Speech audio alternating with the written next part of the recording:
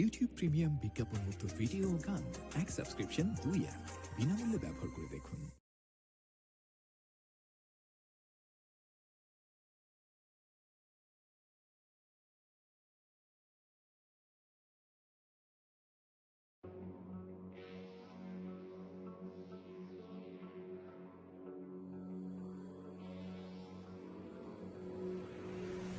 Some things aren't meant to be fair.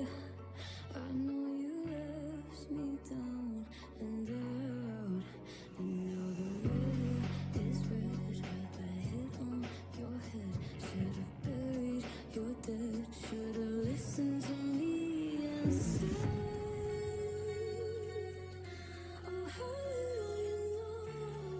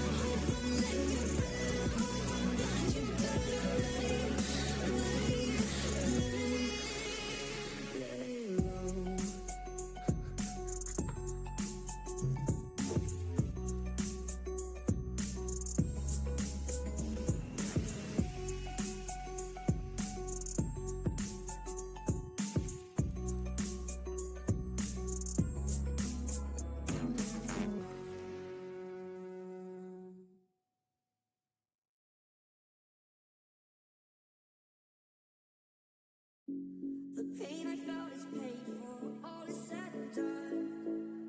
Oh, I am restricted, fixed upon the web. I need to kick the habit that my mind is breathing in.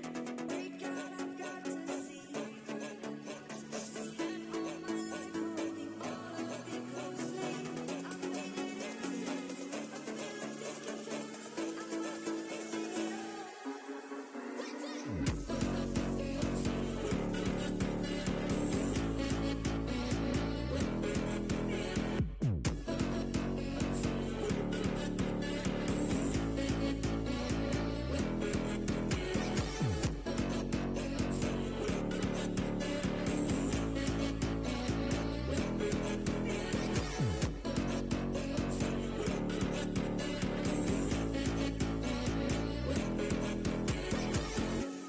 burning the bridge that keeps us. I'm here and I feel fearless. Exaggerated, that's what you assume. The story's over now, I must conclude. I am conflicted, watching where I step still. Hanging in the balance, not the life I want to live. I want to take it all, standing tall. Fear I weighed the person you are. Break out, I've got to see. Spent all my life holding all of it closely. I've faded innocence, a feeling discontent. I'm not releasing it.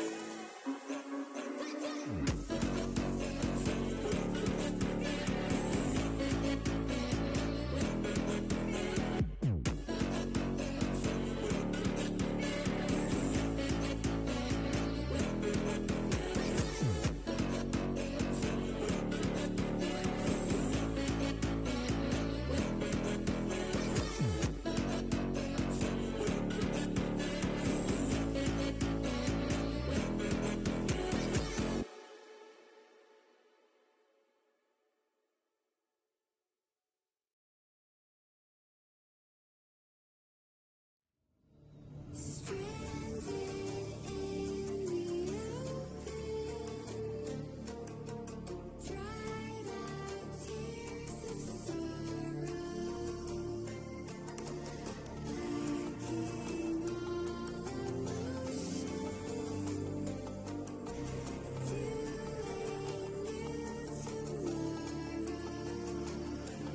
lacking all emotion,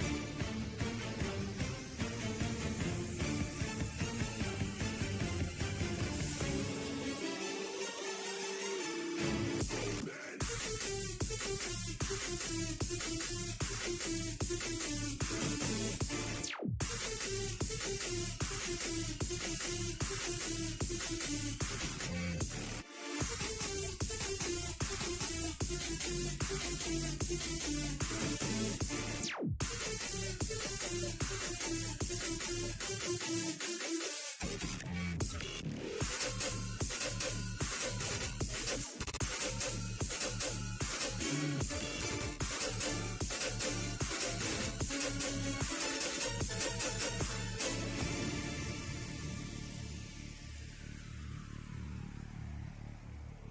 Stranded in the open, dried out tears of sorrow, lacking all emotion, to a new tomorrow.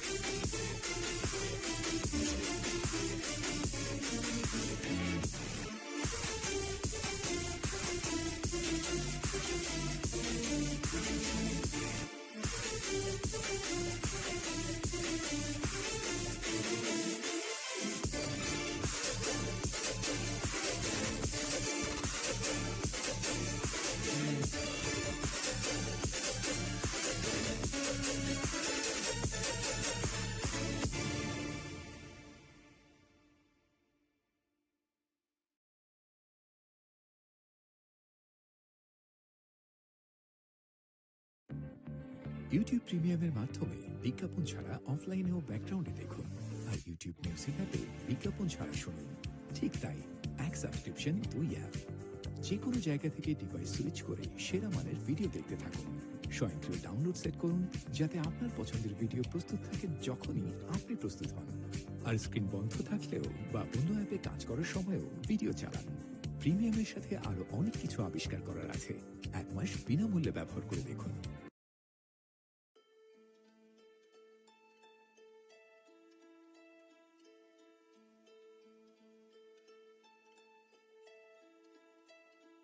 I've been treading water for some time, picking up the parts of all my lies. Didn't get to solve it this time. How am I to break apart? Don't tell me why we can't collide. Nowhere to run, nowhere to hide. Don't you feel it? Don't you feel it? On the break of dawn, I'll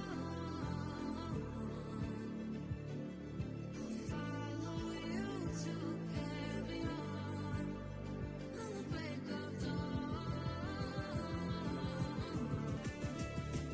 I'll follow you to carry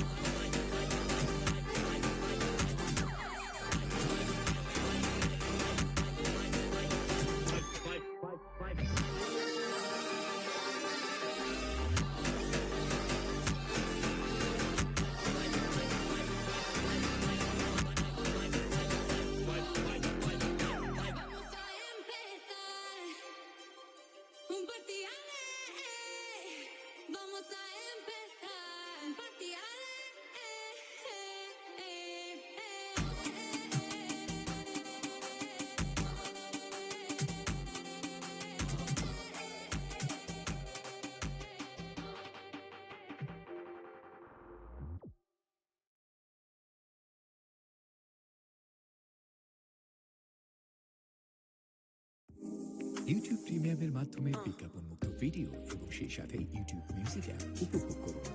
এক subscription 2 app, 1 মাস বিনামূল্যে।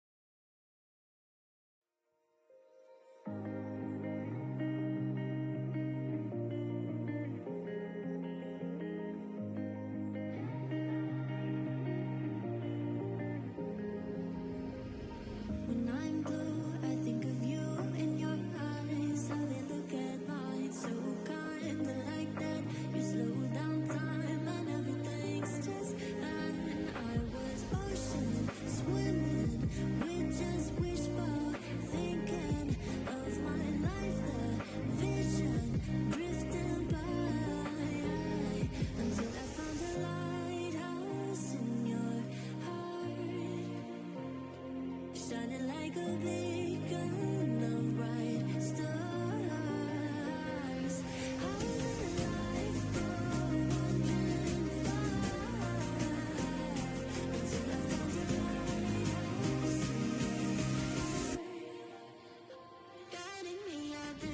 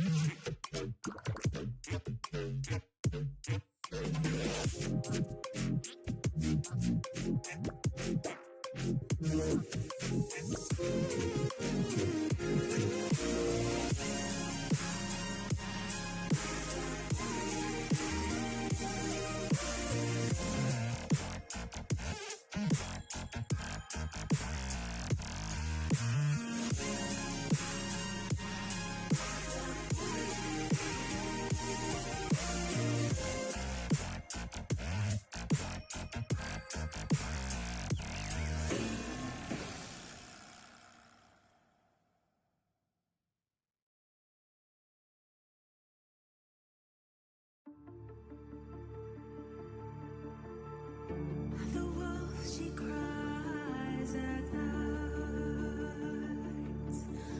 Breath had born in the black wind where the shadows lie.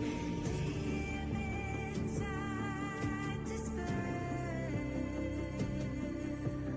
our hearts grow fierce, our minds aware. We carry on, oh, we carry on, carry on.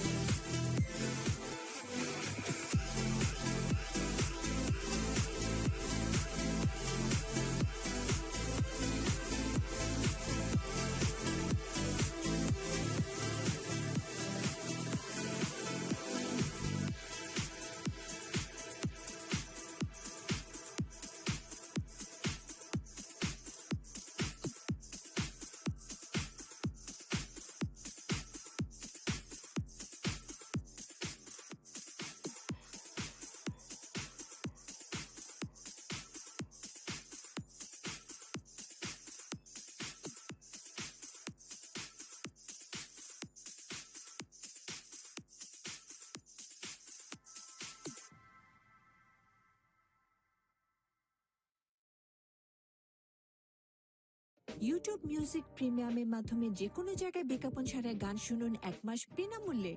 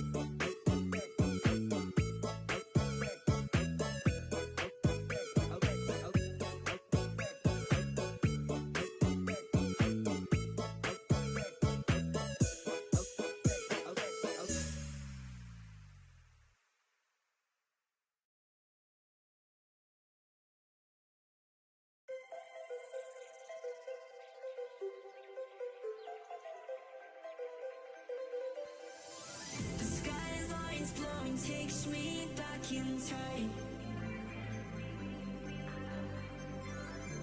to laughter and long nights we left behind. We were young, wild under open skies, chasing horizons with open eyes. Yeah, I walk alone where we once ran, through streets that still hold the shape of our plans. The skyline feels like a friend I knew, holding the echoes of me and you.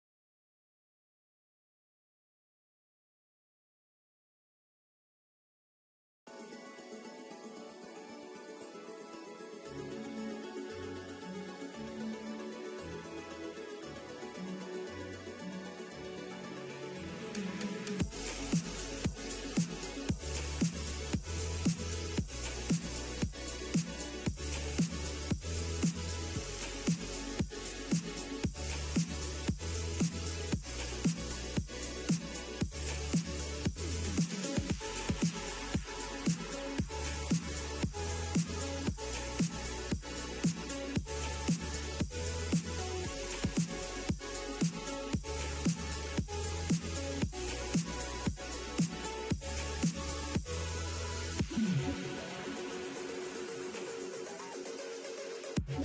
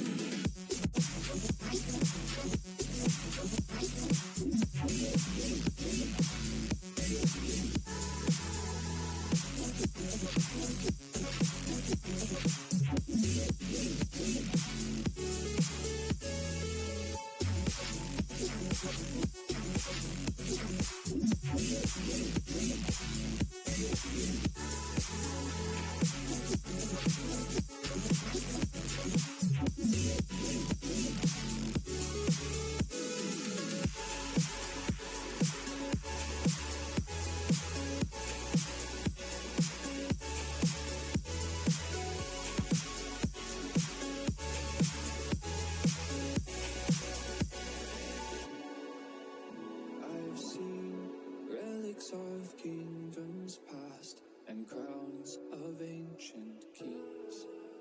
I've heard stories of distant lands, realms I long to reach.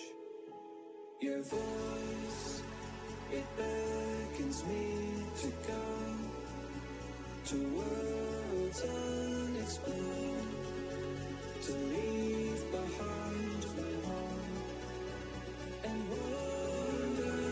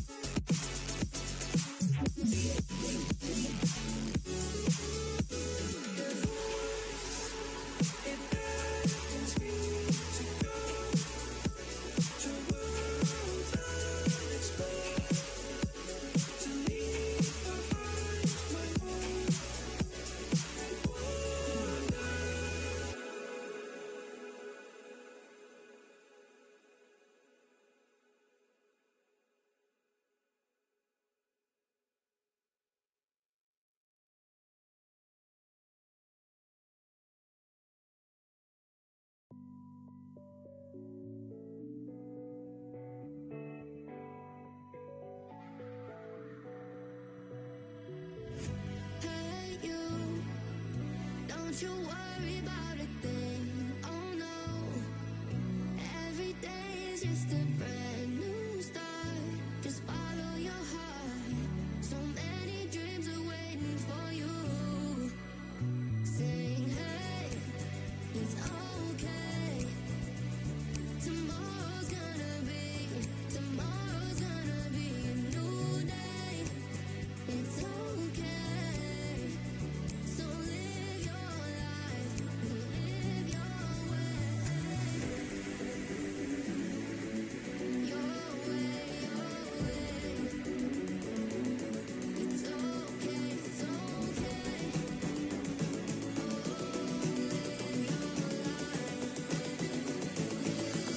Gotta live it your way.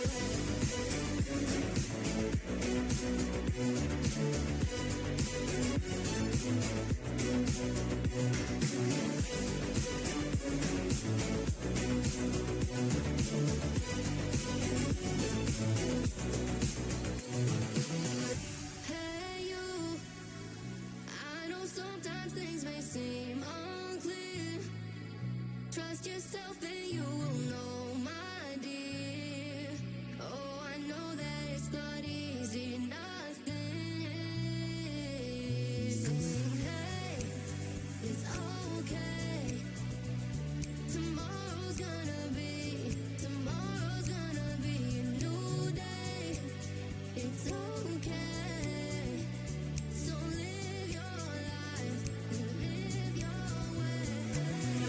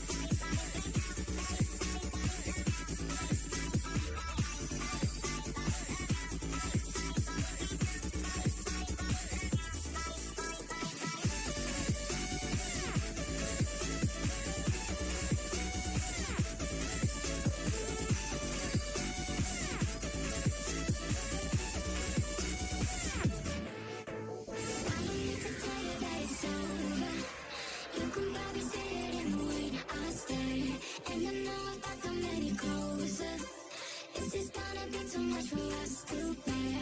I don't need to tell you that it's over. You can probably see it in the way I stare, and I know if I come any closer, it's just gonna be too much for us to bear.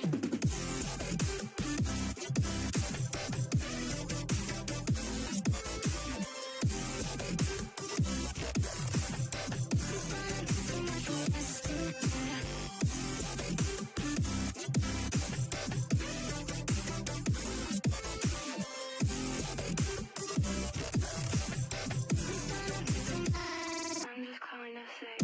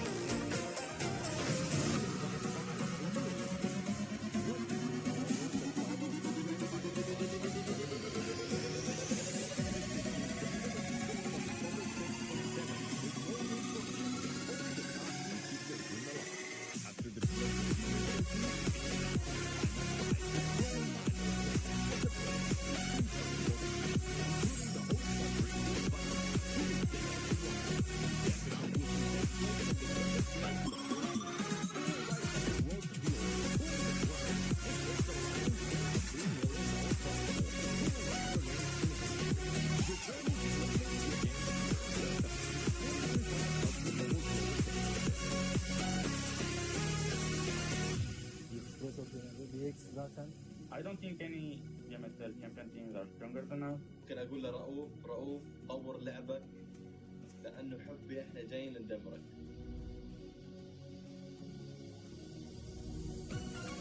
بالتاكيد يعني احنا ابطال في مثل عربي بينا ريجن من افضل الريجنات في العالم.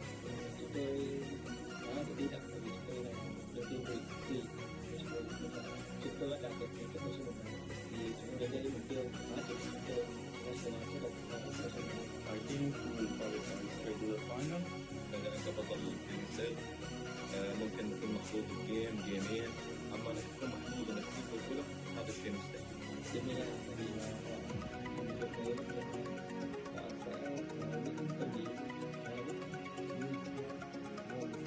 I think probably Virtus Pro just looks like that.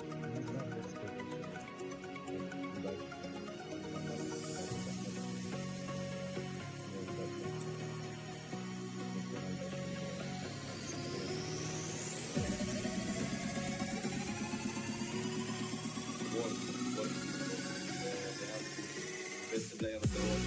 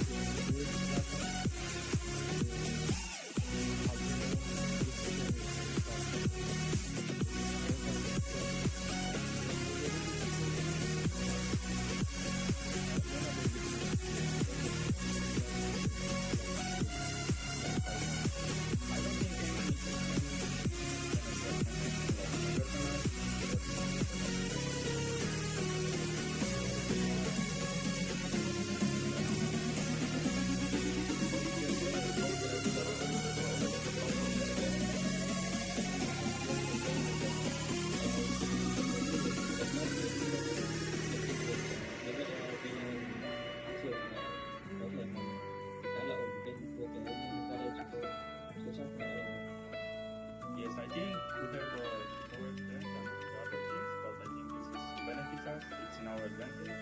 So that we don't know how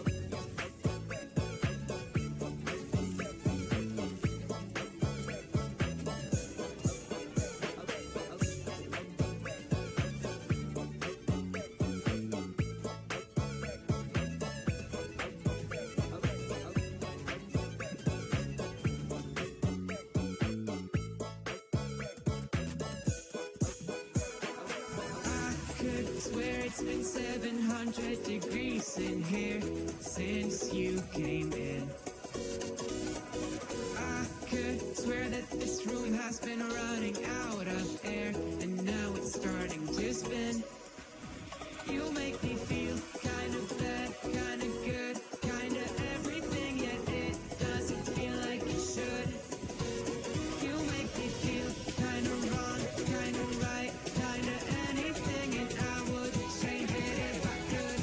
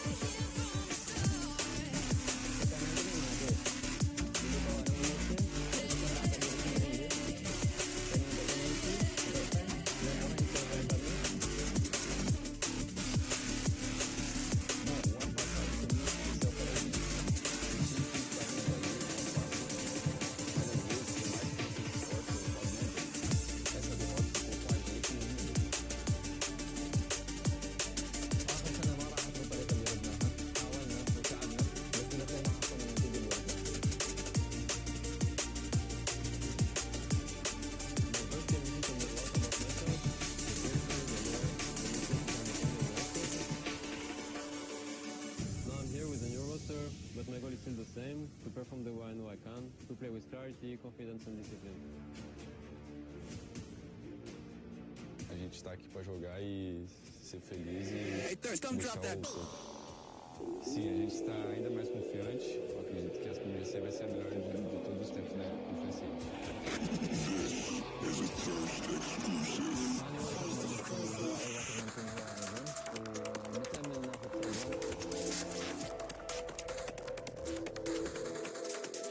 Perjalanan PMGC kita kan pada tahun 2024 boleh dikatakan sangat teruk.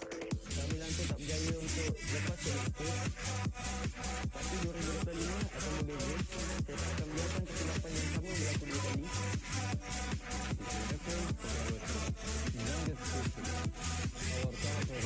Bom, este ano eu voltamos com mais fome, mais disciplina e uma mentalidade bem mais clara. Acredito que esse é o nosso momento. Kita nak boleh ingat PMGC ini datang untuk berhenti. Tapi saya nak dorang tahu kita orang boleh bagi saya yang terbaik untuk tim global.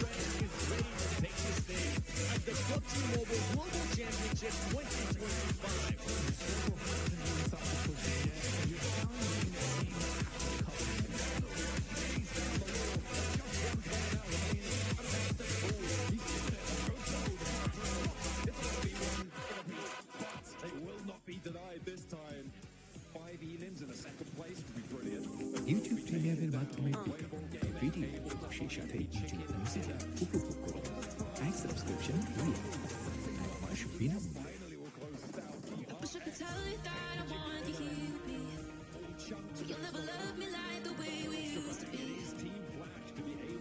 Too far from Saturn, lost in the patterns. Where's the stars align so we can be free? Palms are sweaty, knees unsteady. I can't see my head on straight. Heart is heavy, wasn't ready. Don't think I can see your face. Now we're just friends. How long till that ends? It feels like forever away.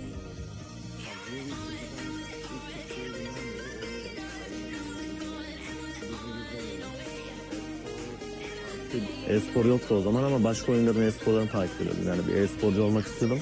PUBG Mobile buna açık. Who have won the title? RCB pipped to the post. It's South Korea. D plus Kia.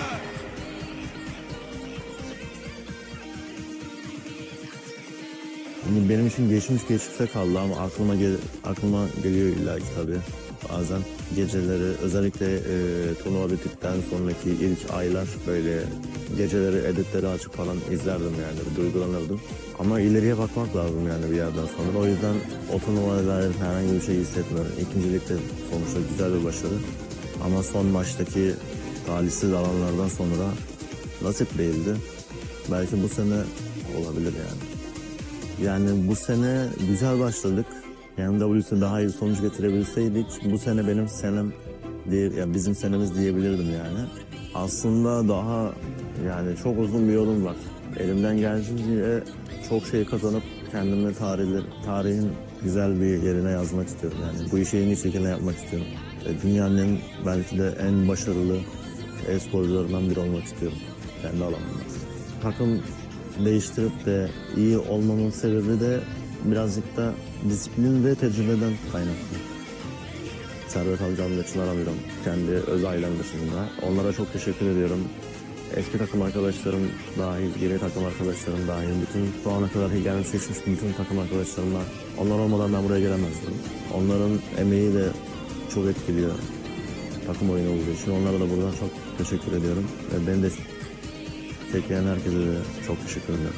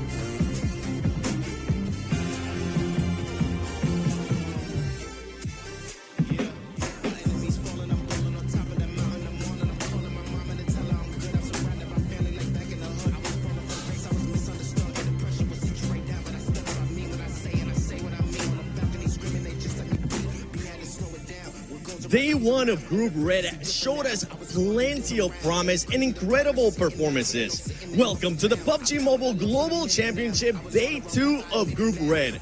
I'm your stage host, 7WG. Among these teams, there's players making their first appearance at PMGC. There's excitement. Nerves are at an all-time high. But most of all, there's ambition to become the PMGC champions. I got some players down here. Let me see. Can I talk to somebody that is their first PMGC? Okay, all right. It looks like I'm going to have to pick myself. Tourniquet, I guess I choose you. Thank you so much, guys. I appreciate it. Tourniquet, this team, for a first time at PMGC, you guys finished in first place. But before we get a little bit analytical, who's your favorite player in PUBG Mobile and why? ใครคือนักแข่ง PUBG Mobile คนโปรดของ Tourniquet แล้วก็ทำไม ดีพาสเกียโนบุครับเพราะว่าเขาเล่นได้ดีครับแล้วก็สไตล์การเล่นผมชอบแบบนั้นครับก็เลยชื่นชอบครับ It has to be D plus Gear Nobu for me because his gameplay style is very good and I like his style, so that's why I choose him. Not a bad person to pick considering that was MVP last year. I think he's trying to send a message out there. Now, going into today, you guys are in first place. What are you looking to do to make sure the team doesn't get complacent and fall out of the top 3? ก็ตอนนี้เริ่มวันที่2เราอยู่อันดับที่1คิดว่า EA จะทำอะไรให้เราไม่สะดุดในการเล่นวันที่2ครับก็น่าจะเล่นกันแบบผ่อนคลายครับไม่กดดันแล้วก็เล่นกันเป็นตัวเองให้มากที่สุด We'll try to play relax and not pressure ourselves and be ourselves. Yeah. That's the main factor, being relaxed, because there is other teams that do have experience at PMGC, and they're going to be hunting down these new players trying to make it to top 3. We got Regnum, WBG, and the list goes on. Ladies and gentlemen, this is day 2 of Group Red.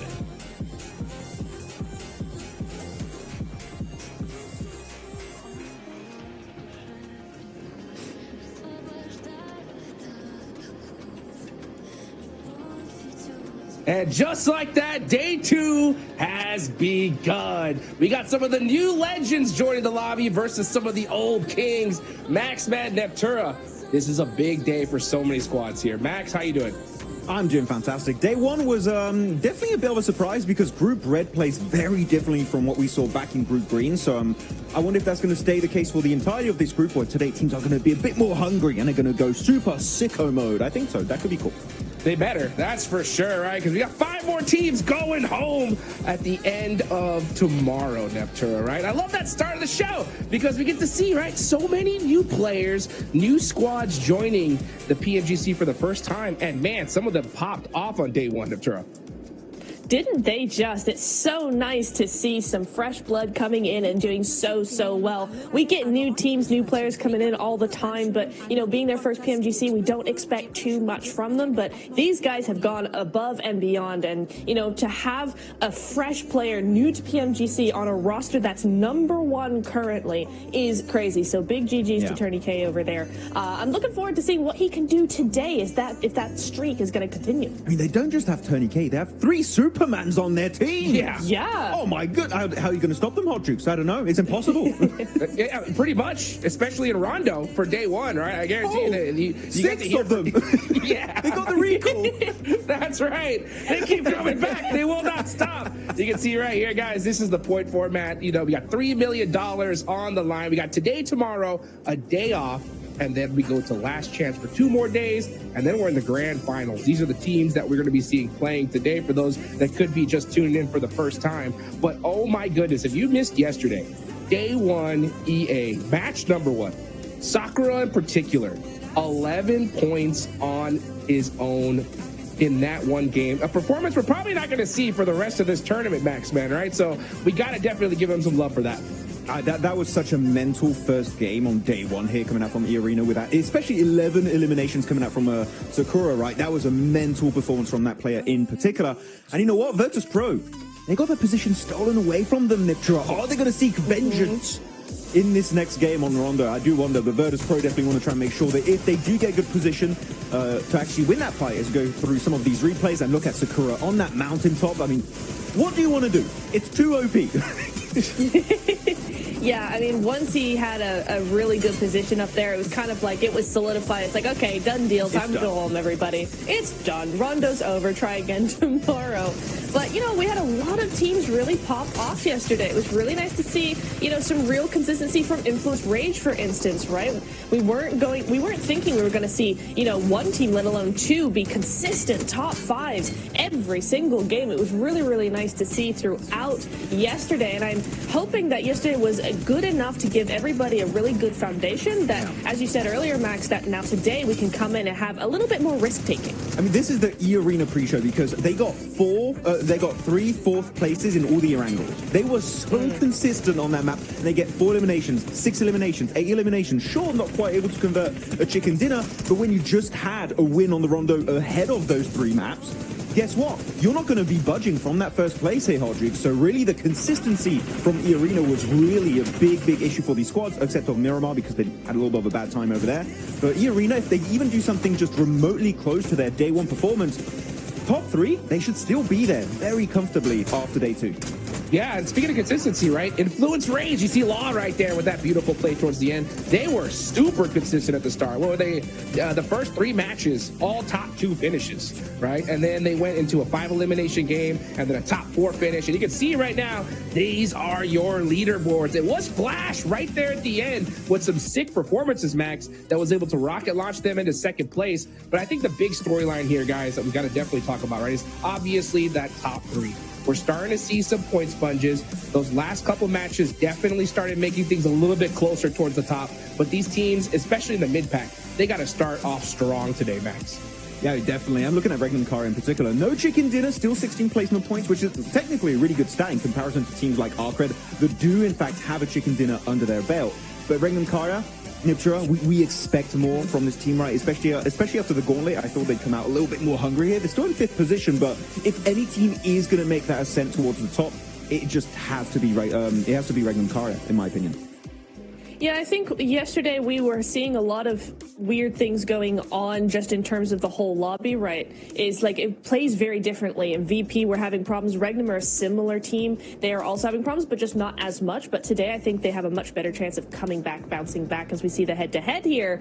We have Regnum Karya on one side and Team Flash on the other, Max. And, you know, we have the new versus the old, the inexperienced, the fresh out the gate, and the team that's been here many, many times before. So it's really interesting, Max, to see how the comparison here, what points they were actually able to get yesterday. I mean, Win able to live up to his name on Team Flash, really. No, 41 eliminations is going to be huge. For only 4 extra placement points, able to actually gather that many more eliminations is quite significant in favor of Team Flash. So I'm very stoked and I feel vindicated. I feel so vindicated right now because I put them in my top 3 prediction and they were not cursed. Everyone in the chat, I knew it. I always believed. Okay, the Team Flash were going to pop off, and so far they had a great first day. Beautiful for Team Flash. Love to see some new blood come and just crush it on day one. A lot of those points, though, were gained on Rondo. We'll see if they can replicate that here today. And that man, Sakura, top on the leaderboards when it comes to players. And it made sense because when you get 11 matches in match number 1, you're bound to end up here, Max. Definitely. And you know what? I saw some people in the comments talking about some of these average stats. They say, oh, but like in my games, I have 8, 9 average eliminations. I'm like, bro, this ain't PMGC you're talking about, okay? PMGC having anything over a 2 average elimination per game is mental. And right now, Sakura just going completely ballistic, especially off the back of that Rondo right now. 2.5 average elims with a survival time of almost 21 minutes is an insanely good stat to have in a global championship. No, it really is. I mean, if you look at our Ultimate Royale matches, Max, it's nowhere near 2.5 average, and it's nowhere near PMGC level, right? So to actually have that kind of stat is really, really crazy. I'm so excited for Rondo. We saw so many really cool plays coming in here. Rondo's going to be the first one up here. We got those recalls coming in. We've got maybe Sakura popping off again. You know, we might just see just a really, really cool game once again. I'm super excited for this one. So excited. I mean, one thing that I definitely noticed from Group Green to Group Red is that Group Red much more calculated when it comes to those end games, right? We're not seeing a lot of teams, at least in my opinion, take those crazy risks to win the game, Max, as opposed to Group Red. I think we're seeing teams be much more like, oh, you know what? We don't got zone here. Let's just get as many points as we can, which is a good strategy, right? Because that's going to get you some consistent points. Sometimes going for that risky play will end you out with nothing, right? My question is, though, at what point in this tournament where we need to start seeing that change? You know, I think it's still a little early, but eventually on, we're going to have to start seeing some of those risks, right? Eventually. I mean, if you're at the bottom today, there's still ample space for you to make that comeback. But if you're at the bottom of the leaderboards, I'm going to say at the halfway point of today, you got to start getting a little bit desperate here, especially if you're Virtus Pro. I feel like that has been the biggest surprise, well, not surprise, upset of that day one, right? So if there's any team that we think is going to be making that jump back, it has to be Virtus Pro. Well, let's see if they can do it here. And they're going to get it done on the Infinix GT30 series, the official gaming phone of PMGC 2025. Engineered for precision, performance, and victory, empowering every gamer to hashtag be the one and hashtag outplay the rest on the global stage. And I'll tell you what, Virtus Pro need to put those bad boys to work today because they don't need to wait till mid-game. They need to start off the rip. They had the worst performance we've seen on day one in any stage so far in PMGC. 8 points is tough. And it all started with that Sakura nade from, like, literally from heaven, right? And then, and I think that definitely shook them up, Neptura, but you got to shake it off here today if you want a chance of even continuing in this tournament. Yeah, you absolutely have.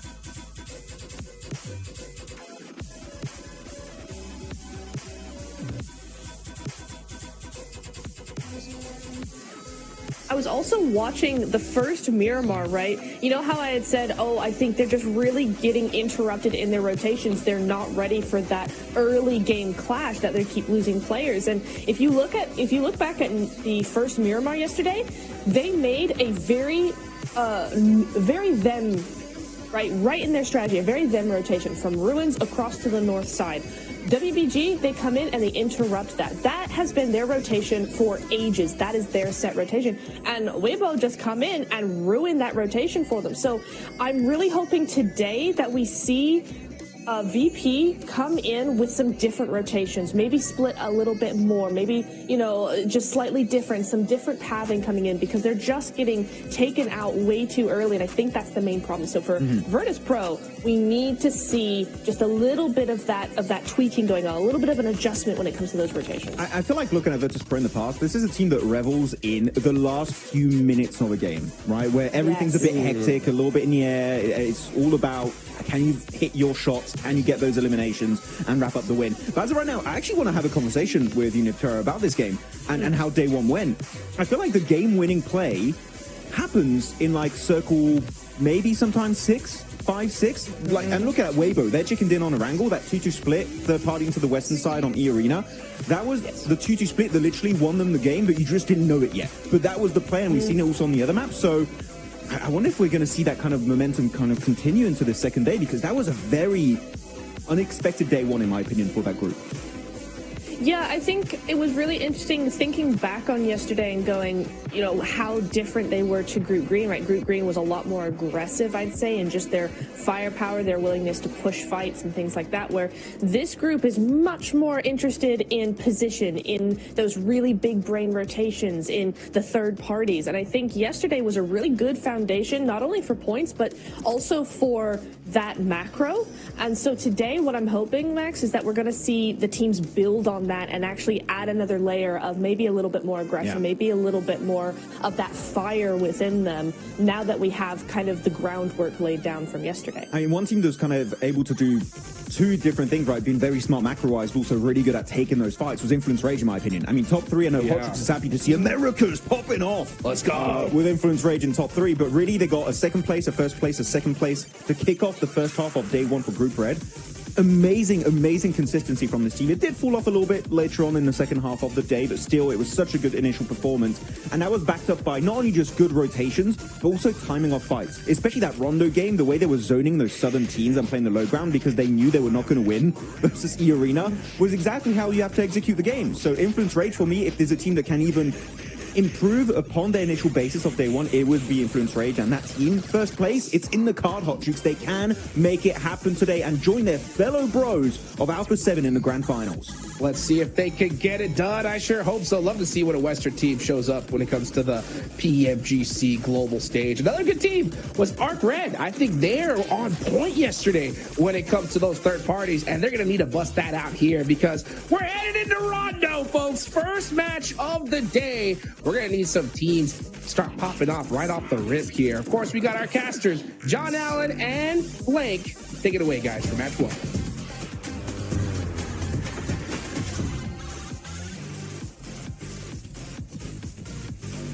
Oh, he doesn't ask for much, does he? He's only wanted everything all at once right at the start. Hot Jukes is in for the day, and I think we are too, Blank. We'll be cracking on with Rondo. Of course, those recall beacons at the forefront of everybody's minds. That is right. Teams will be going hell for leather into the fight, and then immediately going straight back in. Starting off strong here over on Rondo. Again, obviously, it is the most intense part of the day, right? It's where most teams get a lot of their points. Now, I do think the deaths right now are a little bit harsh on Regnum Kaya. Personally, and that's everything else they said, you know, I'm on board with. It's the only thing I kind of disagree with right now. I think 5th place is not bad. I think considering where Regnum Kaya starts in a lot of these circles and where some of the other teams were basically able to get 3 wins off the back of, I genuinely think that Regnum Kaya is playing quite well so far, at least day one. I think that day 2, I'd agree with the boys, Hot Juice as well as Maxman, saying that, you know, now is the time to step things up, get more points on board, because if that doesn't happen, yeah, I've got concerns. But I don't think 5th place is that bad. It's not disastrous, right? A bit of a hard south circle as we as we yap on about Reg and Kaya. But yeah, it's not the end of the world. They are definitely within striking distance, right? 45 points there, 20 points behind the leaders, Irina, who generally been fairly passive, I think it's safe to say, over the course of their games yesterday, except for obviously that first one. They had a massive game there, but they got almost half of their points tally in just that first game alone. So for the rest of it, we've seen them stick to the edge, play quite passive, and it's definitely a catch-upable situation for teams still behind them. Not to mention there's 3 places up for grabs as well, so you don't even need to get into first place to qualify directly to the grand finals. We're on board with a classic hot drop between Flash and True Rippers here. So it looks like Zeus holding the staircase, has got the spot on the True Rippers, but they are aware of the angle. He's not going to pull the trigger just yet. You know, the Flash after yesterday played pretty damn well, 61 points, finishing things off, but they've got a stair push to deal with, and Zeus is immediately down. Win, not able to quite get to be involved in that fight versus True Rippers. You know, all things considered, it was okay. It was okay yesterday. I don't think I had too many complaints. I think there was just a couple times where on their rotates they got cut out. I still think OG had the better macro just from the initial eye test so far, but I think Troopers are playing very decently at the moment. Crack it on against Flash. Win goes down next. Doctor's across the way, and you do need to be careful, Hydro. Ooh, okay, does survive another peek. I thought he was going to get shot down there, but Tops is hiding in the corner for now. Rippers have been spotted, one on the downstairs, one on the upstairs, and Harsh has to hit the deck. Tops nearly with the transfer there, not quite able to get that second, but that is going to slow things down, give him time potentially to bring Win back in, drops back behind the wall, and will initiate that res blank. So looks like they're coming straight back as well with the regroup coming through from Bose. Steps out against Hydro, and Tops is giving them the runaround. True Rippers don't know how to handle this guy. Tops is on a tear. Yeah, I'll give it the Hydro. That guy will fight. That guy will fight. He's taken some pretty good pushes in the past. That one was slightly overzealous there. Does get punished for it. But for True Rippers, they do have a player they're sending wide, so you sort of want to try and get as much value out of this as possible, whilst still, you know, either losing this fight quick or winning it quick, because Jelly really does want to pick those players back up again. But he gets knocked off in the distance, which now makes life very difficult for True Rippers. Oh dear, this is actually very bad now. Ooh, really tough situation. I mean, for Harsh, the main goal right now should be to leave this engagement, right? Should be disengage, get away, get to a recall beacon. With your outpost taken down, Geeke and Team Flash have been able to control the closest recall beacon on that northwest side, so a really rough situation. Bringing back KO, though, is going to help a lot, right? Playing as 2, you can leave a little bit more effectively. For Flash, though, they're going to be aware now that Geeke have moved in from that north side, and it could be a multi-way engagement. As the Arena lose one, Nuclear Zone able to pick that one up towards Hemetown, and a lot of other teams have actually moved towards the zone, all the way down on that south edge flank, and they have put themselves slap bang in the middle. For Rhythm Kai, losing a player is just, it's annoying. It's very annoying. I think this is happening so much at the moment. I think some of the early rotates towards center circle, maybe a little bit aggressive at times, and slightly lack of information, and they're just hoping that they get in with 4 players. It is annoying, a little bit annoying at times. Very interesting fight here between the Flash and True Rippers, because the 3-1 split that the Flash went for was the exact same one as True Rippers. So Jelly just gets 1v1'd by one of the players there from the Flash. Kind of an unfortunate deal. Yeah, they only get the 1 point for Rondo. It's not nice. But that is how the cookie crumbles this time around. Over in Hemetown, we saw Irina losing 1, but they've got some time to play around with. Joker, actually, the split off, the 3-1 for them, with Alliance very close by. For Irina, it might be a little bit harder to go for that recall, but over towards Muhopan, you still have got that recall beacon available. The question is, do Alliance flex down? Do they spot it? Do they try and change things around there? Or are they going to allow this recall to come on through? Because Irene are now on the back foot when it comes to rotating down from the north side. I mean, for Alliance, like, if we're talking logically, there's absolutely no reason for them to pass through Joker. I think they could probably do a drive-by and see if there's any players there. Maybe pick yourself up 1 point and cut out E-Arena later on. But I think for Alliance, with this kind of circle, it is much more sensible, in my opinion, just to try and send down towards the south now. It's a long journey ahead for both these teams, so they do want to start getting in towards the circle a little bit sooner. A lot of squads are very central right now, and to do the playing path. Arcred, though, moving up. Easy shots to start off with, but no dice on that one as Baby is able to come out top. Over the bridge, far away. Arcred losing one as ETSH able to take that fight.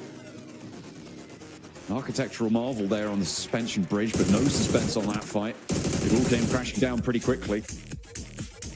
Baby now looking to hold the line against Ramses as well. For Arcred, again, it's all about just getting to those recall beacons. It looks like they've already managed to do that, and they'll be picking themselves back up. ETSH, though, wants to slow this down against Ramses, force them to go for another pickup and make their lives just that little bit harder.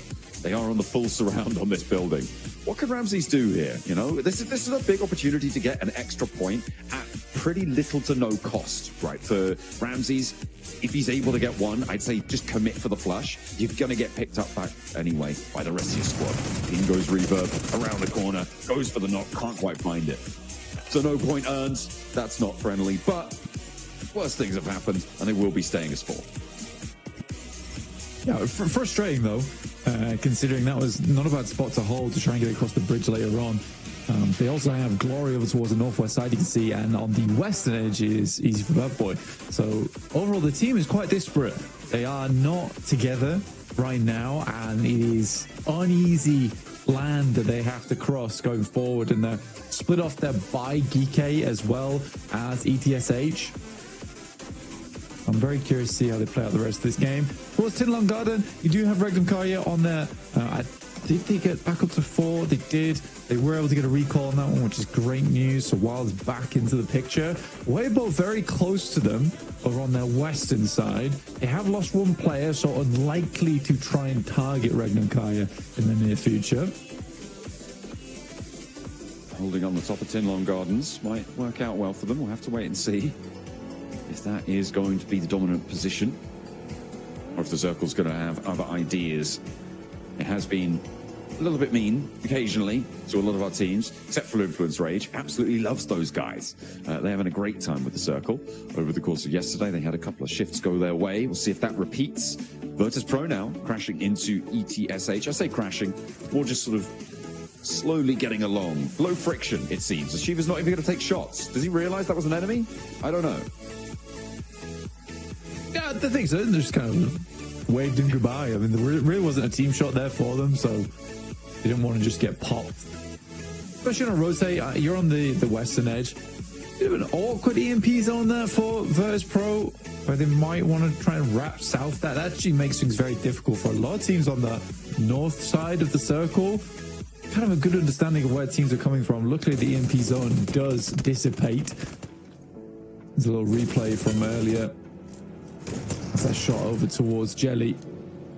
It was off on the sidelines. There was definitely the thought there of going for the 3-1. Unfortunately, it does get caught out. But Virtus Pro, though, here's their big challenge. It's way in front of them. Suk is immediately down. Order's going to send away. For Virtus Pro, they desperately want a better day than yesterday. It was horrid and not at all what we expected from Virtus Pro as a team. No, they sat in last place right now. For Virtus Pro, this is not going to be feeling good. They've already kicked off taking down Suk, though. One of the stronger players in the lobby. But Weibo are now kind of floundering on 3 players. With the high ground completely controlled by Virtus.pro for the time being, they really have to just hunker down. I don't think that they're going to be able to get towards a recall beacon blank. There's a couple minutes left on them, but it's not really going to be super accessible. They're going to have to play on us too, which is not good news. Virtus.pro should be happy about that. And the shift goes out to the western side there, out a little bit away from that central area. So teams going to have to maneuver around this one. Although a lot of teams in that Tinlong Gardens area, they're going to be able to stay put for the time being. Yeah, interesting finish as well. You got 2 really big high grounds in terms of those pillars that sit down towards that south side. So teams can technically play around there. They also are quite good at cutting off sight lines, enabling to take an approach. I think for Geeke as well as ETSH, like realistically want to try and control this southwest edge because it is isolated a little bit more. Reckon Kaya though spots DRX rotating in. There's a lot of damage to start off the innings here for Reckon Kaya. They've managed to find 1 knock, but DRX will start to put themselves back together now after the opening salvo. It looks like only the 1 will be found. That flush does come through though, which puts them at permanent disadvantage. And the nade is not going to tag on, but the shot's already landed up the hill. So DRX in a little bit of danger. Reckon Kaya maybe looking to chase this one down, as DRX don't really have time for the res. Maybe pop him into a vehicle and see if you can get away. But DRX have 2 fights now, as ETSH are going to chime in and join in on the bullying against DRX as SOES starts to bleed out. Silas, though, has bigger problems. It's the Burmese ghouls actually chiming in. So 4 teams now scrapping on these hills away from Tinlong Gardens. And you do need to be careful because Reckon Kaya, I mean, they've already fully lost Silas now. Yeah, I mean, to be fair, where Burmese ghouls are playing as well is a pretty known spot. So I don't understand how Silas gets picked off there, tries to rotate around maybe to try and get some shots over towards DRX. I think that they are concerned with the amount of eliminations that they've been getting yesterday, and they wanted to bump those up a little bit.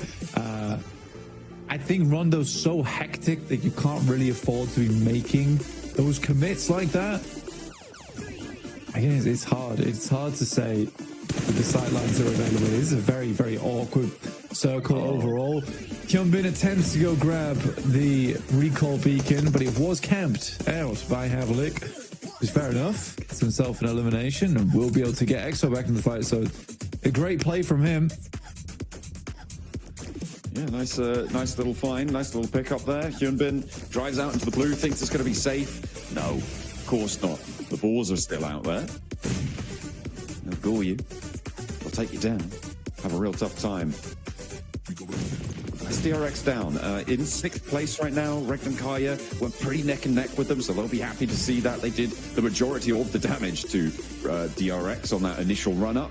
They passed off the baton as well across the way to some of the other teams in the area, but they get 2 points for it. Next circle zone could be pretty mean to the teams, I think, in Tinlong Garden on a north shift. Actually cuts quite a few of them out. So Virtus.pro going to have to leave that spot up the top. I'm going to have to try and push further to the side, but it seems like they're going to be able to open up and control the teams around them fairly nicely. E-Arena in the meantime, scrapping out with Alliance, and a lot of fights already just popping off in the meantime. Flash absolutely dismantling Twisted Minds there. Geeke also finding balls as they enter inwards. Lord goes down, not just Chudo left remaining for Twisted Minds. It's been a tough one. You know, Flash has consistently been pretty decent. You know, I'm actually quite impressed by this team. Very much not on my radar either, John. Well, they have kind of snuck by. They're phasing through. And looking to go to the next phase as well as Tops with the suppressed auto shotty. A lovely sound there. A whisper. It's as loud as a scream there as Twisted Minds are silenced. Put down. Boars actually landing on the top of this fight, though. Okay, interesting. They get that recall and they use the parachutes to land up the top, get that high ground against Flash. I mean, fair enough. It might actually work out for them here, but the blue zone's pushing them, so they do need to be careful. That's a nice little abuse of mechanics there. Does seem to work out quite well, but win with a nasty nade up top again, John. Bows as well, finding the shutdown, gets that knock, gets the pump action through as well. Flash are losing 1 or 2, but Boars can't quite find the vector of attack here onto them. And again, they're just going to move onto the outside. The recall beacon's kind of out of reach now as the stage 4 zone going to be pretty difficult to deal with. That'll be really tough to make work. So maybe just try and extract the value while you can. Boar's playing on as 3. Looks like they're going to allow Flash to get out of there for a little bit longer. Blue zone still ticking away and only 2 players alive. The Boars have made their mark, I think it's safe to say. Although there is an answer as Win finds Snoix. Okay, hang on a minute. They're taking things back under control. It's really going back and forth here with the Boars and Flash. They are struggling to find a conclusion on this northern edge. It's a bit of a mockery coming through from the Flash right now, all things considered. I'm surprised Boars has gone down to 2 players here, John. Just the 2. I mean, they lose the on the run out. Enough time. Tops look to line up for more. Havlik will answer though, and Flash fall, but at the cost of 2 players. They managed to get some of those recalls early. You think maybe just go for a regroup elsewhere, right? Go for that recall, send away, try and extricate yourself, but no, they're more content to get those 3 points under the belt and keep things moving. ETSH in the meantime, establishing themselves up towards the high ground on the just southwest of center circle right now. It should be a solid spot for them. The Alliance further out, they're under a lot of pressure. Alliance with VP, with Arcred as well, right next door to them. As we hop over to the east side, though, it's Arena still trying to play that edge game, and they are not doing terribly over on that eastern side, but their approach still will be contested. I didn't even really notice it, Blank, but Team Flash got 10 elims there. Yeah, they did great. 10 elims is a very respectable result here on Rondo, all things considered. Any game with 10 points anytime is a good result. Doesn't really matter about the placements at this point for them. Yeah, getting a 20-point game would have been nice, but if you can average out those 10 elim games from not amazing positions either, you are winning. You are absolutely winning. Cluck here from Alliance. Staying hidden away as the final player here from that team. ETSH taking down players from Nuclear Zone. We're now officially in 16th place after VP were able to leapfrog them. They're 3 elims this match. Kaya managing to get that res though, keeping themselves up as 3, very important, especially given now that the circle sits with them a little bit in favor. The difficulty is the sightlines that exist against them, and it's not a comfortable spot. Actually crashing further out of the circle for Regman Kaya, they favor that as a location. Long range shots coming through from DK, putting a lot of pressure out towards the circle, but they do still have to keep moving. They do still have to get on the road as Ragnarok does fall. They are cut out. One of the few teams on the outside now. I do want to go back to Regnan Kai. I know we talked about them a lot, but they just pushed away from the middle on the roadside to a position around this rock. They want to keep this under control, and maybe Virtus Pro are going to punish them for it. They step into their turf, and it's only Loxy now to survive Zedwolf. I don't think he's going to be able to get away from this one, and the MG3 is loud. It's ringing in the ears of Regnan Kai. Loxy heads back to the roadside. I mean, they really committed to this edge situation, but it's gone absolutely terribly for them. I think it's a slow roll-up from Virtus Pro as well. Like Regnum Kai could have had the shots there. Meantime, Weibo were able to get one more player back up in action. He's got one nade, got to make it count. Doesn't quite go long enough. That's the Boars. Losing one player. EXO on the north side, final player for them now. They've been consistently playing. I don't think they've ever been in the circle right now, John. I think they've been always on the outside. Yeah, it's not ideal, as I say. We are hopefully going to see them find a little bit more, but, you know, they're in 13th place, which is already exceeding my expectations. So fantastic news, really. And they've managed to get 3 points this game, so credit to them, winning that fight out with Flash earlier. Over on that northwestern side, but just EXO remaining, pushing in towards the Burmese Ghouls, who now again find themselves in a very defensible spot in towards these late game stages. We'll see if they're able to do anything with it. Weibo kind of trapped between Arena and Virtus Pro. Ooh, it's kind of nasty with it. Virtus Pro looking to add to their points tally. 6 elims found. That one gets stolen away though by Arena, as the rest of Weibo sending a lot further north around the rock. Yeah, I think Max is absolutely right that Virtus Pro is a team that really thrives when it comes to basically cleaning up. They're a janitorial squad, right? They love to sweep teams out of the way. They love to get the mop and bucket out, clean up house when it comes to these end games. I mean, more good shots from Boston over towards Weibo, but they need to move now, and E-Arena sort of has their number.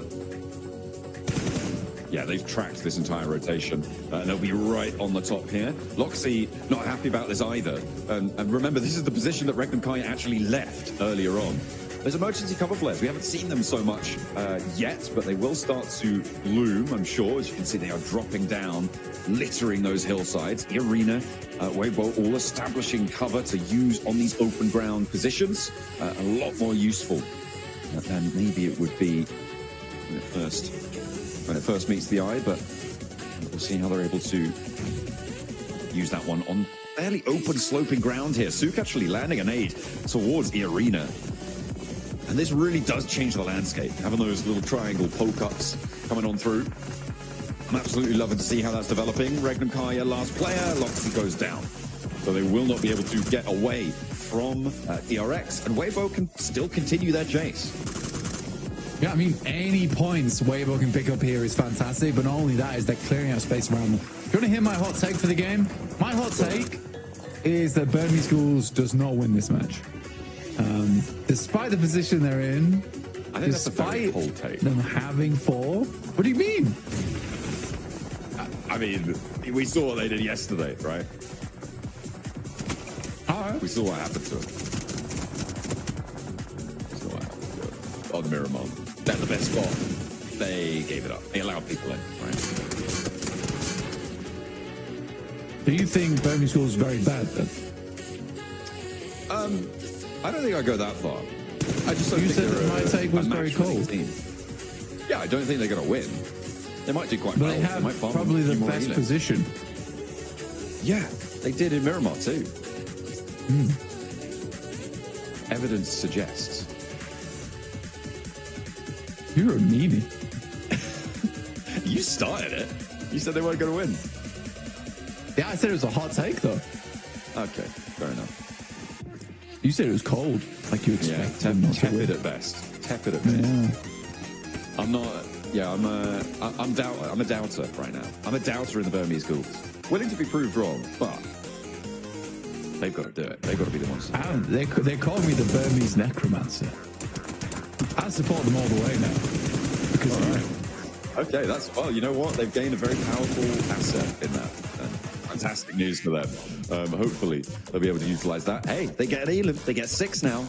I think at the moment though, the big thing to notice is of course that Influence Rage and E-Arena are still alive towards the top 5, which is something that we saw from them so repeatedly yesterday, and it seems to start off repeating today.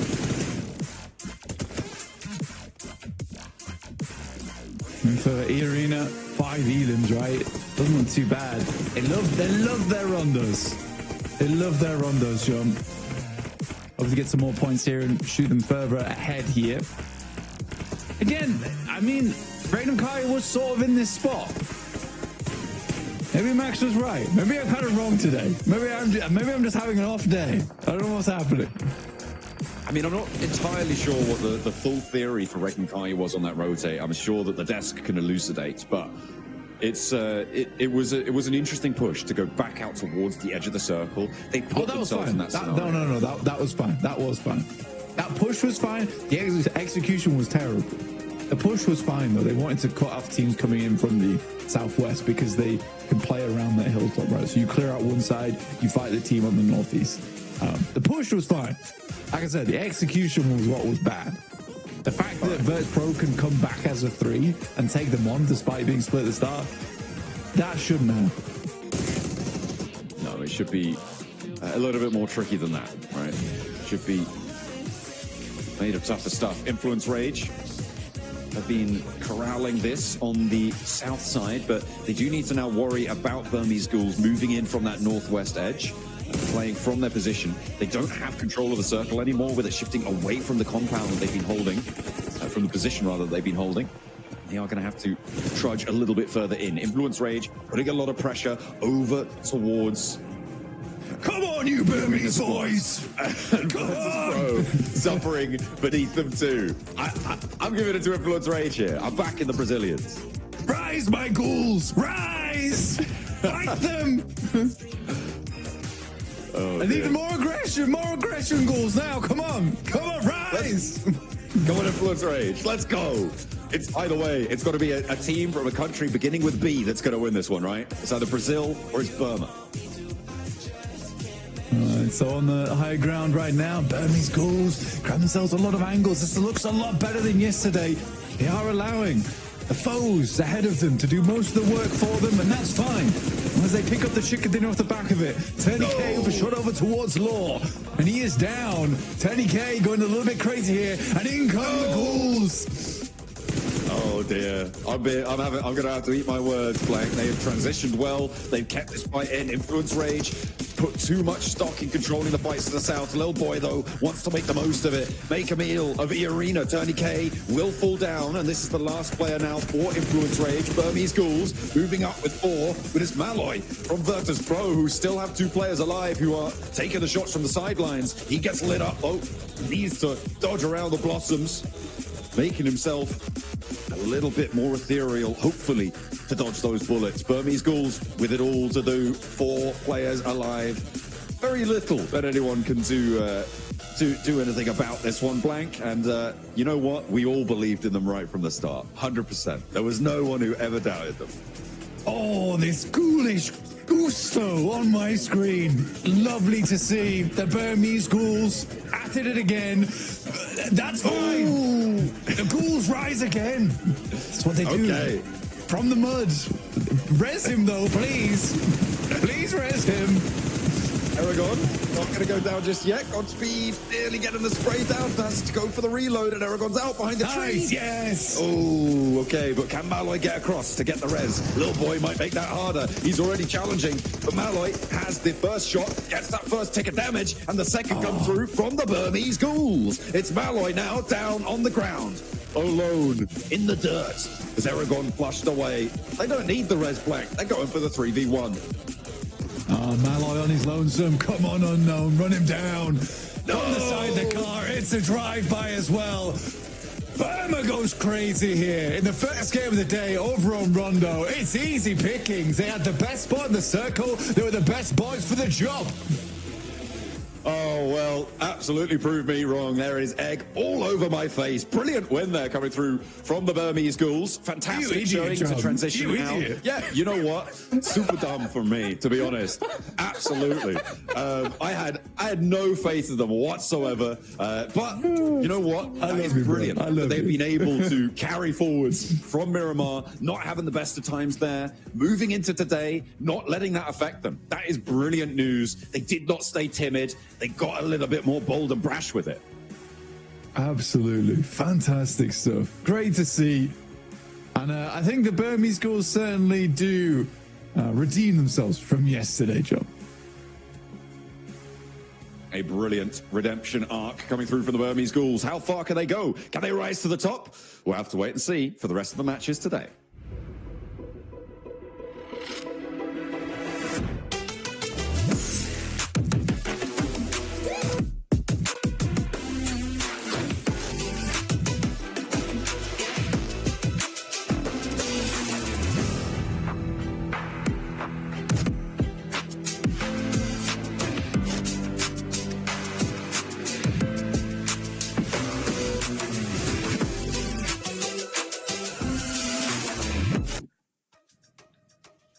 The ghoulish gusto is at maximum capacity. And after match number 1, they shut down all the haters, Max Man.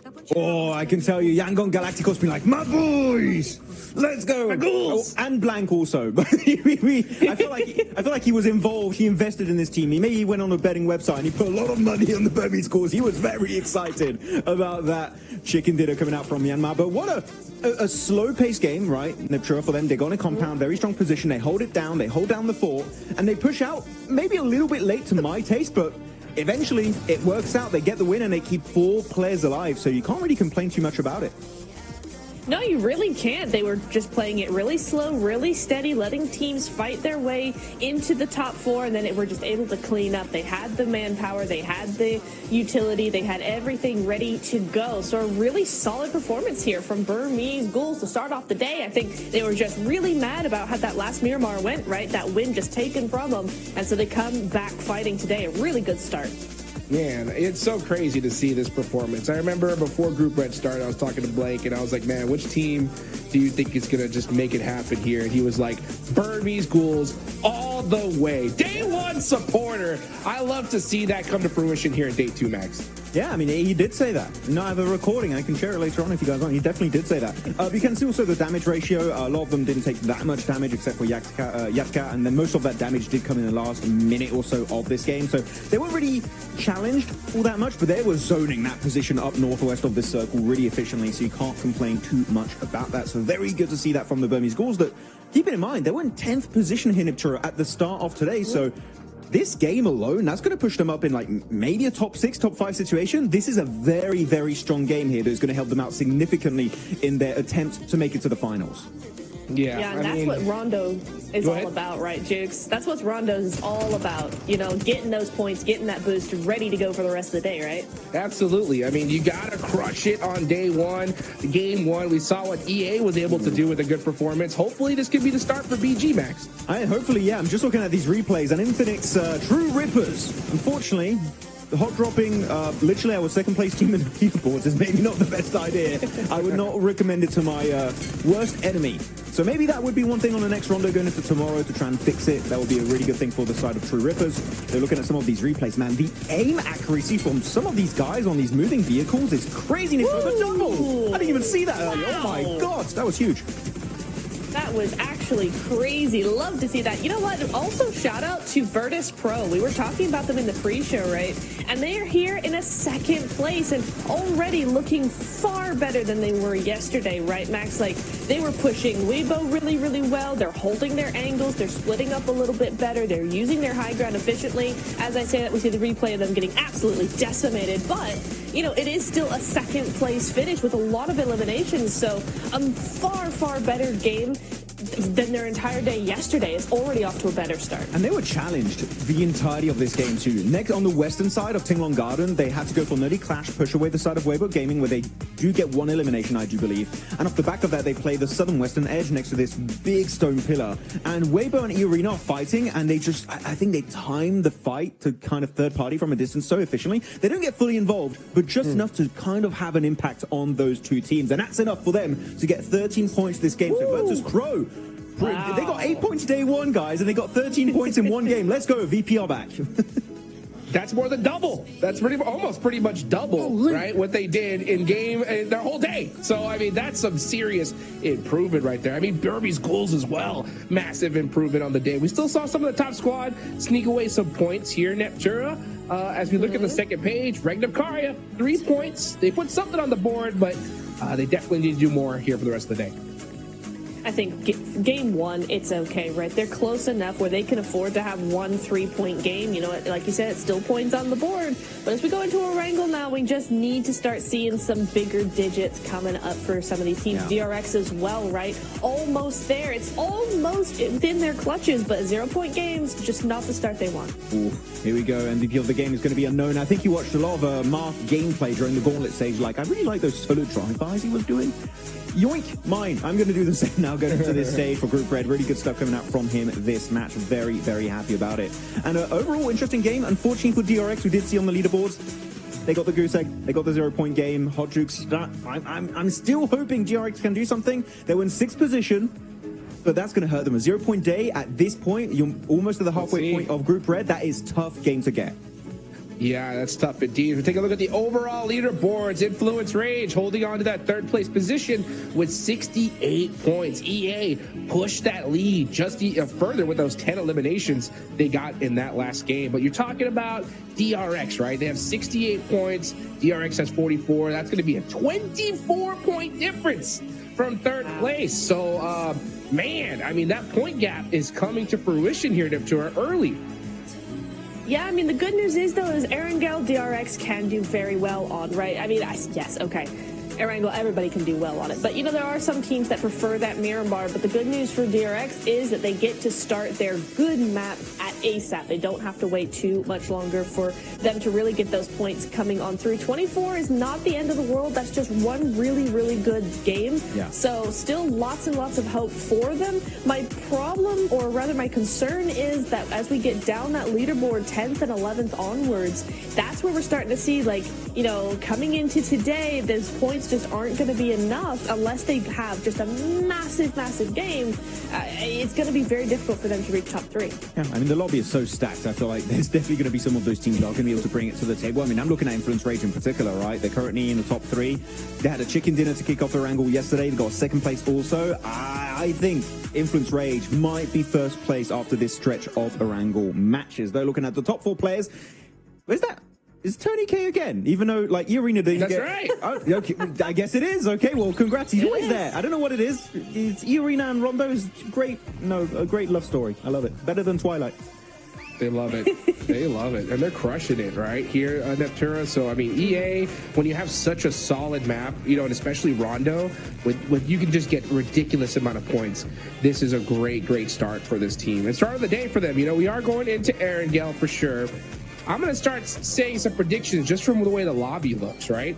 We are noticing that teams, like I talked about at the start of the day, are not really taking those crazy risks, right? Like Burmese Ghouls, they got a solid position. Nobody was just doing a crazy push to challenge them on it. So when the zone ended up where it was automatic victory for this team pretty much. The thing is though, right? Since that's kind of how the play style seems to be going here, I have a big feeling that we're going to see these top teams put up points every game pretty much, unless something like a catastrophically goes wrong. So what do these mid-pack teams need to do, right, like DRX, to shake that up here? Because at 24 points behind 3rd place, if those top teams are going to consistently get points, that's going to be hard to catch up already.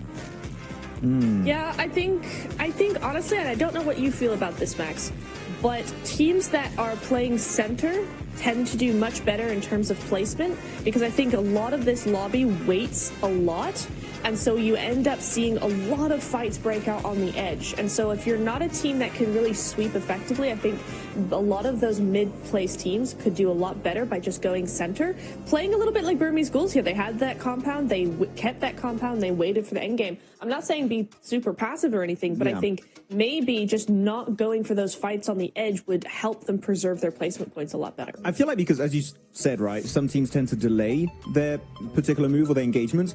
I'm remembering Group Green, we had 3rd parties every single day, and I feel like this lobby in particular kind of has a fear, an inherent fear of 3rd parties. That, oh, but if we crash first, another team is going to crash upon us, and because we're not going to be ready for that fight, we're going to crumble, we're going to die, we're going to get eliminated. I feel like that's an issue they currently have. But if you take those fights early on in the match, there's a very slim chance of you getting 3rd party, if you scout it around you, of course. So, yeah, we're not...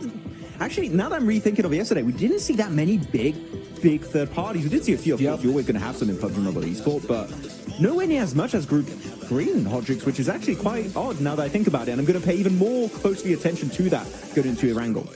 Yeah, I think that makes sense. I think we definitely should keep an eye on it, because I remember specifically Arc Red was that team that was like hunting those 3rd parties. Like, I always saw them just kind of waiting for that fight to happen, and then they were going for it, right? But one thing I do notice is it's a little bit more difficult.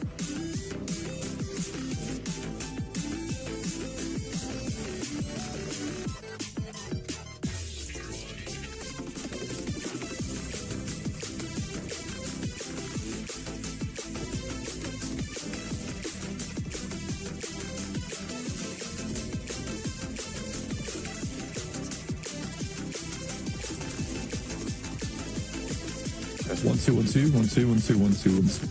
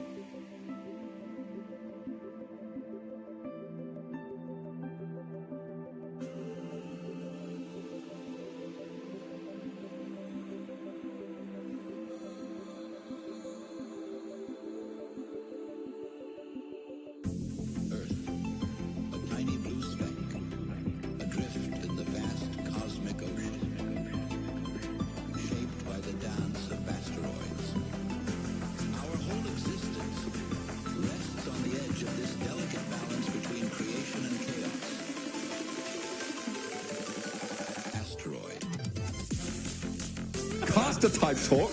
You guys, so stop it, you know? Stop that. Because we're here. We're cracking on.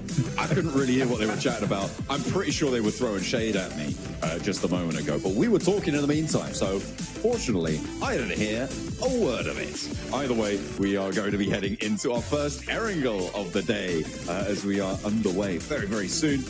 Just dropping in. Hopefully, we'll see some more action. Pretty lickety split. What do you think, Frank? You ready for it? Yeah, I love action, me personally. Personally, action is the best. I wouldn't go. That's a subject we should leave alone. You know, okay. that's some past scars I don't want to talk about. Makes me sad more than anything. That's all right. You'll be okay. You will. I've cried about it many times. Yeah, well, I know I was there. I offered you tissues. You said no. I want to feel this. I need to feel it. From Novo over towards the west coast, we are looking at I'm feeling this. Cut on the plane path. You know what? You get in those feels, man. Real men do cry. We are heading on into this one, and it's going to make plenty of our players, I think, a little bit weepy, because that is a pretty nasty plane path, I think. It's tough. It's definitely tough. I mean, it's slightly less of an issue where you can get towards a lot of the general landmarks on the map on the western side. You're right. Getting over towards the east, where you typically want to spread out, it's hard. It's hard to do. There's going to be some early crashes, some early skirmishing over vehicles, I imagine, on our screens. But there's also this consideration to make that the one thing I did quite catch, which Max was saying, which I'll enlighten you all upon, because that man is a cauldron of wisdom. But and we get a Sosnovka circle. Okay. But what are you saying is that this lobby is very hesitant to third party.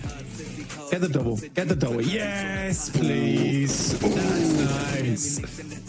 And tumble. But yeah, never mind. What I was going to say is this, what Max was saying is the lobby is very hesitant to go for third parties. The lobby is very hesitant to aggress upon certain areas of the map. And I think that's, in my mind, this is me, this is copium. I 100% admit this being copium. This is why I sort of think Regnum Kai is not doing all that great. It's because they try and take initiative, and because no one else is, they're the only team towards the center of the circle who's trying to take those third parties, trying to take the initiative. So as soon as it happened, everyone else is like, oh, now we can look that way. Because it's the only thing they are looking at. Other than that, it's quite passive. So I think unfortunately for Regnum Kai, they have to play a really slow game. The problem with playing a really slow game is that you rely on luck to get a lot of your points. I mean, I think that's true, yeah, because you're waiting for so long. Everybody's waiting for so long. It's just, who's in the better spot in the end. And that is fully decided by the circle a lot of the time. Sure, you can make those inroads, you can make those rotations better, but you're right, it does start to slow you down. He's not done just yet. Those iron sights are good enough for Walsh. He's only got 14 rounds, though. Has to swap over to the UMP. And Hotfred, they're being hunted right now. They did lose a player and they did get flushed, but they managed to get Glory back up. They're going to take shots out that way. Twisted Minds are investing a lot of time going for this. But if you can take down a team over towards school, fair enough, especially on a circle like this. But maybe it would be more profitable for Pachinki to just head straight down to that Sosnovka circle immediately, like we saw the Falcons do back in Group Green. Luckily for me, the Burmese necromancer, my ghouls are waiting in military base, ready to cause carnage and havoc amongst the rest of the lobby. I'm ready for it. Hey, here's a quick replay. We saw for shush now, shush. The Burmese necromancer is talking. I need to set the record right here. Because I've been gaslit this whole time. All right, you were the one who initially said you didn't have faith in Burmese ghouls winning. All right, I just said that wasn't that bold of a take.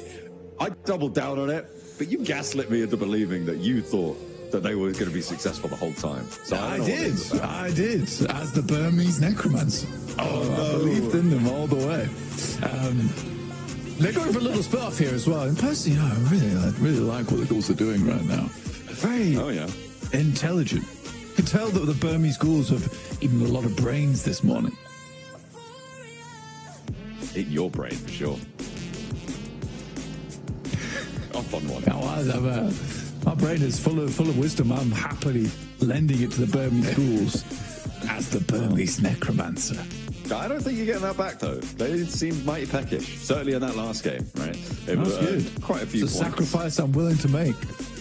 Wow, okay. You're really back on this team now. Boys. After your initial doubt that you definitely had. Talking more about the circle overall, now that I've had my fun, and I am now officially a Burmese Ghoul stan. Regnum Kaya over on that north side, they are definitely playing a little bit safer this time around. Unfortunately, we did get to see this slightly, we didn't talk about it too much, but True Rippers did get ripped apart a little bit on their approach over on the eastern side, sadly, down to now just 2 players, which is a bit rough for them. Definitely not all that playable. Suddenly you're thrown into this situation where you have to play a lot of these awkward angles, play around ticket booths. It's not easy. And that's typically something you want to be forced into. Well, you never really want to be forced into it, but if you are, it's something you want to happen around about the 18-20 minute mark, where there's a lot less eyes on you and a lot less 4-man teams breathing down your neck. So I think for True Rippers, it's going to get slightly more difficult going forward. But it does open up a lot more space for teams coming in later. For instance, like The Flash, Arcred, Nuclear Zone, even Twisted Minds potentially. I mean, for Weibo, though, for E-Arena, they are very, very far away. They're all the way up in Severny, up in Georgopol, and they're going to be looking to try keep that one going. I thought my feed had just frozen there, but Tony K was just not moving completely still. Never look at the map. I mean, yeah, fair enough. He's checking his inventory. He's making sure it's fine. I mean, they know they're pretty much alone here, so they don't really need to be worrying there. Just need to be engaging those big brains of theirs. It is funny because a lot of times when you're watching, it's kind of similar to what Max was talking about at the start of the day, where you get comments like, "Hey, well, I get 8 elims average in my games." It's a very different lobby. But also, you see comments like that. Why is that guy crashing that car into the tree? Because they're all looking at the map when they're rotating. That's all they're doing. We do have an interview coming up very shortly with the 7WG, as well as with my Burmese boys. It's Itchy from the Burmese Ghouls. So we'll see what he has to say. Hopefully praises them a lot. No way. There's got to be. This has gone too far now. I like the Burmese Ghouls. They did well in that last game. I'm proud of them. Well, let's see. Shush, John, shush. Let's see what Seven asked them about and what they had to say in response. Welcome back to a quick report with the 7WG. I'm joined by the winners of Rondo in Day 2 of Group Red, BG, Ichi nonetheless. By the way, I got to give you props. In Circle 7, great scouting by you while your 3 teammates were pretty much just waiting in the compound. You went around, found a spot, and was just played perfectly. But I do want to talk about Erangel. Yesterday, your performance in Erangel, 13, 15, 7th. What are you looking to change in it going into Erangel? Because we do play it 3 times, and I feel like that's where you need to perform. ဒီနေ့ Erangel မှာဘယ်လိုမျိုးပြောင်းလဲထားတယ်ဘယ်လိုမျိုး plan တွေချထားတယ်ဒီနေ့ Erangel မှာကစားမဲ့ပွဲနဲ့ပတ်သက်ပြီးဒီနေ့ ranking မှာတော့မနေ့ကအမားတွေကိုကျွန်တော်တို့အကောင်းဆုံးပြင်ဆင်တယ်ပြီးတော့ဒီ rotation တွေပါတယ်ပြင်ဆင်ထားတယ်ကျွန်တော်တို့ဒီတပ်ပါတီပါတယ်ပေါ့မနေ့ကအဲ့ဒါနဲ့ကျွန်တော်တို့မှောက်တာဆိုအဲ့ဒါကျွန်တော်အကောင်းဆုံးပြင်ဆင်ထားပါတယ် We have prepared for rotations and then other rotation and map going around the maps so because these are the really important factors so Well, I love hearing that because you do need to adjust to what this lobby is giving you. And even in this situation where you guys, in a way, felt like it was going to be a free win going back to Rondo, but then the circle went away from you guys were able to adjust quite great. And there was people doubting you even in that position, saying you weren't going to win, blank, John. But you guys were able to pull off, especially with that great scouting that I mentioned. Do you have any message for your doubters out there? ကိုယ်မယုံကြည်တဲ့လူတွေပေါ်ဘယ်လိုမျိုးပြောချင်ဘာစကားပြောချင်တာရှိတယ်အများကြီးတော့ထရီတူတူပြောကြမှာမရှိပါဘူးကျွန်တော်လည်းအကောင်းဆုံးကြိုးစားသွားပါမယ် not much to say. We will do our best. Well, the team that took down the PMWC champions, Yangon Galacticos, coming in hot in day 2 of Group Red. Let's see if we still have some doubters out there. Hey, you know what? It's good that they're not taking your doubting words to heart, Blank. I'm glad that they're just going to try and put it on the battlegrounds, you know. So, you know, they're not going to be too harsh on you, I'm sure. In the meantime, though, big shifts on the circle as we head on over to the west side of Sosnovka Military Island. Teams seem to have condensed fairly amicably, and it's kind of what you were saying before, right? Not too much early scrapping. Obviously, we saw the drop eliminations come through into Arcred, onto True Rippers as well. But generally, teams very happy just to chill out, play next to each other. Except for Arena and Twisted Minds. They're still on the northern side, though, so they've probably got a little bit more to fight for. Similar situation over on the East Bridge. Yeah, I mean, Arena's pretty aggro. I think that they're very good at it. They slow it down a lot towards the late game, though, and I think the reason they get away with it a lot more than, for instance, Regnum Kaya is because they're an edge team. They're one of the only edge teams that does get very aggro anyway, so I think they isolate a lot more of their fights, whereas for Regnum Kai, it's a little bit more difficult to do. And we saw that very clearly yesterday over towards Tornado Siren, where suddenly you've got 4 teams all in that position. Regnum Kai is like, what's going on? Why are we not trying to eliminate one another here? This is weird. Slight changes apparently coming here on our angle for Burmese schools on their rotates. Well, look at this, lads. You don't have to rotate at all. The circle comes to you, which makes your lives much easier, I imagine, going forward. But Regnum Kai, you do have the central spot, I would say, central-ish for now, likely to move down towards the southeast eventually around those hilltops. But again, transitional routes are pretty good. They should be able to get some points off of the bridge camp. Circle shifting over towards that side, though, was unexpected, to say the least. Alliance now having a strong spot over towards the beachhead in those smaller compounds. A little bit more of a split required there, so I do think they'll have to be quite vigilant on the approaches from some of our other teams. Yeah, that's a really solid spot now for Alliance, for Burmese schools in the hills to the north as well. Virtus Pro starting to clear out the last 2 players of True Rippers. There's still one more to go, and they are on the north side of C Block under lots of pressure. Meanwhile, over towards this East Bridge, it's still just trying to hold this out, trying to get through. I mean, Nuclear Zone actually not doing terribly. It looks like they might actually just be able to send this one straight across. That one player is on foot, so probably Krona does fall. It's pretty rough.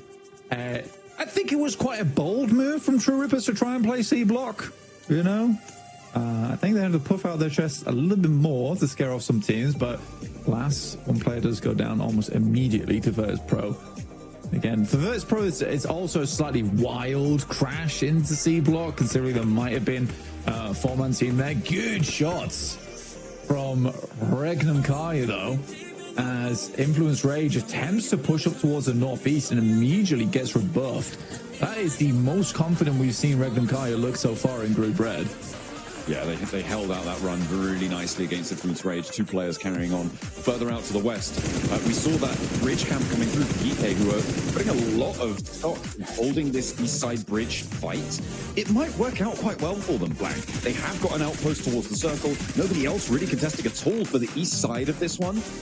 I feel like this might play really very well for GK. Normally, I don't like sitting on those bridge camps for too long, but I think this scenario, it's going to work out for them. Yeah, I think it will. I think they can spend a lot of time here. It clears out a lot of area as well. Then you can start working the beachhead over towards the eastern side, even trying to play the high ground. I imagine that for ETSH, goodness me, we'll just play the compounds down towards the south side for quite a while. Unlikely to move from there. Weibo, they've been out in the blue for a long time, John. I think this is the first time they've been out of the blue for quite a while. In fact, they're not even out of the blue yet. What am I talking about? But they've got a lot of meds to work with. Hopefully he can get through. Arthur from Nuclear Zone underneath on the south side. He's going to let them pass, you know, as the gatekeeper. He keeps the gates open, apparently. A nice guy. Nice guy. No gatekeeping here. Yeah, I don't even know if he extracted a fee there. Weibo on 4 players. So they are, yeah, there's clear sailing. This is kind of bad news for Geeky, right? They were like, okay, those guys will, you know, sort themselves out. This is a really nasty circle. Goodness me. Over towards the water. I mean, it makes Burmese School's lives a little bit harder. Reckon Kaya as well, going to have to shout on in. And for Alliance, regroup towards the hill. I think that's the hill that DRX did so much on last time around. As the East Side Bridge concludes with Nuclear Zone going down. Our first team to be fully eliminated in our first Erangel today. Yeah, it's a brutal circle, man. Brutal circle. I think cuts a little bit of the compounding for Regnum Kaya as well. Is fairly interesting. You know, off the back of a 20-point game here for Regnum Kaya, that easily sets them up towards the top 3, right? Especially with Influence Rage taking quite a bit of damage right now. Little Boy sends out into the blue, over towards the water on the north side, which is an interesting decision. Might seem safe for a while. I think what he hasn't taken into account that there is also still a lot of teams to make it into the circle right now at stage 4. Still playing up towards that bridge and imagining that some of the DRX players will have sidelines over towards this eventually. Arcred still considering whether they should make that push or not. Good hold again for Regnum Kaya, just holding that bridge down, finding another shot over towards DRX. That's really getting fraught over on the western side. There are 2 teams still yet to cross. DRX trying, but really suffering on the hold against Regnum Kaya. You've got E-Arena behind them. You can see their health bars on the right-hand side of the screen on the tower graphic there are going lower and lower. We're in stage 4, Blank. It's really hurting, and Kaitse has to dash forwards. I think, is this the last player for DRX? No, they got another one somewhere, surviving, trying his best. Kaitse continues to run on through, but Wild immediately spots him as he steps too far down. Regnum Kaya can regroup. They'll play on. There's still many more points to earn, apparently, on this bridge crossing. Is MC2 get picked up? So is the last to play for DRX. Needs to extract value. So any point matters. We'll be able to find the flush over on towards MC2. Finds that point, add it to the tally. Zedwolf backing off as the zone starts to put the crunch on. Hey, if you can't beat him, join him. I actually think that's exactly what Regnum Kaya is doing right now. Is like, well, if people will fight us and they just hold us on the edge, then we're going to hold everyone on the edge. All right, no one's coming in. We're going to play this as best as we can. We're not taking fights. We are literally just going to hold you on your rotates because we know you all rotate really slow. That's okay with us. And they've done it quite well this game. I think it's a lot better, a lot nicer. Overall, quite impressive from Regnum Kaya this game. Less impressive in terms of like the flashiness of the match, but more impressive in terms of like, well, this is how we have to win, and this is how we're gonna have to play. Joker's on the spin, and he gets his jaw spun. Tries to rock up to the middle of the circle, has a tough time of things. ETSH are able to establish crossfire with the very minimal pieces of cover that they have. I don't think that shack's going to be too secure for long once teams are allowed to get anywhere near it within nade range, and this is a bust for them. Stakara goes down as well, and that's E-Arena out. The fact that there are still players, I was just going to say, those players on the northern side, Twisted Minds and Arcred, is a little bit crazy. Walsh as well has made the swim. So for Twisted Minds, they're just seeing what Lord could get done here. The circle does go to the coastline, so they can keep going for a little bit longer. Lord raining for up on high here as Hardpoint doesn't quite have the angle. Drops down a little bit too low, and Lord follows him. He's getting in and amongst them, but he will not be able to find it. Goes down, gets flushed immediately. That will be a res for Glory, as Walsh was actually eliminated in the meantime as well across the river. Oh man, that's so sad. I felt the glimpse. He realized to himself, he's like, I gotta go for it, you know. I'll never live this down if I don't go for the jump. You know what? I respect the jump. It was one of his few options, and he went for it. Okay, even he goes down there. I think everyone can agree that was a cool play. That was a cool play. Unsuccessful, but a cool play.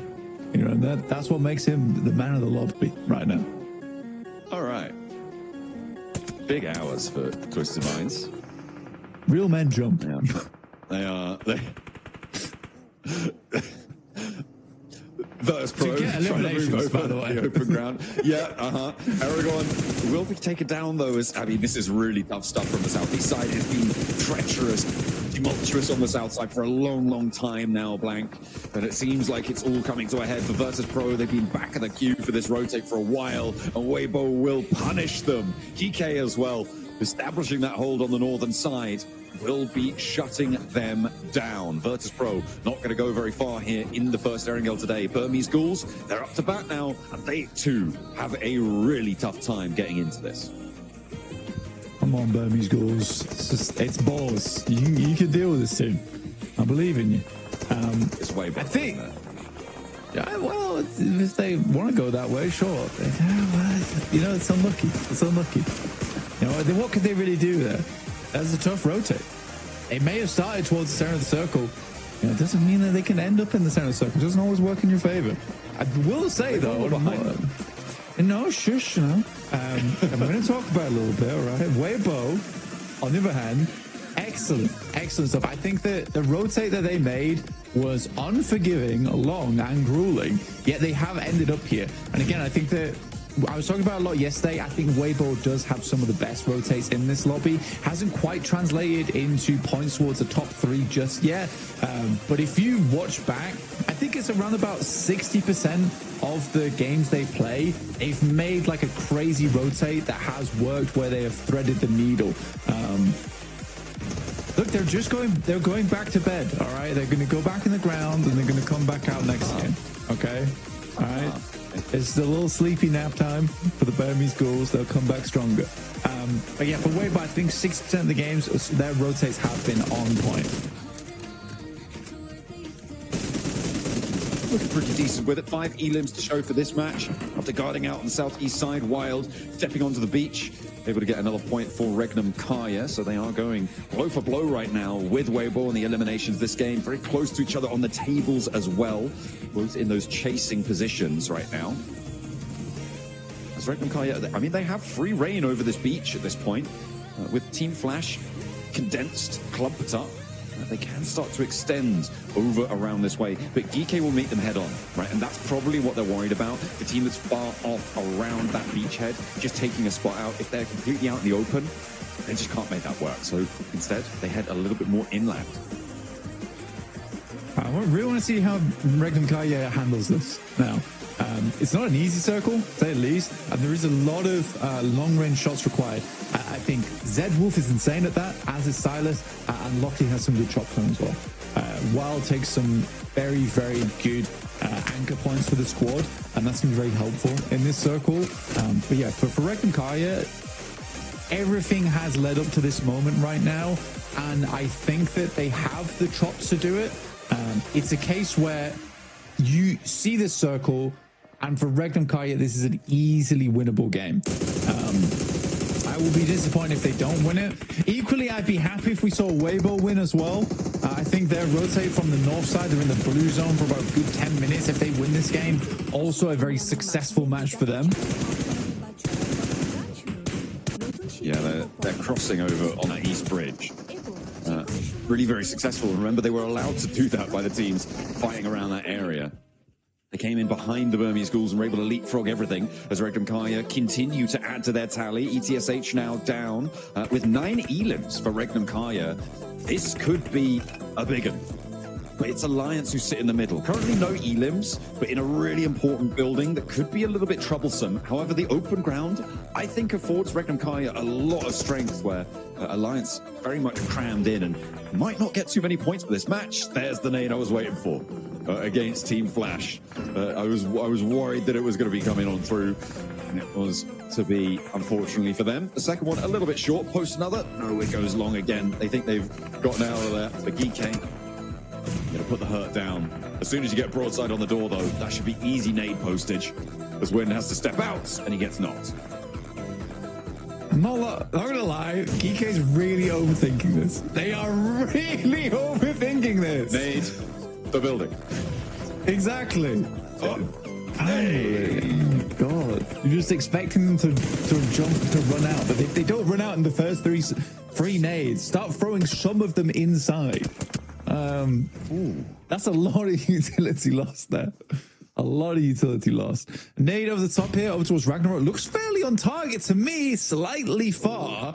The hovercraft will come through, so that's very low. They're going to wrap around it, or potentially just wrap back there. Still more shots over towards that hovercraft is required to take that down for GK. That is a big old treasure on side for them. Very helpful towards the end game. low on ammo there. Mechanic for the team.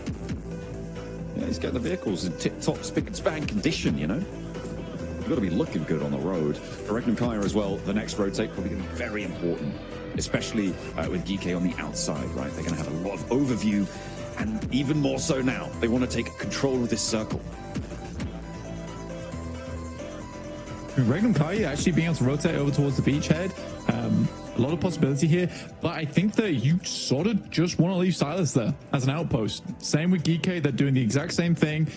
You can try and control this southern side. You know, that's where most of the teams are. It's very open on the northern edge. So this is one of the few circles where you try and play outside the zone for as long as possible to try and gather position.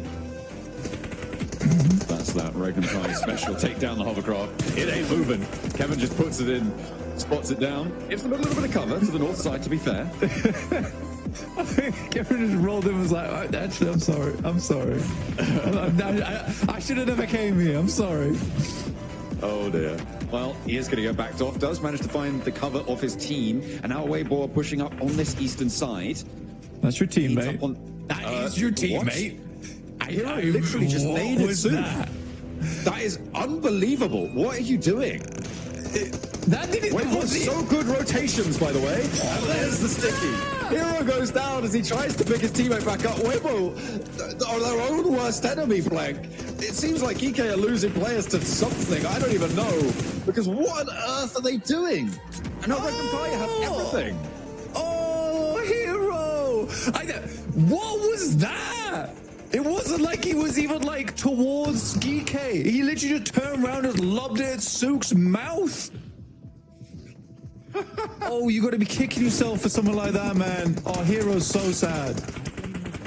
Oh, the chase down. GK are doing pretty well here against Regnum Kaya. Silas and Loxy now, the two to stand. Alliance to flex out in the meantime, and they do have 4 players. Well, they haven't flexed out at all, actually. They do still have 4 players, though. I'm confused, dude. I'm confused. Someone's all gone wrong. Good shots from Silas, though, to start things off here. 10 elims on the game so far for Regnum Kaya, which is great. Absolutely great. 11 make it now with Loxy helping the back line to make that 14. Now into a 2v4. Okay. Jimmy bobbles an 8. The 1v3 hold for Loxy against Alliance. They have nothing to say about it. Now into a 2 versus 1. Loxy's coming alive, and he wants to put up big numbers here for Regnum Kaya. A 1 versus 4 for Loxy to shut it down, and Regnum Kaya run riot on the north side of Military Island. Oh my days, Regnum Kaya. You lose 2, but suddenly Silas as well as Loxy goes Super Saiyan in those final moments. Silas is pretty mad. But they got it done. 17 limbs. Oh, it's not mad. It's a little bit of relief, a little bit of stress being released there in that end game. But yeah, I think... Oh my god, I mean, I know Loxy can clutch up. Did not expect the 1v3 almost immediately. Make that a 1v4. I mean, that was impeccable stuff from Loxy. Brilliant on the first hold. Getting those 2 knocks so early, of course, fantastic news for him. But reading that nade, hearing that pin and immediately capitalizing, I mean, there was confusion in Alliance's camp. They've been biding their time for far too long. A second place pales in comparison to what's just happened there. That is beautiful stuff. And it almost made me forget about the fact that Hero naded Sook, you know? And then there was a drive-by sticky in these final moments. A pretty crazy finish, all things considered. It really was. I mean, Loxy, the clutch maestro, right here on the Group Red stage.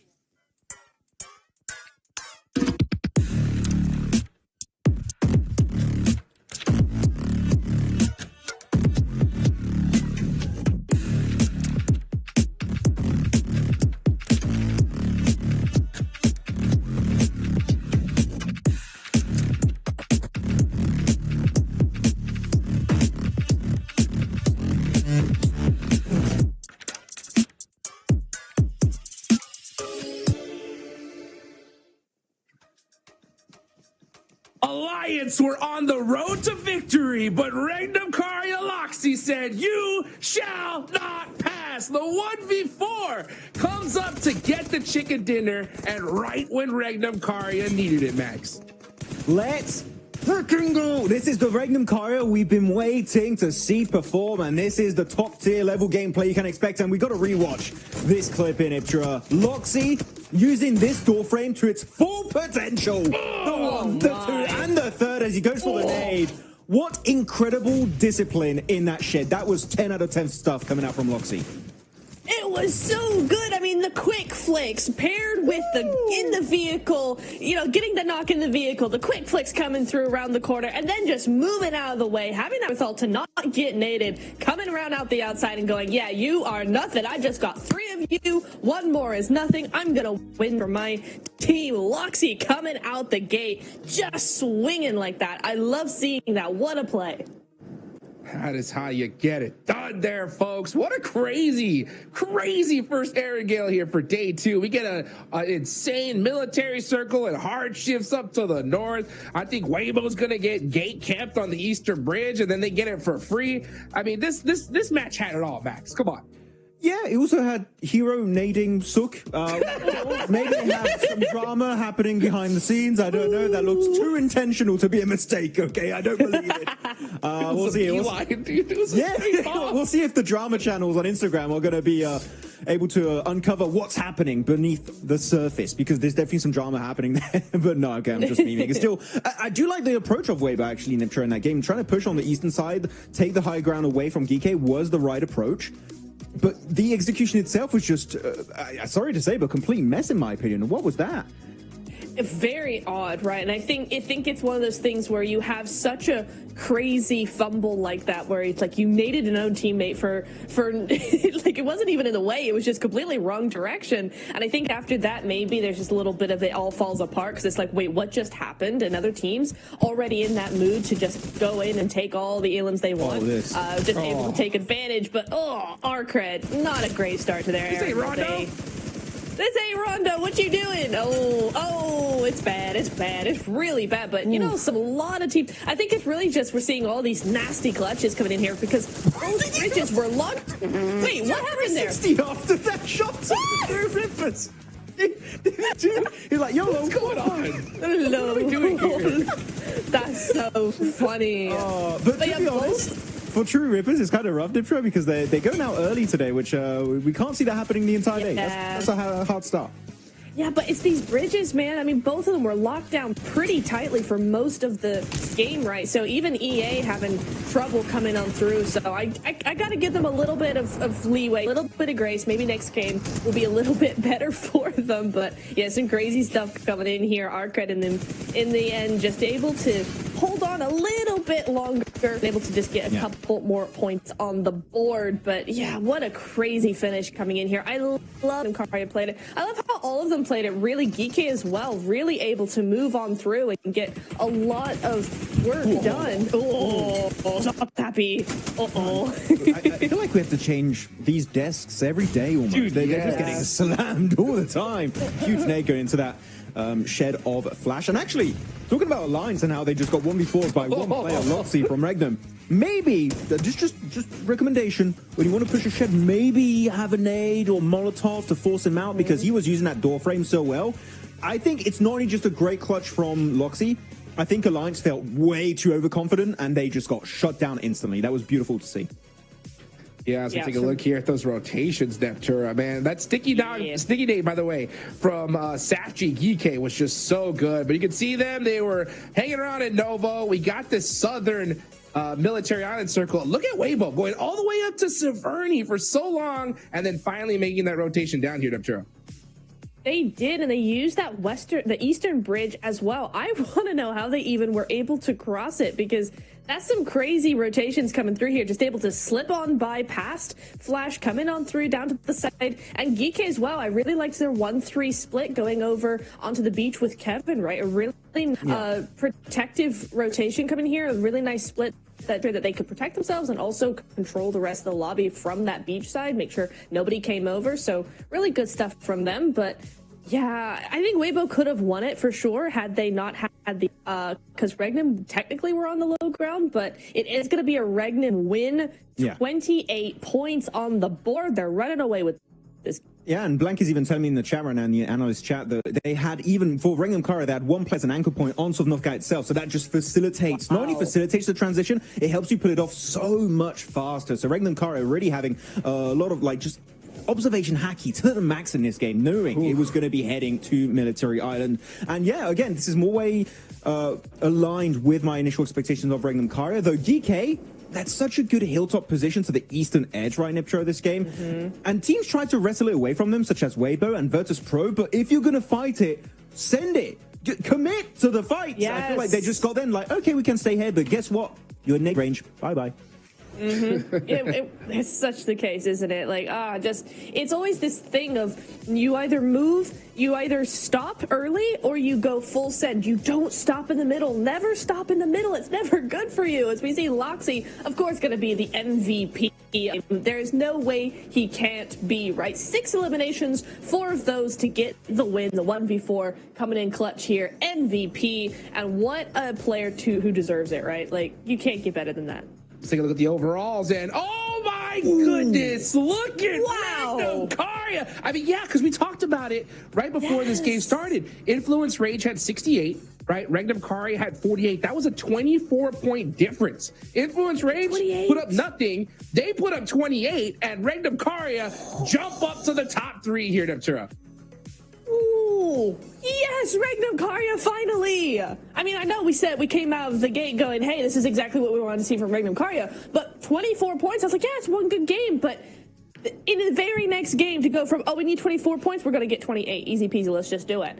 Top 3, and I will say Influence Rage out of the top 3 for the first time in Group Red, right? So not Rengham grabbed their own spot. They also knocked down a team that's been very, very consistent so far.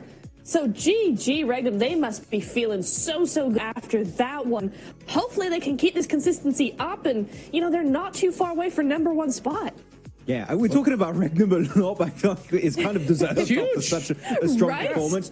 But to go on a little bit more of a negative here, it's going to be then Virtus Pro. I think that push onto DK was just... I don't like going harsh on my wording, but it was so poorly executed. You just go in a position that's unplayable. Aragon just getting absolutely smacked in the head the moment he gets onto that rock next to the hilltop. Yeah. And they were initiating that ascent right after such a good Rondo match, Niptura. And then you just follow it up with this game. Yeah. Are they going to be able to leave the bottom 5 after these back-to-back performances? I'm like, I don't know. They're so inconsistent. Yeah, and that's not something we expect from them at all, right? It's the consistency that we've been really counting on from a team like Virtus Pro. But yeah, I think it's just they got a little bit nervous, maybe. They didn't want to go the full send route.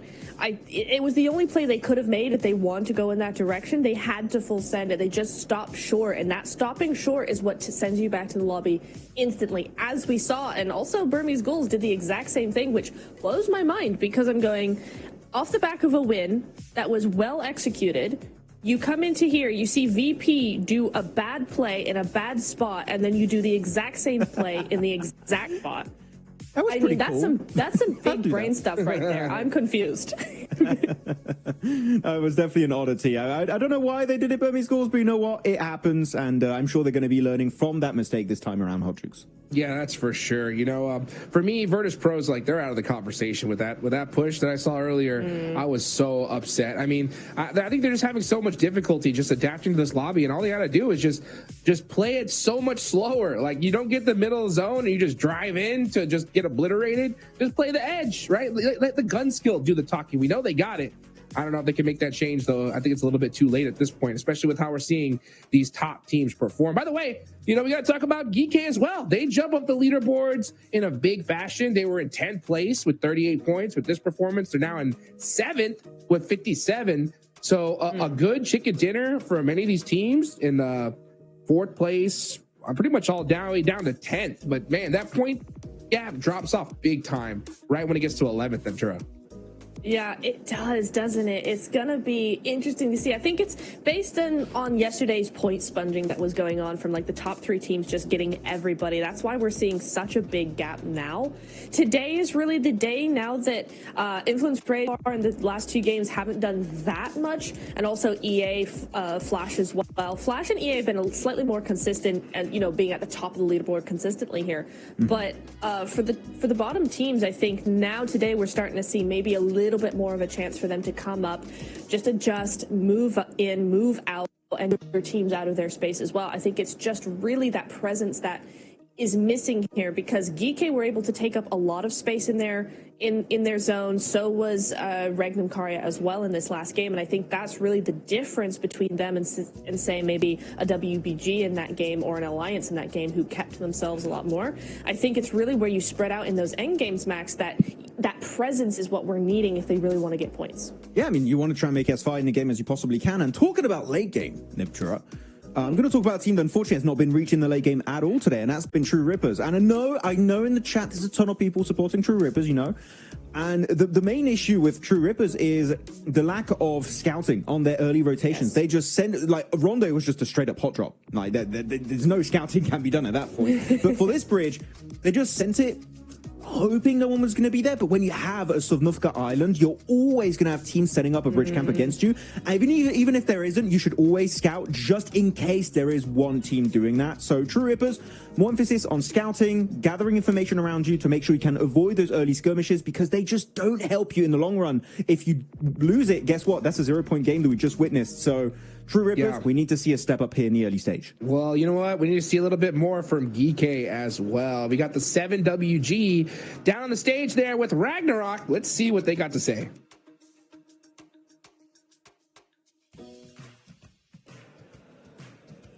Welcome to a quick report with the 7WG. I'm joined by Ragnarok from Geekade. Even though they didn't get the win, they put up an amazing performance. I want to talk about the aggression that we're seeing so far from you guys today. Yesterday, you had 18 eliminations after 6 matches. This match alone, you had 14 elims. What clicked for you? Because even from the get-go, you were able to take down TRX at the start. شنو الفرق بين البارحة واليوم؟ بارحة 18 اليوم كله، اليوم 20. شنو تغير بين البارحة واليوم؟ صراحة امبارح يعني كنا لسه شوي مش مكتسبين الثقة، لأنه جانتلت كان الأداء شوي سيء. بس إن شاء الله اليوم يعني غيرنا أسلوب اللعب، كنا نعتمد أكثر على السنتر. اليوم حاولنا نلعب بالإدج أكثر، وهذا الشيء حصلنا إقصاءات أكثر من أول. He said that honestly yesterday we came in not feeling so well because we're still a little bit nervous from our performance in the Gauntlet. And we're also changing our play style. We don't want to play more in the center, we want to go more on the edge side of the map and try to play that more. Okay, well, I'm hoping that's going to continue to happen for you. Now, are we going to continue to see this type of aggression from GK today? حضرون بهذا المستوى من الاجريشن ولا لا؟ ان شاء الله يعني راح نحاول نساوي اللي بدنا اياه، وحسب كل جيم شو بتطلب. يعني كل جيم مو كل جيم نقدر نلعب بنفس الطريقه، بنحاول نتاقلم مع كل جيم بجيمه. He said we're hoping to be more aggressive as well, but each game is different. In some of the games we are going to have to play a little bit more defensive, and adapt to it. But the overall plan is to be as aggressive as possible. Okay, and going back to the first answer that you gave me, with the quick switch of styles that you guys are doing, is there any team that you're seeing as a threat or as a rival? انت ما زال غيرت البلاي ستايل، في اي فريق تدور عليه تقول هذا فريق يمكن يهاجمنا او يسبب لنا مشاكل؟ صراحة كل الفرق هون قوية، يعني مش لوبي ضعيف، فكل الفرق بالنسبة لنا نفس الشيء. ويعني أكثر فريق ممكن إنه بيحاوطنا أو بيلعب نفس طريقة لعبنا هي أرينا، ممكن بس هم الوحيدين يعني. He said that honestly all the teams here are a threat, all of them are dangerous, causing us problems, but there's one team that's the most similar play style or the most threatening, we would say it's E-Arena. Okay, well, hey, one of the teams that is top 3 right now, I'm pretty sure that's where you guys are currently aiming to be in day 2. Let's see if they can continue on that aggression for the rest of the day. Good answer. I like it. They're there from Ragnarok. I mean, E-Arena definitely a threat in this lobby for sure. But the answer that stood out to me the most, right, was the fact that, yeah, they were nervous. I mean, who wouldn't be after having a rough gauntlet? But they said, you know what, let's change the play style. Let's start playing that edge, Max, man. And it's working for them. They're not just driving to the center and seeing what's happening in the middle of a gunfight. No, they're playing the edge and making it happen. Yeah, it's just a solid gameplay. The thing is, I don't have anything bad to say about Geek, and I don't have anything to be like, wow, this is an insane team. It's just like, right now, it's consistent, it's average, it's good to be middle of the pack. You always need that little bit extra, Hodrix, if you want to be a team to be maybe in the top 3, because last chance, I'm telling you, you don't want to go there. You need to be top 2 or you're going home. So I think the Geeky right now, I want to see a massive elimination win. That would be the thing that would be like, okay, Geeky, there's hope. They can make it happen. They can maybe qualify for the grand finals. Well, they're 19 points away from that 3rd place spot. So they're going to definitely need to get some eliminations here and now in the second Erangel of the day. John and Blank, how many eliminations do you think Geeky are going to get?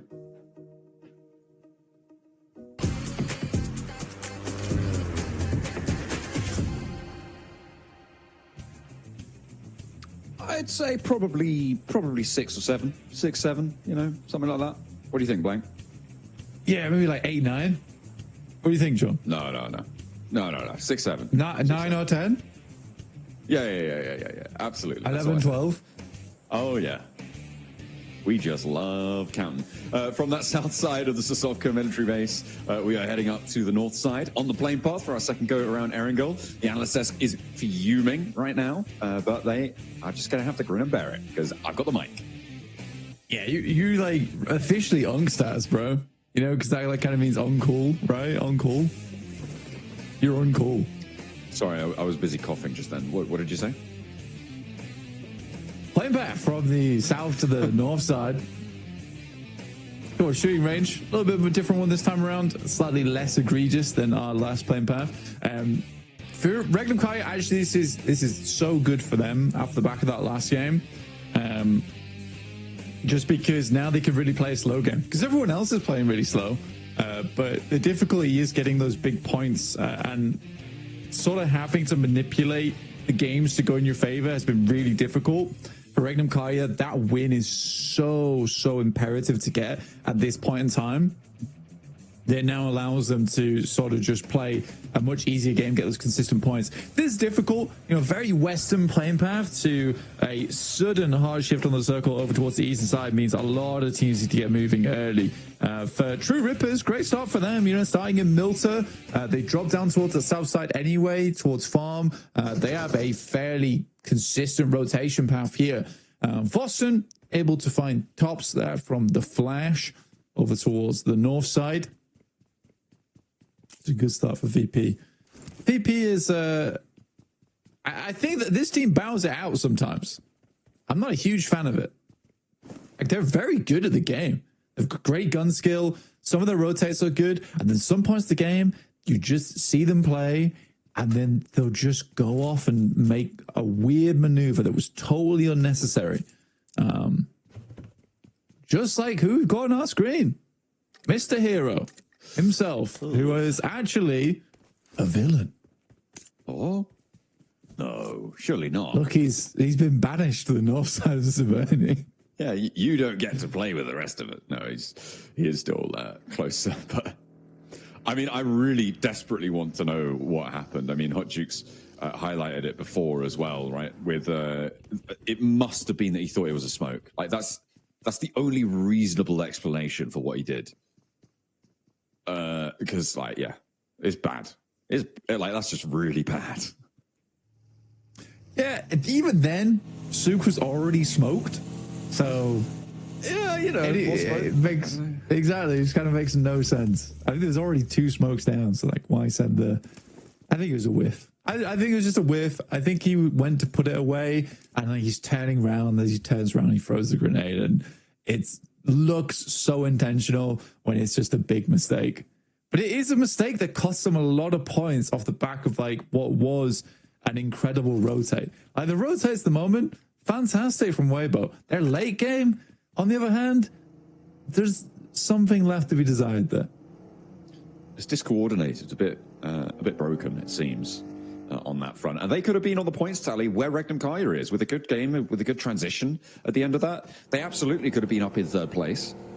But for now, not so lucky. They're now 16 points behind. East side circle, over towards the mansion area, the north of prison, will be a lot of open ground there. You've got that lumberyard hilltop as well to the south, the Asfields out to the west. Currently, no one is in Lipovka. Virtus Pro, they're trying to change that by the looks of things, but they might actually divert and play more out in the open field since it looks like they are Maybe not fully looted here, actually. No, Voston doesn't even have a vest or a helmet, so they will need to stop off and grab some loot. Wouldn't be too surprised to see them ending up in Lipovka. I mean, Verts Pro is the case of they just went from an okay position, like sort of split off around on that north side, and since then they have just been rotating. As have a lot of other teams. Regnum Kai is going to make that pass from Rozak over towards the eastern side. Much easier rotate for them now, considering OG isn't in the lobby, playing around just towards their south, and Arcred doesn't rotate quite as quick as OG here. So I think for Regnum Kai, they definitely afforded a lot more space in Group Red to play around with here on Erangel. Here, right, VP immediately over towards Lipovka with 2 players, playing that split over towards the north side as well. So getting a lot of loot on board. Many other teams who dropped far over towards the west, they've not even considered moving early. There's no real reason to. It wasn't like they were going to get central position anyway, so they're happier just to play the edge. And it might work out. We'll have to wait and see. Arcred, 4 players in a vehicle. In minute 5, you've got to be joking. Surely there's been another vehicle that you could have taken. By this point, it's a bit criminal, especially on this sort of... There's a buggy right there. Come on. Surely you've got to... Okay, fine. Right, okay. I'm slightly less... They could have put... Okay, it's the backseat. Fine. It's still 3 in a vehicle. What have they been doing this whole time? They only have 1 vehicle up to this point. Rotating? I'm mad. I'm big mad about it. Yeah, I can see that. Okay, garage is free. So to pick themselves up a nice, shiny car. Which one of these players, potentially in this group, might be able to pick up for themselves? Sweet little Porsche towards the end of things. There we go. All right. My nerves have been calmed. They have split into several different vehicles rather than all sitting in the same one. The fact that Twisted Minds were so close to them as well, all in the same vehicle, must have been absolutely terrifying, right? Like, you spot that and you think, oh nuts, we're going to be absolutely ripped to shreds here. But they do manage to split out. They find that extra buggy. They get to the garage. So it's okay. It's okay. I'm chilling a little bit more. Well, they've been rotating up on that north side. DRX, it's a little camouflaged hay bale there in the way. Need to regain some speed. Pop that stim so you don't stay below that max HP. And another little bobble on the ground. Catch them unawares. Having a terrible time out in the fields there. Yeah, it's not easy. Not easy sometimes. We're both going to make that rotate down from the northern edge. It's just to the west of the coast. So it's on top of where VP is currently playing, just the west of DRX right now, as you can see. I think this is an okay place to start, especially when you don't really know where zone 2 is either. You just pick up the L block there, and it's fairly easy for the rest of the game for you as Weibo.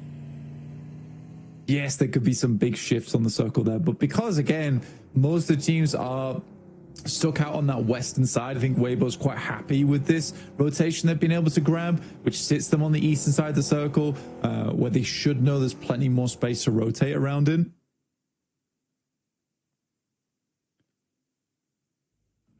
I mean, they have got a couple of teams close to the center, but it is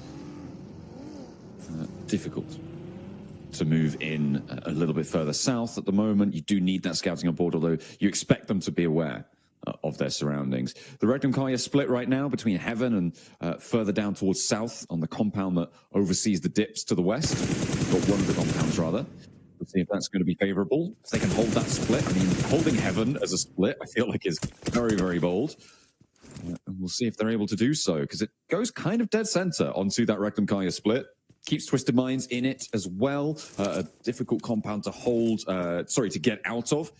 A little bit easier to hold. I'm just waiting for this regroup for Regnum Kaya, because I feel like the teams in the north are just going to blitz that northern side. Yeah, I think that you'd be right to say that.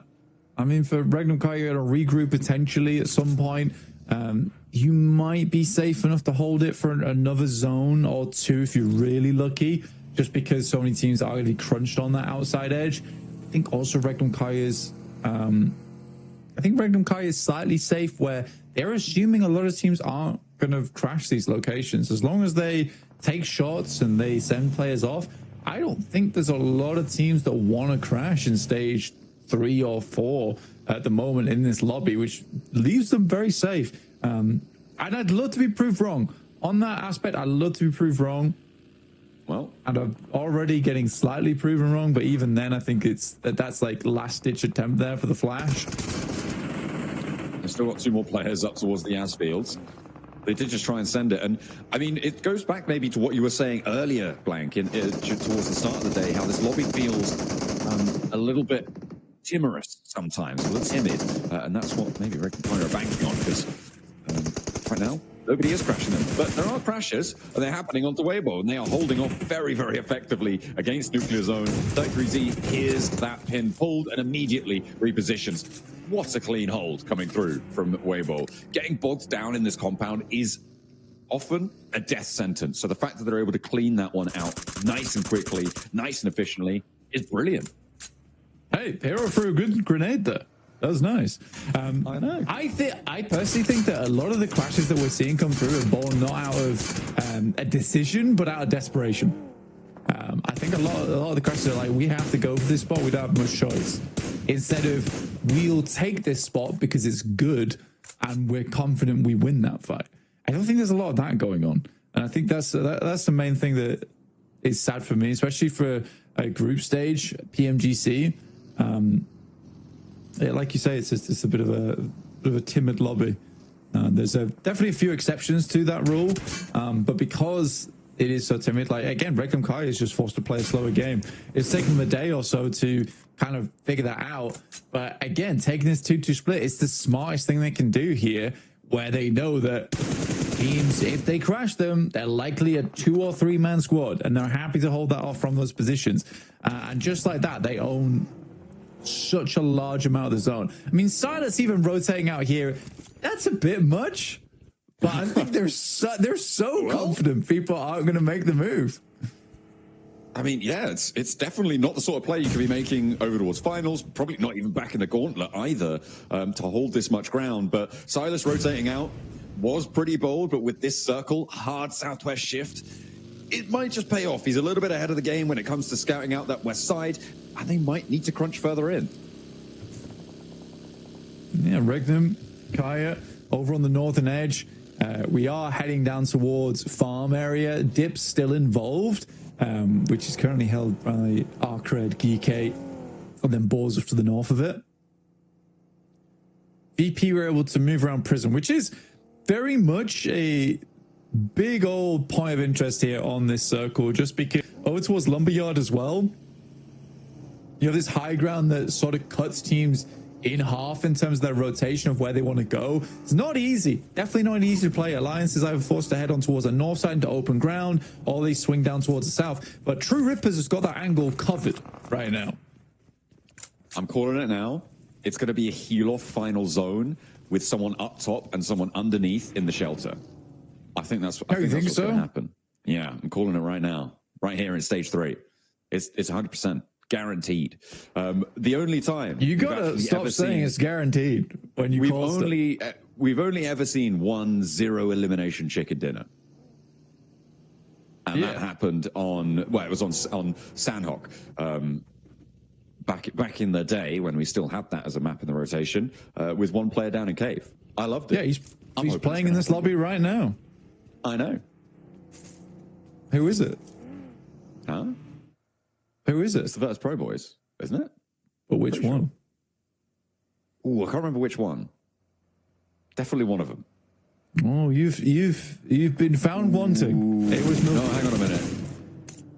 Was it? Okay. Yeah. Fair enough. Well, there we go. Let's see if we can do it again. Let's see.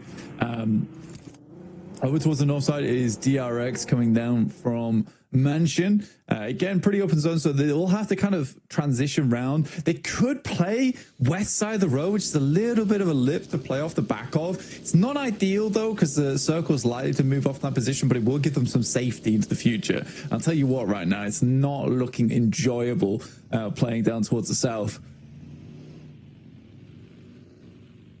No, it's pretty crammed, pretty difficult sight lines to stay away from.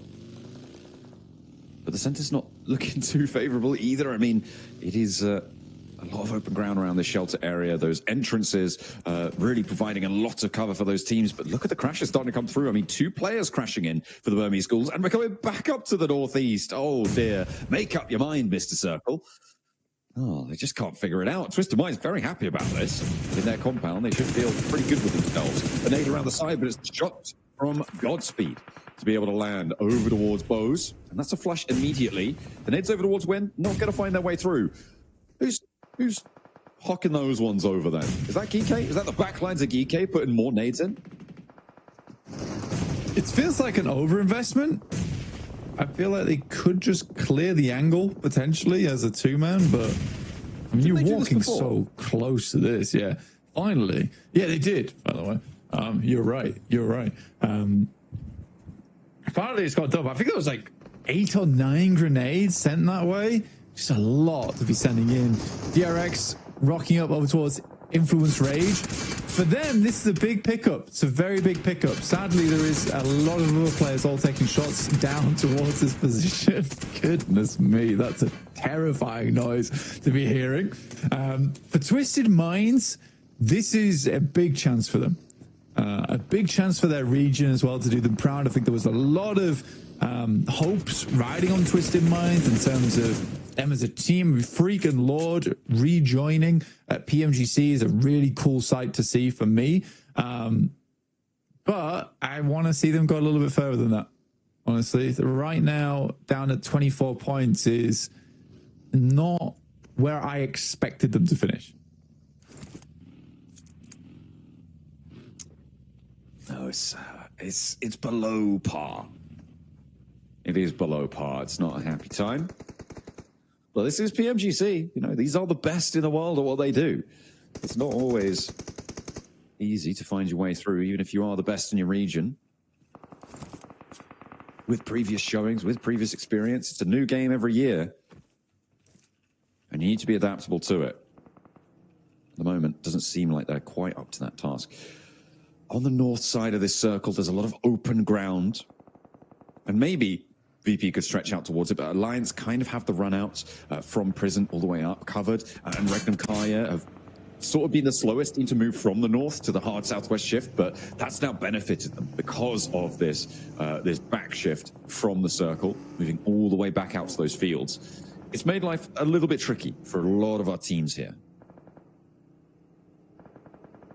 Especially down towards the south side. Like I said, around Prison, like it's that slope that comes down. You can see right here on screen, which, you know, so beautifully displays it for us. But True Rippers sort of wanted them to push down a little bit sooner off the back of this. E-Arena's got very good sightlines on this one. See ETSH just like flying around in circles, attempting to not get shot at. It's like, I'm sorry, I've got some bad news for you. This is so open. Oh no, oh no. Oh, it doesn't help driving back and forth. You're still in open sightlines. Oh, dear me. They are absolutely getting battered on that south side. I mean, maybe they'll find a way through, maybe not. Hey, there's a little bit of a knock over towards E-Arena coming through from the Burmese Ghouls, who are crunching in the west side of things. Weibo right now with the northernmost shelter entrance hold. They are feeling pretty good about themselves. They're watching all of this happen. They know they're potentially going to be able to pick up all the pieces from this as well and fight on from that position on the south edge, which is not a terrible spot to be in at all if you can get rid of all these teams to your south. And that is the big challenge here. Arcred, they want to start. This is a flex out, a solo position, and the nades do find their way down. Able to hit a full-on strike with that one. Might even get the knock and the flush. But not meant to be as Safty's able to saddle his way round some cover. So pick back up again. His Weibo on the other side as a 4-man, attempting to not nade each other this game. The Burmese Ghouls do make their way up into a shelter of their own. It's very much on the edge of the circle. You see just how disgusting a lot of this map is, where you have 6 teams all in one location. We're heading over towards Museum here. DRX already losing a player. the slightly late smoke, commiseration smoke, let's say. And Alliance once again being put to bed by Regnum Kaya. Now on the northern side, a big crash from Alliance over towards Regnum Kaya, and it does not go their way. They pick up all of those. I think they managed to keep everyone alive there as well. On the hold, we're taking shots every which way though, and it's really Arena on that south side who are going to have the majority of the focus on them. They've got 2 players left standing as ETSH finally fall. Arena, Geeke, both going low. There's more Molotovs, more nades coming through, and Easy for Bad Boy is putting such a pinch on this fight. It is made so difficult. And again, it's Weibo who are just profiting off of this. They're holding everyone out on that south edge. True Rippers finally slide on past and might actually be into a bit of a winner here if they can keep things going. The Burmese Bulls have to send down into the trenches. Dirty K with the shotgun challenge, and his teammate not going to be able to find it. Sorry, what teammate? It's True Rippers teammates who are going to be falling there. Virtus Pro chiming in. Arc Red as well. Goodness me. Dirty K just about clinging on there. I mean, Virtus Pro is very selective the way they dealt with that one and left Tony K to live another day and just sent all the shots over towards True Rippers. And that's the angle from that eastern side. I mean, this is the best thing that Virtus Pro can do here. Now, here's the prediction, though, is that the next few minutes, Virtus Pro is going to make a big crash and die.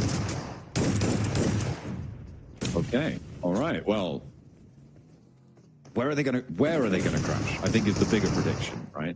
I think that you could definitely say that True Rippers cannot deal with 30k today. Oh no, Jelly able to shut it down, but there's that Voston pickoff on the backlines. They do take all of the True Rippers out of action. 30k falls as well, so Arena drawn short. Regnum Kaya on the hunt for their first place spot. A little bit of ascendancy at the start of today with 2 Erangels back-to-back on big games potential for a big points tally earned by Regnum Kaya. As the circle shifts away from them, though. And this might be the time to crash towards Twisted Minds, or do you wait a little bit later and try and go out to the fields? And for Twisted Minds, the only difficulty is the DRX is on the south side, so if Regnum Kaya did want to try and crash over towards the north side of it, you could potentially get something done there, but it looks like they're going to try and wrap around towards the east here, John, instead. At least 2 of the players sent out as outposts. Milky Way, do they see the vehicle? Is the vehicle hidden? Because as soon as they see the vehicle, they'll probably know a player is there. Milky Way on the move. Virtus Pro, they haven't gone for their crash yet. I'm still waiting for it. They're sort of slowly pushing into that fight on the south side to have an impact, but what more they can do. Hot Red, I mean, they've been flexing out down here for so long, and they want like, oh no, we need more elims for this. Come on, Easy for Bad Boy went down. We need some value. Let's get stuck in. And they're waiting. To their credit, they are waiting. Oh, here comes the Virtus Pro crash. Blank, they're going into Weibo on that northern shelter hold. Let's see if they succeed. Are they going to prove you wrong? Because a lot of damage already done. Sook and Ordo immediately falling here. Hero as well. But Virtus Pro, they're getting torn up from some which way. I think that's the Burmese Ghouls. 2 of their players are down as well. Now it's up to 33Z to hold down his team as Milky Way lights up the ground for. Maybe he's going to send downstairs to go for that heal off after all, but no, has to stop because there's a Molotov in the way. Virtus Pro, it's not a full wipe, and they might actually get the reset. Yeah, it's not horrendous. They do get some points off the back of that. Now the rest of the team is looking to push downstairs. They did get themselves back up into position. A nade goes long. It's not enough. Luckily, Hero attempts to get one down. Will pick up the point for his troubles. And there is a reset available there for Virtus Pro. Not with the Burmese Ghouls pressure on, though. They actually fell in behind them, and Virtus Pro are downstairs, picking up players, trying to get out of there. Arc Red all the while are suffering. They tried to get stuck into the fight. They've only got 4 elims for it right now, Blank. As Weibo have been displaced from this northern side, it is a scrabble for the spot. Burmese Ghouls want to go a little bit further in. Let's see what more they can do, but on the outside, Regnum Kaya did go for the fields. They're playing a 2-2 split again. Yeah, fair enough. They're just controlling a lot of the zone. They really are controlling a lot of the zone. I think that they can see that Twisted Minds is so unwilling to leave that outpost and get anything done. I feel like if you were Twisted Minds, you'd look to try and clear DRX a little bit sooner and then control where Regnum Kaya was coming in from. Instead, now, Regnum Kaya just has a absolute freebie of a lobby. And still Twisted Minds are doing nothing. There. A little bit passive from them. DRX are on the wall, but Virtus Pro, anything but passive. Burmese ghouls cannot get through them. And they're still down in the tunnels here, Blank. Rectum Kaya actually have now transitioned all the way down south. They are sat atop the pack. And it's going to go well for them. They're just going to keep everybody in. I mean, maybe they don't really have too much of a choice against the last player from Arcred. But that is what you're looking for. Across the way, DRX going down does mean Twisted Minds might find the confidence to get out of there. But Zedwolf just has the angle. He's going to keep spraying as well. There's no reason not to keep spraying this angle. He'd love to get that pick off there. If you can weaken the museum team, their end game becomes so much more simple. And they can continue to sweep. This might be the back-to-back here for Regnum Kaya. I think they may have cracked the code, John. Good preemptive nade over towards SafG, actually. Pretty huge. Hardboy did take some shots over towards them before, so they're aware of his position. And to get out of there, yeah, it's not going to happen. You're just not going to be able to find it. On the downstairs, the man himself does emerge into the light of day. The Rectum Kaya are ready to greet them. However, maybe they regret that. They didn't need to step too far forward. Zedwolf goes very, very low, but Wild is holding his nerve, moves in, and there's a refrag coming on through, though, for Voston, who stays alive and gets two. Elims pouring on into the Virtus Pro bank right now. He's the last player alive, and Rectum Kaya are getting ruined on the run out from Virtus Pro. They had it all under control, but it's gone to pot now, and Wild cannot find Voston out in the open. It's Twisted Minds who are going to be able to pick this one up. Foster was so hungry for the elims there, dude. He was so hungry for the elims. We'll pick a couple. I think Wild was slightly far away trying to set up the nade. The nade comes through slightly late for Regnum Kaya. Now, Twisted Minds technically should win this game, but they've got really no utility to speak of. Ooh, you're right. And I mean, they've lost their forward position as well. Everybody else is so split, though, right? With Silas completely split from Wild, they're essentially two solos. But Silas does have a much more central position. If the circle shifts south, I mean, sure, they got the numbers, but they're only really three in effect, right? Because Walsh, very inaccessible. Voston and Wild, their duel is still going. As Voston has the Molotov, Wild will be forced back behind the buggy. Voston trying to spray, but steps up into the sightlines of Twisted Minds. Can't afford to go for it, but Wild takes the bullets too. And now Silas is all alone. Virtus Pro have turned the tables. Yeah, it's Shudo actually getting that shot over towards Wild from Twisted Minds. Silas wasn't quite able to hold that angle. Good shot towards Freak to start things off, but I think Voston should be coming through with the backstab very soon. Not quite. Oh, he sets himself up behind it. Smart. Move out for Walsh is interesting there. Silas dips down, maybe looking for the push out further. Voston on high, doesn't stop the res onto Walsh, but he doesn't need to, because Lord decided, you know what? I'm actually just going to go and fight this instead. I'm not going to go for the res. Twisted Minds, I mean, no utility is really, really rough, and he goes for the shots underneath. Voston, the Jewel Meister, looks for more, but Lord is able to do what Wild could not there. Virtus Pro, 12 elims, though. It's as good as we've seen them, and they'll be happy with that. Up into top three, though, for Arcred, who he's been chilling behind this rock for a long time. Yeah, can Arcred do something? Anything would be great at this point. He's going to have to move. I think he has had an angle onto Chudo at some point during this game. Oh, Silas isn't investing in the first aid kit. Awesome bandages. Finally looking for something. Come on, Hardboy. This is your chance. It's a free... That's a free shot. It's a free shot. He doesn't want it. He's waiting for a better deal. I mean, Silas is closest to the center of everyone here by a hair, but other players are going to have to move slightly before him. It's all down to gun skill because there is no nades. And now we're in zone 9. It's a big task ahead here for Silas. Hardboy will have to move out into open ground. Maybe a little bit of a distraction here for Silas, potentially. I think Tudor might be very preoccupied with Silas and might not spot him. Oh, he doesn't know. He's complete broadside. Step up, go for the spray. Hard boy doesn't connect though, and now the Tudor answer. Not quite. Silas could go for it though and find Hard boy. It's a 1v1v1 out in the open, and Silas puts them up to 12. He's slightly more central, and Lord has to push towards him.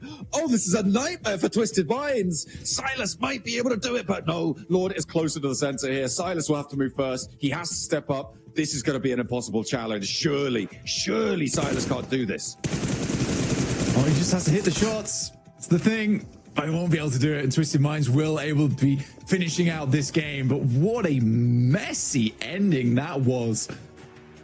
A lack of control there from Twisted Minds, in my opinion. Second place, though, with 12 elims at the end there, Blank. That is a brilliant back-to-back performance from Regnum Kaya. But you're right.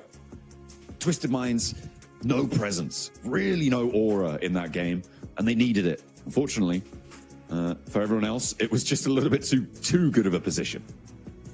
Yeah, very nice there from Regnum Kai overall. Like I said, Silas in a extremely fun little end game. The Hard Boy gives me with guys shaking at the end there with the amount of adrenaline going through him.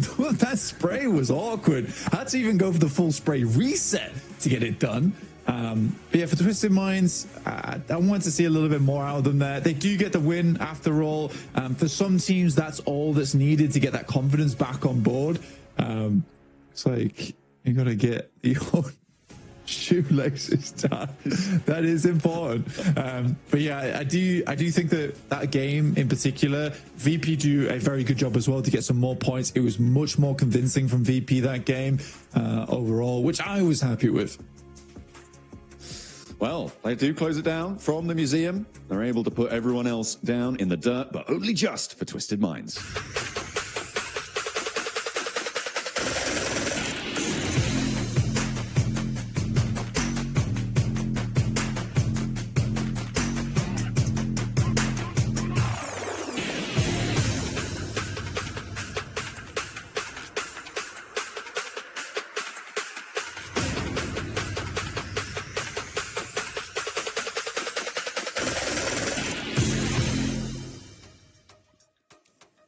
And Twisted Minds finally secure their first chicken dinner for this PMGC. This squad was all the way down in 13th place. I gotta say, I mean, it looked a little shaky there for a second, Max, man, but this was a huge win for the squad. I mean, they had so much control and they gave it up, and because of that, they lost a lot of their forces, a lot of their players in the process. And luckily enough, there was Lord. He was able to redeem it in this game versus Silas. That 1v1, I'm telling you, the high ground is not there, or Silas has a single smoke niptura. Maybe that win doesn't quite go the way of Twisted Minds, and maybe we'd be looking at a Regnum back-to-back chicken dinner. But Twisted Minds, I like that they were trying to do as much as they did in this finishing play, but there is a limit that 4 players can do, and I feel like here they bit down almost more than they can actually chew. Yeah, I think it really just came down to not really being able to have those angles covered by their teammates, right? But they do get it in the end, and they were able to just get that win. That's exactly what they needed right now. You know, they were sitting in the bottom 5, not really sure what to do next. And this game, hopefully, is going to be the turning point for them, the game that gets them that springboard effect to just move on and do better things the next game. Yeah. I mean, you know, Lord and Freak in particular, absolute OGs, right, from the MENA region. They're going to be over the moon after to finally get themselves this chicken dinner. And, you know, they were at the bottom of the rankings, Hot Juice. So getting this win, actually, I do wonder how high are they truly going to stand on the rankings after this? That's what I'll say. This is a huge win for the squad. I mean, they were in a big threat-like position. They were all the way down in 13th. So this is going to definitely put them in a shot here, right, for getting into that last chance. So a good win. You know, they did take that museum spot. That circle there was pretty wild, you know, but you're seeing some pretty crazy plays here. Not to mention Regnum Karya. Just so many eliminations in this game, Max, man. They got to be pushing themselves up even higher in the leaderboards from the last game. I mean, Regnum Karya getting eliminations or Wild getting eliminations? That's true. Yeah. He was like, what, 7, 8 eliminations this game? He was on fire. He was learning from his teammate from earlier. On that previous chicken dinner on our angle, so very nice stuff indeed. DRX though, big send right onto this area on Museum, sharing it with the likes of Twisted Minds, and I was actually surprised, Nipchoro, that Twisted Minds were willing to kind of share that wall with DRX. I thought they would just nade them to hell and just take that position for themselves. I kind of like it, though, to be honest, because it meant that they were not going to attack themselves, right? I think there was a lot of teams on all sides that meant DRX couldn't really make a move, and Twisted were allowing that to happen just because it meant safety for themselves. They knew DRX were kind of stuck there. Other teams weren't going to really try and do much and push when they knew two teams were there. So actually DRX's position meant that they were able to keep relatively safe, but a lot of emotions going on here. It's a good thing they won, because goodness me, there's a lot of pressure on them. Yeah. I mean, Voston, how the hell was he able to sneak out of Shelter? He just came around and just got rid of most of Regnum Kari on his lonesome. Really good stuff from him in particular. But I don't know how he got through. He just disappeared and reappeared, and boom, 1v2. Easily secured for this guy as you go through the rotations. And I want us to all pay attention here to how Regnum Kari played their early to mid-game transition in particular. So, of course, Regnum Kari usually playing Rozok, early transition, circle not too far away, quick pivot. And they go for this amazing 2-2 split with 2 players in heaven on the northern side and 2 players going into the southern compound. There's just literally one building and a few walls around it. And this gives them 100% vision on what the hell is happening on the northern edge of the circle, which then enables them to go for the best rotation possible. Regrouping, they've seen all the and they go for this wide eastern rotation next to Shelter Niptra. I think that was literally the best macro rotation we saw the entire match from Regnum Kari this game. Yeah, it was really, really well played, and well played because it was really well thought out. They had the information necessary to make that play work for them, and then sending Silas center just in case, right, was actually what gave them the almost win, right? Some really, really good stuff for them. Really forward-thinking gameplay from him, and look at the points it gets him, Jukes. 18 on the board to come right a 28-point game. I mean, it's nearly over 40 points that they've gotten in just 2 games. That's it. Regnum Kari, they've downloaded the lobby. They have downloaded the technology for sure. The update is installed and ready to go. I mean, they didn't win the chicken dinner and still got the most points in this game, Max. And you can just tell by the way they're playing this. I think they've just understood, okay, this lobby is a lot slower than before, you know? Yeah. All we got to do is just take our time, pick our positions, and let our gun skill do the talking. And man, they're making it happen there. The timing at which they take fights in particular, Hodgix, is just so good. That fight on Shelter was timed beautifully. The fight is happening. There's Weibo, there's Virtus Pro. The teams are deep inside of Shelter. They're like, hey, you can't fight back. That's when we're going to push and engage you. And that timing was A-OK from this squad. Here we go, though. MVP is Lord. And it's good to see Niptra, Lord, finally, you know, on an MVP graphic. It's been a while. But you know what? He's building back that team synergy, and he's finally back on board here for PMGC. Yeah, it's really, really nice to see them back on where we expected them to be. Hopefully this is going to be just the game, the start of their next journey forward into that maybe top 3, you know, still could be done here as we look at the overalls. And I am looking at Twisted. They are in the top 11 now, but Regnum Kari straight to the top. EA, after 8-9 matches, have finally been dethroned. And it is Regnum Kari, Max.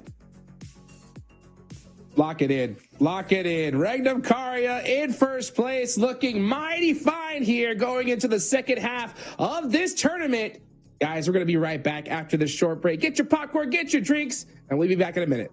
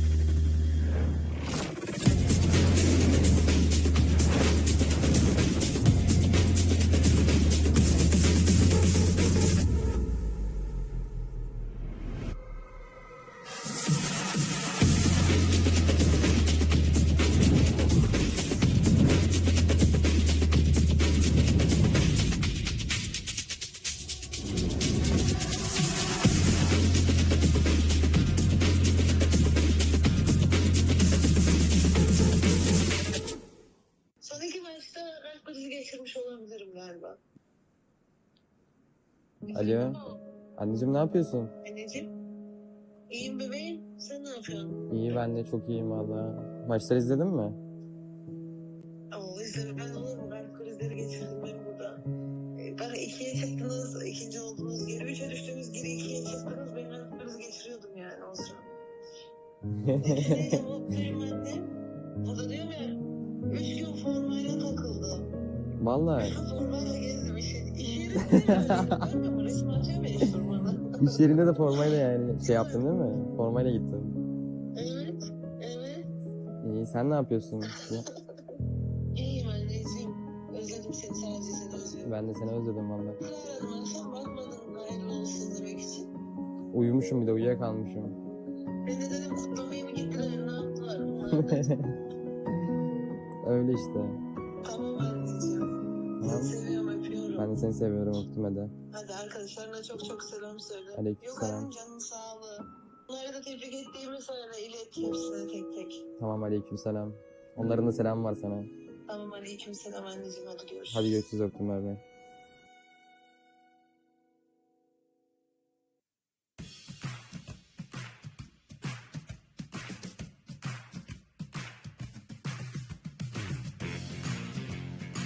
Welcome back to the halfway mark of day 2 of Group Red. I got none other than Boston from Virtus Pro with me. This is a team that you guys came in as champions of CSA, what made it considered to be one of the hardest regions in the world, honestly, for PUBG Mobile esports. You fell short in the Gauntlet, and in Group Red, day 1, you definitely fell short. In day 2, there seems to be a bit of a resurgence from the squad. What's been the underlying issue for VP? Так, Востон, вы пришли в этот турнир как чемпионы ПМСЛ Центральная и Южная Азия, что является одним из сильнейших регионов, и не справились с Gauntlet стейджем, а сейчас испытываете немного трудностей в групповой стадии.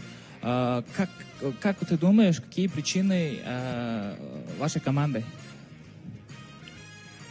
Ну, в целом, Gauntlet Stage для нас задался сначала... Ну, первый день был неплохой, остальные дни нам просто не везло. Мы делали мувы, играли не командно. Мы разобрали, зашли в Group Stage, но также испытывали трудности. Вот. Сейчас команда чувствует себя отлично, мы провели разбор. Вот. Ну, мы просто в целом устали. Перед ПМСЛ у нас была очень плотная подготовка. Перед ПМГЦ также очень плотная подготовка была. Сейчас мы выдохнули и с новыми силами на второй день зашли. Показываем, я считаю, нашу игру. И то, что если мы не камбэкнем в топ-3, то на лast шансе мы будем бороться за 2 слота. So we just a little bit burned out after the Gauntlet because we got a hard schedule before the PMGC and also before the PMSL. And now we talked with our teams after the Gauntlet what we're gonna do in group stage, and if we will fail to be on top 3, we'll try our best in the last chance. So it's because we're just a little bit tired and we just burned out. So now everything is okay. We're gonna do our best.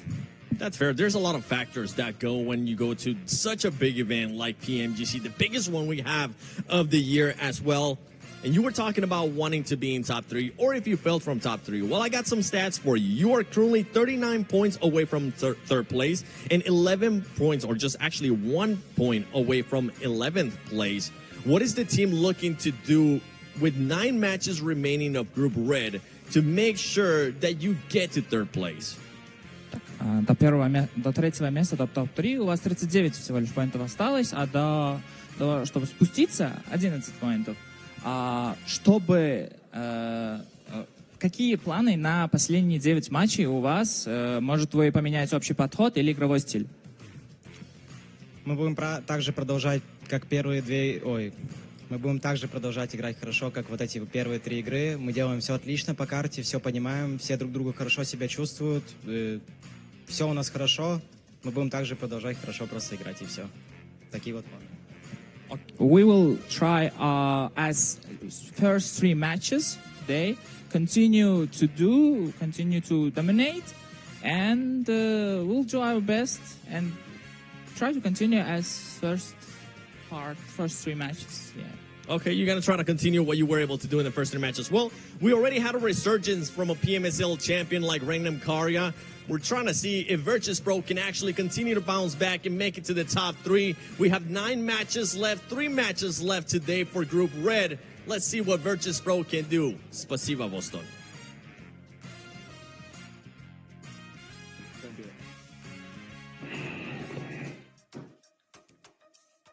Hey, you may have been feeling a little bit of burnout early on, but you know what? I got the medicine for you, and that's the Infinix GT30 series, the official gaming phone of PMGC 2025, engineered for precision, performance, and victory, empowering every gamer to hashtag be the one and outplay the rest on the global stage, man. So get your hands on one of those as fast as you can here, because we got to talk about Virtus Pro. You know, day one, what's going on, right? Day 2, I saw some pretty crazy rotations, right? But I'll tell you what, so far they had 8 points on day 1. Now they're at 30. What was it? They had quite a bit. Yeah. So as a matter of, 39. So 31 on the day. That's 10 points a game so far. So a huge resurgence for the squad here in Neptura. Yeah, really, really nice to see. We were talking about how, man, they just weren't able to get all 4 players to the end stage, right? And today, 2 out of 3 games, they've been able to do that. And 2 out of 3 games, we've seen them in the top 5 with a lot of eliminations. Yeah. This is exactly what we wanted to see from VP Max. So pretty much they're having a day 1 every game. You look at it. More than that. Yeah, more than that. They're doing more than a day 1 in every single game. Look at that. Really good performance. So definitely really happy with Virtus Pro. And of course, you know, they said it's a little bit tough going to a LAN event and stuff. So they're in the thick of things now. They're fully ready. They're fully prepared. And they are going to be continuing their ascent towards the top. Still can't believe we got Arcred losing 2 players. So watching these replays on that first angle. But no, these circles have been interesting, and you know what? A team that I was hoping to see a bit more from, because we hyped them up a lot, Nitra, at the start of the day. It was Influence Rage, especially the team that dominated, getting a chicken dinner and a 2nd place on Erangel. So far, sorry to say, kind of non-existent, and they've been slipping when Regnum Karya are stepping up. Yeah, it has been interesting to watch that happen, right? And it's not even a thing of, oh, they're trying to do big plays and it's just not working out. We've barely seen them at all here. On the Rondo, we did see them a little bit there in that top 3, but on both Erangel so far, it's just been quiet, dead silent from them. So I want to see maybe what's going on with them. I'm going to pay attention to them a little bit more in the next game.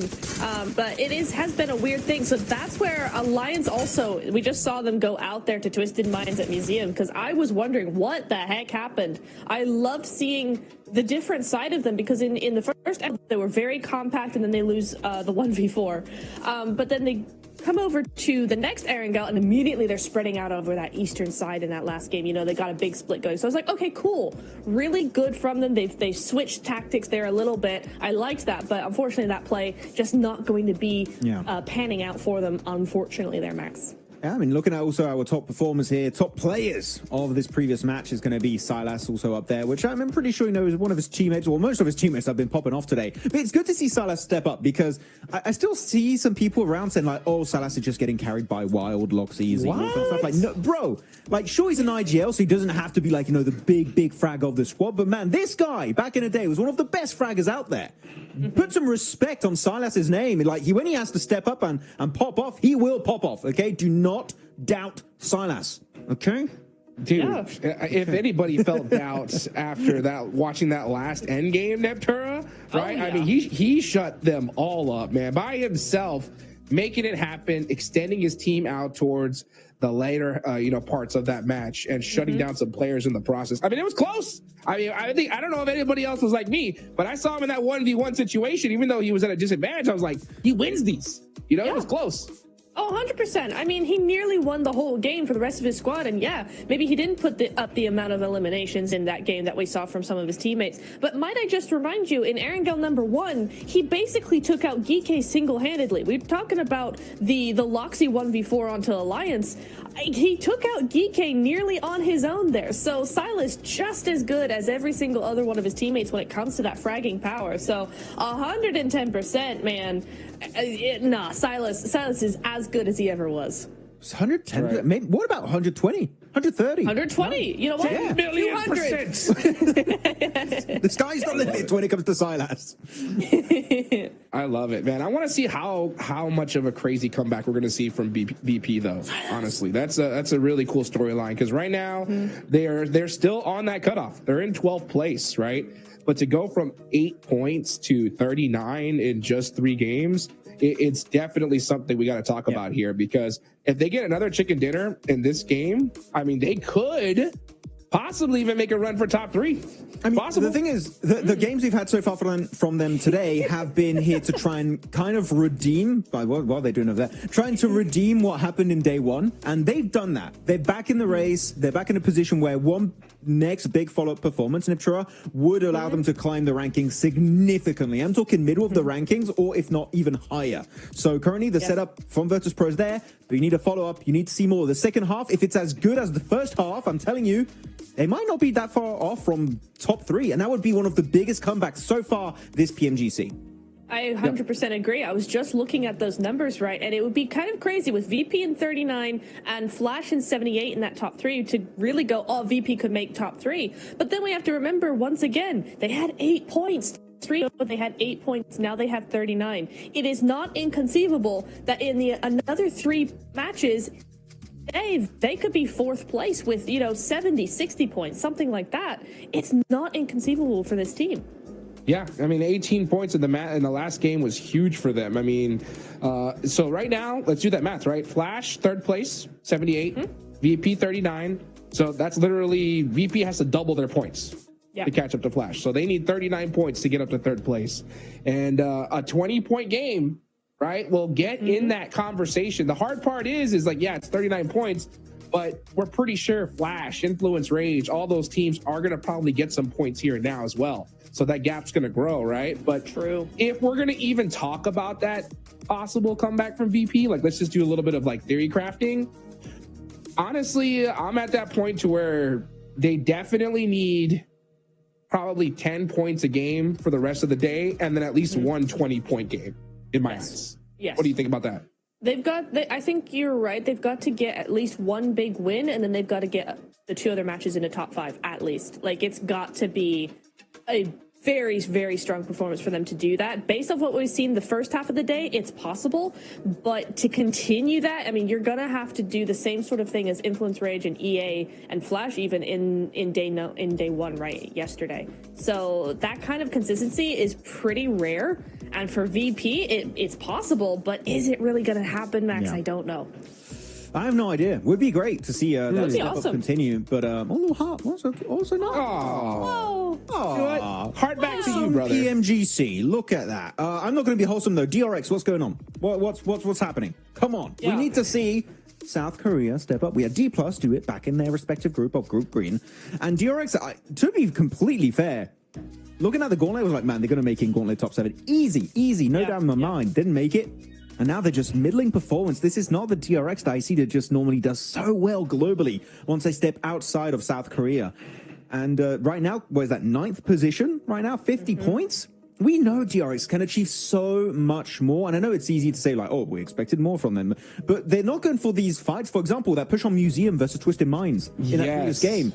They just send on the wall. I was like, but you're not, even if you just survive, like, you're not going to get anything of massive value out of that. I want to see you try and wrestle Museum away from Twisted Mind, crash in the building, take the fight, take the risk. Because unfortunately, if you keep playing these positions where you just, let's try and survive a little bit deeper in this game, well, unfortunately, top 3 for me is just not in the cards with the current caliber of gameplay we've witnessed from DRX. You know, one thing I realized, Max, man, is especially this lobby, I don't really feel like the coexisting tech exists. You know what I'm talking about? Like, if this was a different lobby, maybe that DRX push on the Museum has a slight chance of working, because some teams are like, oh, you know what? They're on the outside. We're here. We're just going to coexist and win the game together, right? But that's just not happening here in Iptera, right? So, I mean, it's a crazy play, by the way. It's super risky. You know what I'm saying? But the fact that I can't try to figure out why they would do that push anyway, you know, because, they like, why not just go take it to Twisted Minds and try to make something happen here. But you know what, guys? We got some tech issues. We'll be right back after a quick break. Don't go anywhere.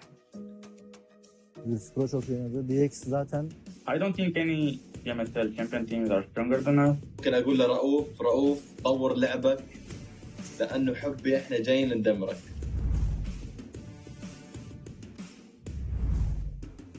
بالتاكيد يعني احنا ابطال PMSL عربي MENA region من افضل الريجنات في العالم. Chúng tôi khá là tự tin ạ, tại vì chúng tôi là đương kim vô địch C nên chúng tôi không sợ. Chúng tôi đã đạt được 4 top 1 trong một ngày thì chúng tôi đến đây mục tiêu phá kỷ lục chúng tôi sẽ cố gắng sẽ được 6 top 1 trong một ngày. I think we will qualify straight to the final. اذا انت بطل PMSL ممكن تكون محظوظ بجيم جيمين، اما انك تكون محظوظ انك تفوز بطولة هذا الشيء مستحيل. Bên Milan tại vì họ là một đội mới nên họ sẽ có những tâm lý khá là bất thường. Birinci ihtimal Wolves derdim. I think probably Virtus Pro just looks like that. Нельзя, блядь, сказать, что они удачливые, что они нормально сыграли. Там нет неудачных, и те, кто на удачу выиграл. Я посмотрел, типа, фавориты своих регионов выиграли. Wolves esports. They have coups. Best player in the world in my opinion. Đội VP tại vì bên khu vực đấy khá là căng thẳng và họ chứng minh bản thân mình từ những ngày đầu tiên. İyiler, kötü değiller ama heyecanlı oynuyorlar. Я считаю, что из всех победителей PMSL мы являемся самой сильной командой. Virtus Pro çok iyi oynadı. DX zaten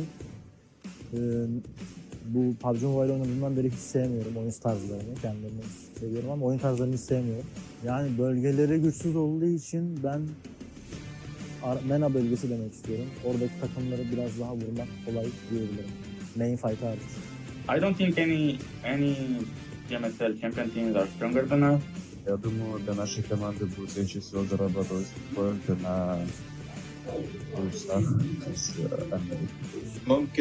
ممكن اقول لرؤوف طور لعبك لانه حبي احنا جايين ندمرك. Em muốn gửi một lần nhắc đến đội đương kim vô địch BMSL Milan là cách chơi của họ có thể là khá là ổn ở bên khu vực đấy, nhưng ra đây chúng tôi chưa chắc các bạn đã làm được. Yes, I think we have a lower experience than the other teams, but I think this is benefits us. It's in our advantage because the teams don't know how we're really going to play.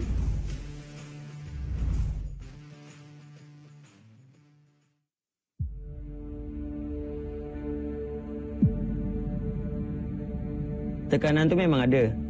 Bila bawa nama Malaysia, saya bukan main untuk diri sendiri je. Saya main untuk komuniti, untuk fans dan orang yang percaya pada kami. Bom, o ano passado foi muito especial para a gente. Senti que estávamos ali a um passo do título. Mas às vezes, por mais que você se esforce, o resultado não vem. Essa derrota ficou com a gente e nos mudou. آخر سنة ما راحت بالطريقة اللي ردناها، حاولنا وتعبنا بس بالأخير ما حصلنا النتيجة اللي ردناها. My first PMGC taught me a lot about myself, the pressure, the nerve, the mistake you can make only on war stage. Now I'm here with a new roster, but my goal is still the same, to perform the way I know I can, to play with clarity, confidence and discipline. A gente está aqui para jogar e ser feliz e buscar o topo. Sim, a gente está ainda mais confiante. Eu acredito que a PMGC vai ser a melhor de todos os tempos da Influence Age. أنا واثق من نفسي هواي، واثق من تيمي هواي أيضا، ونتأمل ناخذ توب 1. Perjalanan PMGC kita orang pada tahun 2024 boleh dikatakan sangat teruk. Kami langsung tak berjaya untuk lepas ke next stage. Tapi 2025 akan berbeza. Saya tak akan biarkan kesilapan yang sama berlaku dua kali. It's not my fault, but I always come back. Don't get twisted. Our talent was never the problem. Bom, este ano voltamos com mais fome, mais disciplina e com a mentalidade bem mais clara. Acredito que este é o nosso momento. Saya tak nak orang lain ingat, tim Malaysia ni datang untuk bercuti je. Tapi saya nak diorang tahu yang kita orang boleh bagi saingan terbaik untuk tim-tim global.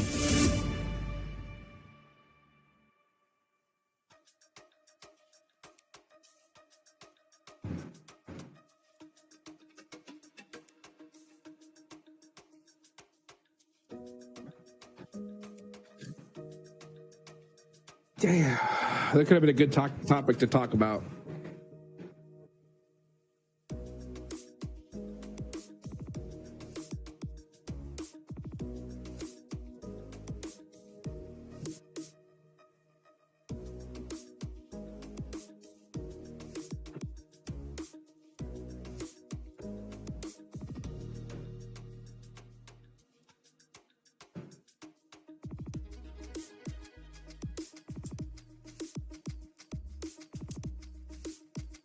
if they can put up another big performance, keep themselves at the top of the tables. Of course, over the course of 3 days, if you get a 50-point average, you're more than likely going to be safe, Blank. And they have already surpassed, well, they're very close to surpassing that metric, breaking that 100-point barrier. Teams over that 100-point barrier today are going to be having a good time of it. 20 seconds to go. We get into things. Does get a little bit worrying now towards the end of the day. Some teams have very much got themselves secured up towards that top side, but there's still teams that are chasing. For Twisted Minds, very much needed win. It felt like it wasn't super convincing though. I think that's my only issue with it. And I think even the coach looked a little bit frustrated with the way that went down. But for Twisted Minds, there is still a chance now.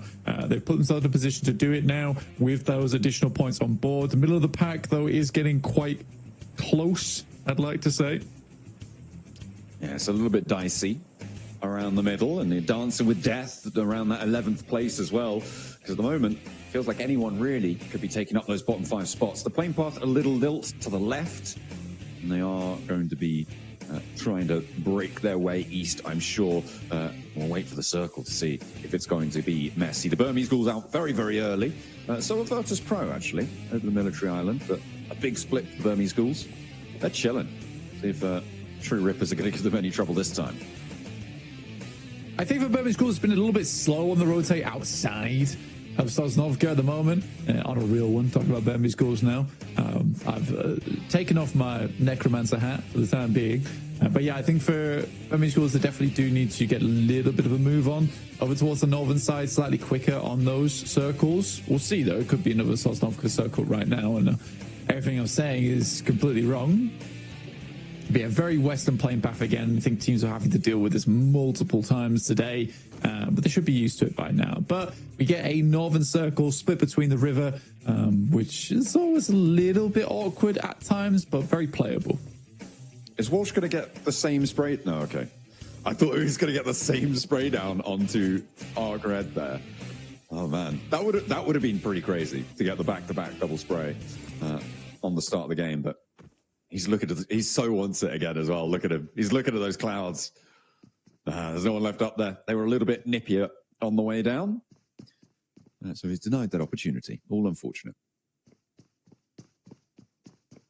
Yeah, I mean, it would be nice to get some more points on board. Let's take a look at the points rankings at the time being. You can see there, 11th place, Twisted Minds, 40 points. So although coming off the back of a win, it really hasn't pushed them that far up the lobby there at all. So Twisted Minds need to go further now again, which is rough, John. It's definitely rough. Not too fun for our squads here towards the bottom of the tables. And again, I'd like to reiterate that this is quite a slow lobby in terms of the amount of action that happens. So a lot of these games are sort of determined by where the circle is going over towards, that and a couple of slick rotations. So you really do have to try very hard to get those big games. Otherwise, you're sort of relying on like 8 to 9 point placement games, in which case everyone else is trying to profit above you. So it's slow going, working up these rankings. You're really in the mud at the moment, wading through it to try and get towards the top 3. And I think that's sort of what made the Gauntlet so fun for a lot of squads, where it really was possible at any moment to get in towards that top 7. It didn't feel like it was game over, even in map 4 or 5 on that final day. Here, things are starting to get decided already. Yeah, we'll start to stretch out away from you. I mean, we saw the bubble play around 90 points towards that 11th place during Group Green. And so teams looking to try and get ahead and over that. Right now, we're a little bit lower than that average. It would be an 80-point bubble if you doubled the score, which you have half of our matches still to play. But that is not necessarily the best way to go about things. We'll have to see where we're going to end up this time around. It could be completely different. There are a lot of dynamics at play that affect where these bubbles land. But for now, have to wait. Weibo, they were locked in a fight quite early on, and yeah, that's going to be a very quick flush coming through from E-Arena. Weibo not managing to get really anything on their drop for the first 4 minutes and 20 seconds of this game is a really rough time. And I don't think any amount of good rotates can patch up the lack of looting time that they may have on board for this one. Fortunate that the circle stays near Severny. I think something I'd be really interested to look into is the amount of eliminations compared between Group Green and Group Red so far, specifically on Rondo. So I think both our Rondos for Group Red have been pretty quiet outside of a couple of initial skirmishes. It's mostly that end game where things start to get a little bit more hectic, but even so, like, most of the mid game is very slow. No one's really taking those fights. The amount of recalls we had weren't too frequent either, because honestly, most teams remained as 4 players in the first place. Boars are going to look to try and hold out the Burmese Ghouls as they leave from Sosnovka. There's a replay on order going down. I can report to you, Blank, that over the 3 matches that we had on Rondo in Group Green, there were 245 eliminations. I don't have the stats to hand of what we've seen so far. Of course, that's over 3 Rondos. So if you divide that by 3, then, of course, you get about 81 and 2/3. So about 81 or 82 elims per match, which is obviously a lot more than players in the lobby because of those recall beacons. I don't have the stats to hand on this group currently, but in general, that's the sort of metric that you're looking at. Just a bit over 80 is probably around where you expect those elimination counts to be for a Rondo. I think someone to add those tallies up in the background, please. Thank you. Burmese Ghouls do make that exit, but it's not amazing. As Unknown will get shut down. Cause does get picked up, though. It did send out the sacrifice from the Burmese Ghouls. Try and figure out what was going on the other side. I think it's point in time, though. Like, again, this is a bit of a strange one for me. You're even still going for it. It's a bit of a strange one for me because I do think that it's not a horrible time to go for an Eastern Bridge rotate. And I don't think that True Rippers are a team looking for that bridge camp here. No, not yet. On that western side, it's a little bit too fraught for liking. Yeah, Burmese Ghouls, they got to divert. They're not going to try and push through the Boars. And the Boars are spending so much time down here, they're kind of scuppering their own game a little bit. And losing a player as well. Well, not losing, but taking a knock to it is far from ideal. Even if they are going to get a point, it's going to slow them down very, very heavily. Moving into the rest of this one, you can see Influence Rage. They're just about to meet the south side of the center of these teams. And they're going to have a tough time finding a home, but DRX still moving means that there's some flexibility in where Influence Rage can end up. Yeah, exactly. Influence Rage. I cut between DRX. I'll make this rotate through. DRX has a lot of angles. Even got a player up towards Everest right now, scouting.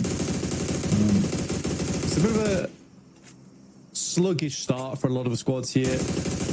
But we're waiting on stage 2 to really define where these teams have to leave to. And I think most teams, it's fair enough that they are keeping this one under wraps, right? You know, playing it a little slower, just because the next zone could easily head far over towards that north side or far down towards the south, in which case some drastic rotates have to come through from a few of our squads. So you don't want to get bogged down right now just before the circle shifts. And it is over towards the north side. Probably less ideal for most teams. Most squads don't really want to go sit up towards the north side of the map at the beginning of the game, just because there's so many more critical locations on the south side. But because it does move north, it means there's a lot of squads that need to readjust. Yeah, it's going to force teams to go over those rivers, those bridge crossings. Very, very hot spot action potential. And a lot of wide flanks, I think, in the very near future. For True Rippers, it may be better to stay back for a little bit, I think, unless you can really blast through right now. Playing edge on this one might be a little bit better. a really unfavorable position around the south side of Rozhok. I think it's safe to say, because there's already teams to your north, and you don't have the flexibility to go out wide that other teams do.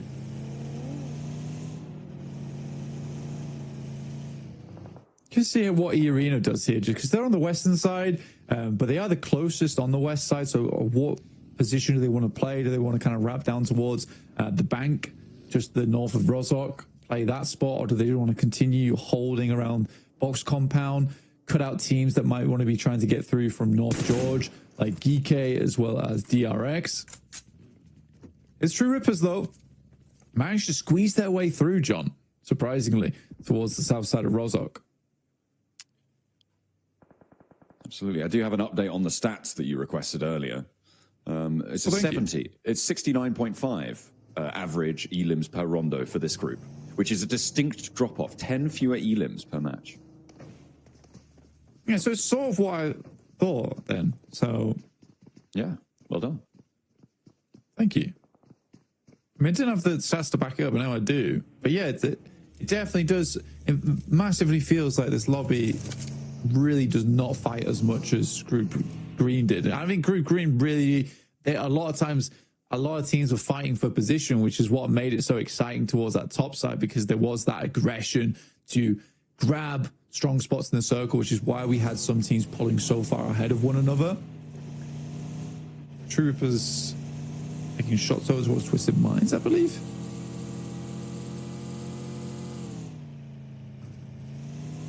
Waiting for those to pop up, and yeah, Twisted Minds getting a player conked out for now. Hopefully they can pick that one back up. I mean, they're close enough, but it's going to be tricky. Ooh, Regnum Kaya taking a knock. To be fair, Rozhok's getting very, very full. And these are shots across the way, so unlikely to be fully flushed here. But against Regnum Kaya, any blow's a blow.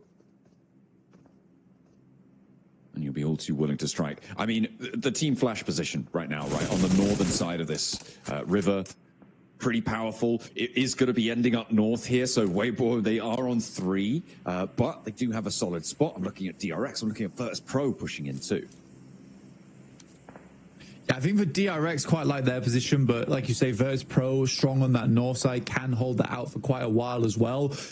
But again, it's just that thing where you look towards Rozhok, so many teams didn't take shots at one another. Arcred didn't take shots towards it. True Rippers, as they made their way in. Regnum Kaya can't really peak because of the sightlines from the flash on the north side. It's so weird. It's very, very weird. And again, this is going to be so difficult to leave now. And we saw having the situation from yesterday on Miramar between the Burmese Ghouls as well as E-Arena, where both teams do struggle to evacuate. Arcred make a quick rotate across. They lose one player for it. Hardboy is that outpost for them, though, at the Wizard Tower. The question is whether the rest of the team can even regroup with him. That is a big question. Getting that regroup, I mean, it's so important when teams are so packed in like this. Having the players together, you do not want to be severed in that scenario. We'll see if they can navigate that one. That is a bit of a hum, isn't it? And fortunately, there are other teams around to pick up the pieces here, but Regnum Kaya, uncharacteristically, not hitting those shots, but they still do get both of the points. Or just one of them for now. The shots were technically good because the vehicle exploded. It's very surprising that none of the shots were on target towards the players. So I think it's just a little bit unlucky there for Regnum Kaya, but they get the job done in terms of exploding the vehicle outside of the Wizard Tower in the first place. So now the cross is a little bit more difficult. So they're able to clear a little bit of position there. Boars moving up over towards Nuclear Zone. Havlik jumps out of the hovercraft, providing a lot of space here. Nuclear Zone is just sort of letting it happen.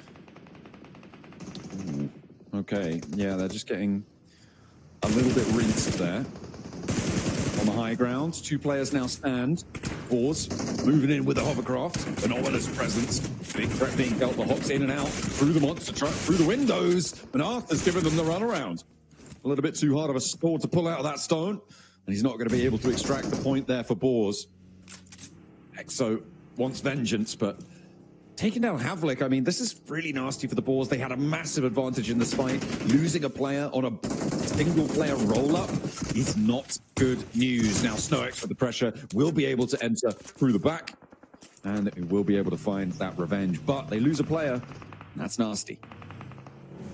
Yeah, it's over-aggressive, right? I think it's the best way to describe that. Is it's over-aggressive. It was unnecessary as well from Havlik. It looks cool if he's able to make it happen, but you risk going down because he was completely isolated from the rest of the team's sidelines, so they couldn't even provide him any help there. Circle moves up again, so the Flash still in a strong spot on this circle. It's quite a big flat zone towards the center of this one, a little bit of higher ground off towards the western side, but I think most teams sort of want to get towards the center of this one and start posting up around the tree line, which is what Influence Rage are doing. Yeah, I think you need to be a little bit more mindful of DRX taking shots at Influence Rage, though, and even if they're able to get into this position, you can see it's far from safe. The smokes are starting to bloom. They need to start to hunker down. Everybody's looking their way for now. Whether out the next 30 seconds for Influence Rage, they might just have a stronghold atop this hill. And they're expending smokes, though, to do it, which is the worrying thing for the team, is that you don't have infinite supplies of smoke, though. So you need to survive through to stage 5 and wait for other teams to get forced in. Twisted Minds, they will lose Lord there. Oh, but big shots indeed with their PP Bison. Oh, finally down. Oh my God. It was devastation in the flying vehicle. The passenger side window peek out as in the air. Beautiful stuff, but pretty does not points make, unfortunately. This time around will be denied. So we have had 2 teams now fully eliminated. Another 1 pointer there for Nuclear Zone. Not a great run for them. True Rippers, they've made their way up towards the north. They are playing a 3 and they're running straight at Regnum Karya. Turns around, Jelly not going to go in fully for that fight. And will get away for now, scot-free, if that remains. And yes, that's not going to work out for you. The run up on towards Influence Rage. Seemingly a very bad idea. ETSH is currently taking a fight with the whole lobby at the moment. And we'll get shut down there by DRX. I do feel bad for Twisted Minds. So sorry for Virtus Pro there, because essentially Nuclear Zone leads the Boars directly to that fight that was concluding. So many of those shots came down that way. So not only did they basically scatter their own chance of this game, they almost scattered Virtus Pro's as well. I'd be pretty fuming about that. Yeah, that is kind of nasty, right? I mean, losing a player for Virtus Pro, having to play on as 3, it's already not the greatest. I mean, they'll take the 2 points, but they'll definitely want more to keep their momentum going into today. Obviously, a massive dearth of points seen from them yesterday. They have just come off a big game, so wanting to do a little bit more here to convert into good times. Stay up in that 11th place, or at least, well, preferably higher, but 11th at the end of their first day seemed a little bit out of reach, so it's good that they are now in and amongst it. Circle down towards the south, but doesn't keep Regnum Karya in. It's Virtus Pro on the north. It's Team Flash as well, who regroup. I mean, Team Flash, I actually quite like their spot on this south side. It's a lot of control they have. For Regnum Karya, I'm not expecting a massive game out of them this time around. This is a tough push over towards the north side. It's not easy to do. I think as the northbound team inside of Rozhok, their hope was to get points and eliminations from teams that are exiting. I think they have to sweep east, but there's so many teams still out there. It's crazy. Not starting to come in thick and fast. Teams on the south having to move with the pressure. Yunbin is down for DRX, but Soez holds the tree line. Burmese Ghouls having a tough time against it. Not really able to find the confirms as Spraydown's actually coming from Alliance across the way. A third party on this engagement. The nade behind, and that will pick up the flush. Alliance on the hillside being pushed back a little bit. I don't think that's by the Burmese schools. I think the Lions decide we don't want to overinvest because we've got Regnum Kaya bearing down upon us, and they are sweeping East Flank. They are moving through, and for now, they haven't taken a knock. They find another of the Alliance players, and it feels like we're always going to see this fight. Regnum Kaya versus Alliance, and more often than not, it's going the same way. Yeah, they seem to hate this team. And if I was Alliance, I would also hate Regnum Kaya for doing this to them. Silas moves into the building. Good shots to start off with. You can just delay time now. But it does not even necessary. Silas is up to 4 elims once again, proving the haters wrong. Good 101 points. But yeah, good sweep. Good sweep. Yeah, you're right. Broke Sentry on this game. Already 7 points. And what did we say? They needed 8 to 9 points now on their games. And they're basically set if they're able to do that over the next 6 matches. Yeah, I mean, you're looking at getting, if you get 50-point days, that's 150 points towards the end of it. That would have been into the top 3 back in Group Green. It's more than likely enough to see you into the top 3 here in Group Red. It's got to feel good for Regnum Kaya, especially coming off of yesterday, coming off of the Gauntlet stage, to finally be atop the pile once more. It's kind of what we expect from them, to be honest, at this stage. So it's good to see them back in the limelight. Nades over the top for Influence Rage. Keeping the day going worse and worse for Weibo as time goes on, though. Some absolute hero nades coming here through from Influence Rage right now. Directly on top of Sook. Okay, there you go. I bet you meant nading your own team, but you were still flaming him. Excellent. I love it. Oh, dear. That's a lot of smoke. I can't see what's going on, Blank. Nothing. There may or may not be happening anything inside this building, but it is going to be the shutdown. It looks like, yeah, that's Bro having a really bad time around that one. Not ideal. Not ideal. Weibo eliminated as well as Influence Rage pilfer through the boxes. It was kind of nice there, honestly. Arcred, Hardboy, once again in another game where he is the final one alive on Erangel. See if Influence Rage don't get Weibo box fever, where you just pick through all the loot the entire time and forget you actually have to play the game.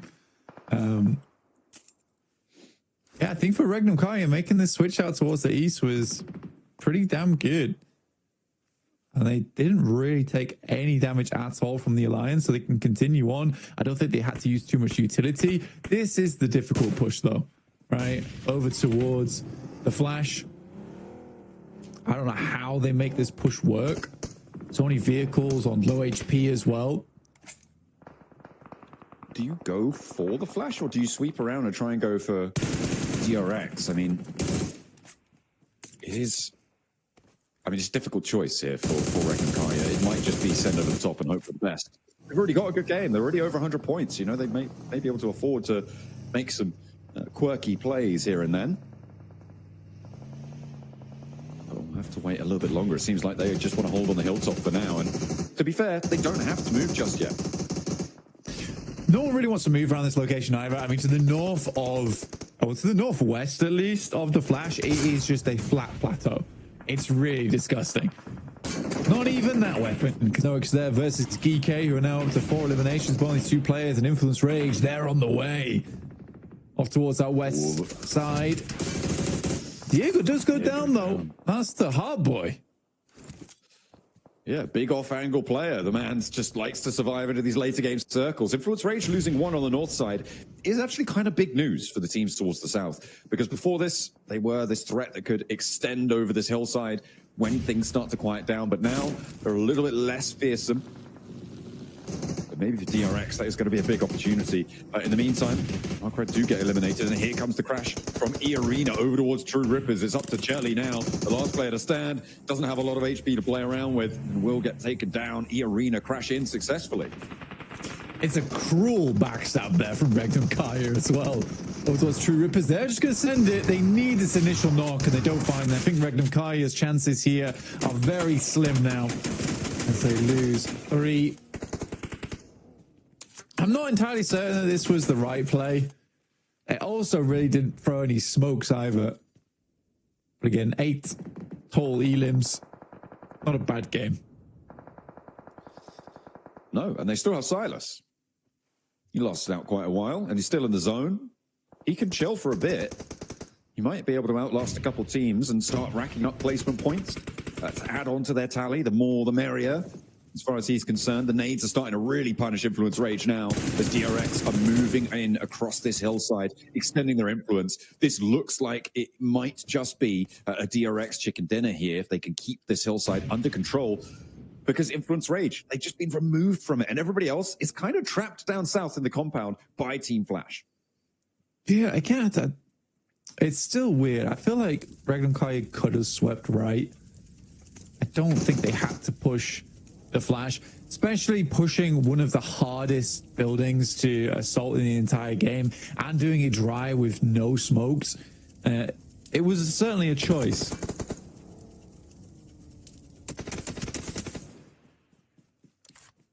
A decision was made, and Influence Rage's decisions have been taken away from them as well. DRX, Geeky teaming up to take him down, and up to 7 elims. DRX, they started the day, I think, very close to where Regnum Kaya were. But they've had very different matches so far. They want to try and change that, however. Up to 7 elims. Put a big game on the cards. Flex out to this west side. If GK give you trouble, take him down as fast as you like. Struggle to keep up with the Flash, but still, it's good to add those points to the tally. It's a really reluctant stage right now of players not wanting to move in towards the middle of this circle, Blank. A lot of open ground there, and they fear it. It's horrible. We're actually moving to the most disgusting area of the map. Again, it's just straight plateau. Nice name from Tops on the high ground. Another air burst towards the back. Big steal from Silas, though. That's the 9 points found. Wow. All right. Cheeky. He's nading them. That nade over from the right-hand side, that came from Silas. He's getting naughty. I mean, you took shots so they know he's there now. He's going to help him out somewhat. Take a player, give it a little back. Silas, I mean, a nade is going to go out his way. Okay.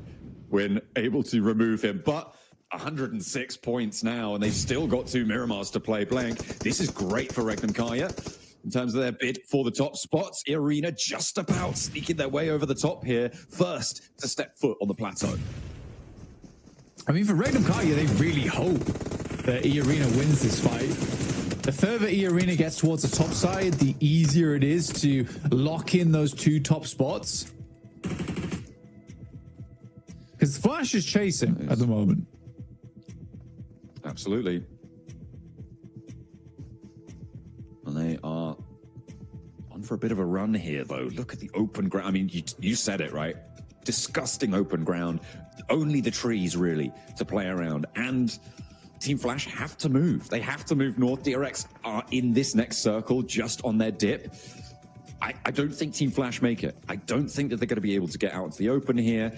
They've got 6 smokes, 5 nades, so maybe they could do something with that, but they've already just spent, I think, at least 3 of them over there. Yeah, it's tough as well because you move north on this. The Flash can't really play the low ground, which sits on the south side. There's a little ridge to play around there, but because it's pushing you north, like DRX, with that little lip there, they have so much control of the circle. This absolutely should be a DRX game. Ooh, there's a spray down. That is unfortunate. There's an opener. It should have been their game, but now the little roll out and actually even more damage pouring on in. DRX need to hold strong. Only the 1 knock sent their way so far, and they do hold off the forward push coming through from Team Flash successfully, leaving them at a 4v2v2. They do want the res, but might not have the time. Okay, they do. As the nades don't really exist now in the back pockets for anybody to send their way. Team Flash too far away for the moment. We saw Kaiksi Sonnerza just jump above that.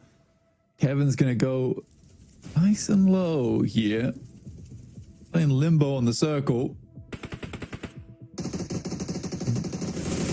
It's the one spot they don't have vision on, so you'd hope they'd check it soon. It's down, so it is just Kevin now standing. Might be waiting, crawling back, stepping up, so the nade thinks now as good as any time, but will be shut down. Nice and vigilant there, and now DRX could fully establish along this line. And Team Flash out as 2. All that needs to happen is these trades. For DRX to be able to take this one home, it would be a monumental chicken dinner here for them. The nade over towards the cover. I mean, there's only so many places to choose from. And when there's a vehicle out in the open, well, you got to assume that there's a player behind it. And they're nading out the position nicely. Still doing a lot of damage. But Tops can't do anything about it either. He's being backed off by Kikesek. I think it's slightly early to throw those nades, personally. This is also pretty crazy from DRX. Wow. What a shutdown. The stylish rollout there. That was pretty crazy, you're right. I mean, if both of them had turned their attention to that vehicle quicker, they might have been able to take both of those players down. But DRX, a slow choke out on that zone. It wasn't super flashy until right in those final moments, but they made it work. And Blank, they got 13 eliminations there. A 23-point game is a massive bolster to their points tally. Yeah, it's way better for DRX overall. I was very pleased with the way that one went down.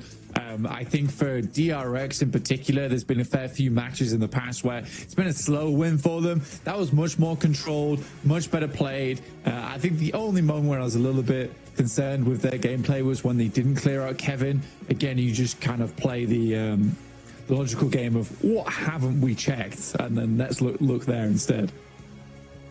Yeah, absolutely. Ever vigilant, nicely held, very disciplined play from DRX. They made it work.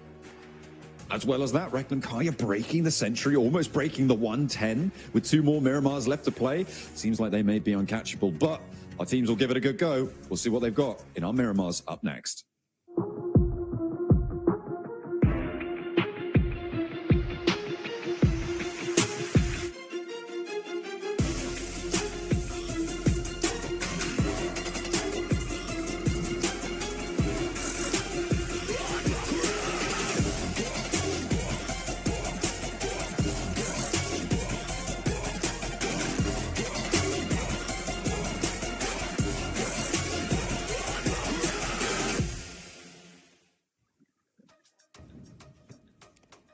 And just like that, DRX lock in their second chicken dinner here for Group Red. And right after, Maxman said, I need to see something from this squad. Coincidence? I think not.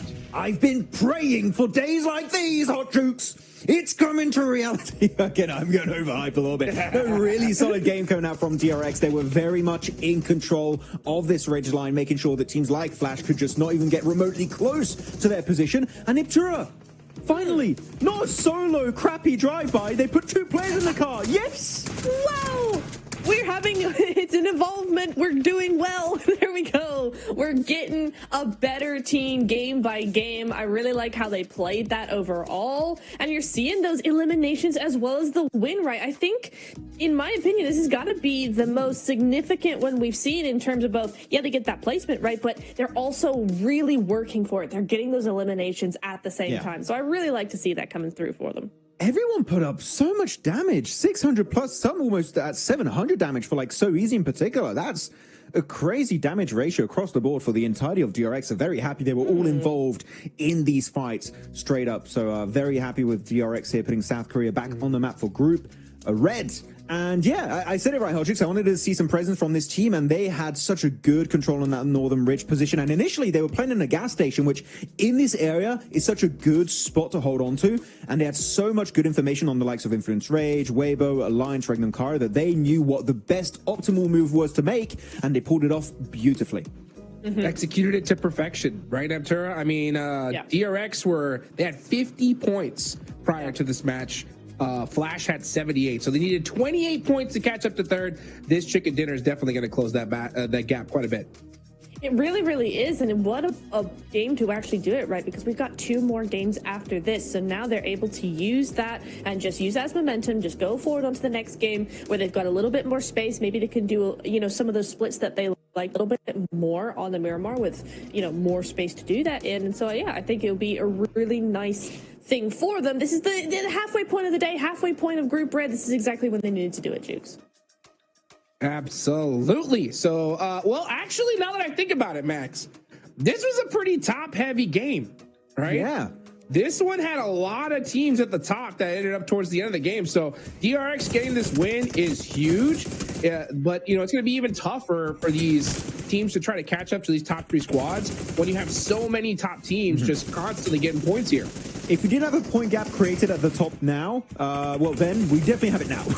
After a game like this, it's going to let them separate themselves from the middle pack of this lobby as you go through some of the replays. And man, hovercrafts are very important for a very flat finish like this in particular. But so many fights that happen in so many odd ways, like Influence Rage is chasing down players, DRX able to then use the gas station I was talking about earlier. But this fight annoyed me, Niptura, because we've seen so many nades being chucked in this one building, one Molotov. One Molotov, the building is dead, and it just never came out. It's very weird. Yeah, you've really got to use Molotovs for that, and the way, how long it actually took them to finish up that fight made sure that there was a lot of third parties going on down. But that other fight that was really weird was Weibo, right? It's like we just weren't able to see the Weibo we saw yesterday. They just went into one position and kind of stayed there. I love Silas trying to third parties like, sit down! It's an hour fight. You don't get involved on this one, but no, they do clear the remnants of GK. Kevin in particular, I know Blank was a little bit, scared they wouldn't be able to clear in time, but they do find it in the end and do wrap it up in style. But you actually talk about Weibo. They had the compound that DRX took at some point in this game, and they didn't even fight for it. I was so confused in Iptura that they didn't try and compete for it. So Weibo playing more passive than I really expected. Yeah, they really did, didn't they? No, but I do want to say, as we look over on these rotations, that both GK and DRX really impressed me in this game. We're going to see in phase 2, I think DRX is going to have a huge northern shift over here. Yeah, there you go. That rotation going all the way around amongst GK, actually. But GK go way up to Severny, and DRX decide to go a little bit further south. But you can see that there. They go straight for that center. They hold that compound for a good long while. And they just keep on going. And with so many fights going on that edge, on all edges of the zone, right? Those positions for both of those teams were actually really, really good because it gave them that springboard, that foundation to really just go after all the teams and fight their way through. So I really like how all these teams did rather on those edge plays. We did see on this graphic during the mid-game section that actually Flash had that 2-2 split, and they saw that Regnum Kara got a little bit too close, so they're just, okay, we can work with Regnum Kara, we can coexist in the same area, so they just regroup fully in the compound. So that was a very good, respectful play from Flash, and that alone is going to allow them here, Hot Chicks, to get 12 big points on board. So top 3 should still be looking pretty comfortable for them. Yeah, for sure. I mean, that's what it's all about. You know, when you create such a big lead at the start, it gives you a little bit more room, right? Even though you got a team like DRX, who was like dead center in that mid-pack 23-point game, when you get 12 points yourself, I mean, that just makes it more like an 11-point game, right? So it's beautiful to see that these top squads are being so consistent. It's going to make it so much harder for the rest of the lobby here. We're going into Miramar up next, Maxman, right? Mm-hmm. That's going to be interesting for sure, especially seeing, Virtus Pro not have that same success that they had at the start of the day. But we got to talk about our MVP, of course, DRX QXZ, 6 eliminations. Great game from him. Yeah, it's really good. I mean, all the players of DRX have that potential to be an MVP contender. And QXZ in this game in particular, 6 eliminations, he was shredding it this match. Very happy with QXZ. And yeah, DRX, again, I want to see them top 3 Hot Chicks. You know what? I'm biased. I don't care. I'm fully, when it comes to DRX, I am hella biased. And you know what? They're not quite there. They're jumping up. But top 3, Regnum, E-Arena, Flash, they're not budging a bit here, Niptura. They're still in top 3, and they're going to be the teams to take down eventually. Yeah, and you were talking about that point gap coming on through a little bit more, right? Flash with 90, Influence with 81. We're starting to see that gap continue to get bigger. The gap is gapping right now, and DRX, they're doing their best to get up there, but the other teams, man, aren't crazy. Weibo going down to 8th place. I mean, if you had told me that Weibo were going to do basically nothing today at the start of today, I wouldn't have believed. It's a big drop coming down from Weibo, but I do want to just point out for these teams, right? The Miramars were won yesterday by Flash and by Arcred. Now, Flash, they're fine. They're doing well, but Arcred, if they want to step up, the Miramar is where they need to do it. I mean, I'm looking at Team Flash, really. I'm really happy to bring them up because they were the kings, undisputed kings of Miramar. The Dusty Tunes were theirs. They had a chicken dinner with 12 eliminations on the first game, and then the second one with that Cruz del Valle finish, they got a 4th place with 4 eliminations. So maybe not a big game, but still enough to get their Miramar average extremely high compared to the majority of this lobby. So, man, if Team Flash can replicate this, Hodrix now, after already having a pretty decent day, first place, definitely possible for them to execute. It really is, and it's such a funny storyline if you really think about it, right? Because at the start of the day, we did the comparison between Flash and Regnum Karya, right? The new team, the first squad, you know, their first PMGC, stepping on the stage and outperforming the veterans, right, of Regnum Karya. And then now we get into day 2, Regnum Karya Dats is like, see ya, you know, let me show you guys how it's done, okay? But it's a great, you know, a great storyline to talk about because it just shows that, hey, you know what? Experience is going to pay off in the long run for sure, right? But Flash are holding on. I mean, they were right there towards the end. They're putting up some consistent points. If they get a good circle, absolutely they can make a run for the top. The thing is, though, with the way Regnum Karya, Silas, the whole squad has been playing today, that's going to be a tough order to fill for sure, Max. Experience speaks volume in these kind of lobbies, and you know what? It's definitely been working greatly in favor of Regnum Karya. 106 points. First team to break that 3-digit point system here in the leaderboards. And now, who's going to join them next? Are we going to have E-Arena? Are we going to have Flash? Will SEA step up here? Or will Influence Rage? No, that still, I do have to say, I was looking at the stats, Niptra. Maybe Influence Rage aren't showing a lot of presence in these late game scenarios, but they still got decent points. I think the last game, they were almost getting close to 10 points. So they're still getting enough to stay close to top 3, top 4. But the moment they get that big win, I'm thinking that jump into top 3 is bound to happen eventually. Yeah, I mean, that's really all you need to do, right? If you're not feeling the win, if that's not really something you're able to do in these games, just make sure you get consistent enough points that when you do get that big game, you're right into that second or first place even, right? If you can keep that point gap small enough, then yeah, you can absolutely boost yourself into that top 3 without fighting tooth and nail game to game to game and exhausting yourself. So it's all about pacing when it comes to an event like this. Yeah, so far, Influence Rage on the day, averaging 6 points a game. Okay, so I mean, that's not bad at all, right, guys? It's just they just haven't had that crazy match yet. We're going to Miramar. That could definitely happen. I'm gonna start asking you guys some serious questions though here. Okay, are you guys ready? Ooh, here we go. Yeah, you guys have been doing this long enough now, where I think you can get a good, an idea of where things are going to end up with how this lobby has been being played. Okay, so I want to see right now, from what do you guys think the cutoff is when it comes to the leaderboards for teams that still have a chance to make it to 3rd place? All right, Max, I'm gonna go with you first. Cutoff, like point wise? I mean, yep. Like, which place right now do you think still has a chance of even making it to the top 3? I thought you wanted me to calculate the point cutoff. I was like, oh no. Why are you asking me that? Don't ask me about numbers. We'll leave that to John. Currently, yeah, in conversation for top 3, I would have to say currently, I would say Burmese Ghouls 9th and above. Currently are the ones that I'm going to be saying are in a position where they can easily jump up in top 3. Natura? I kind of agree. The only thing I'm thinking is that in terms of the team performance, I think it's really 8th and above, unless you're really going to do something crazy out the gate. But from all of the other teams below 8th place, we just haven't really seen that performance that I'm looking for to be confident in saying, yeah, they can definitely do it. Actually, I'm changing my answer. I agree with Niptra. I was about to say, Weibo's correct. 8th position. She's correct. I was wrong. Yeah, no, I think that's the right call because these top teams right now, I could just tell they've got this lobby downloaded. Like, they're going to put up points almost no matter what, unless they make like an obscene mistake. You know what I'm saying?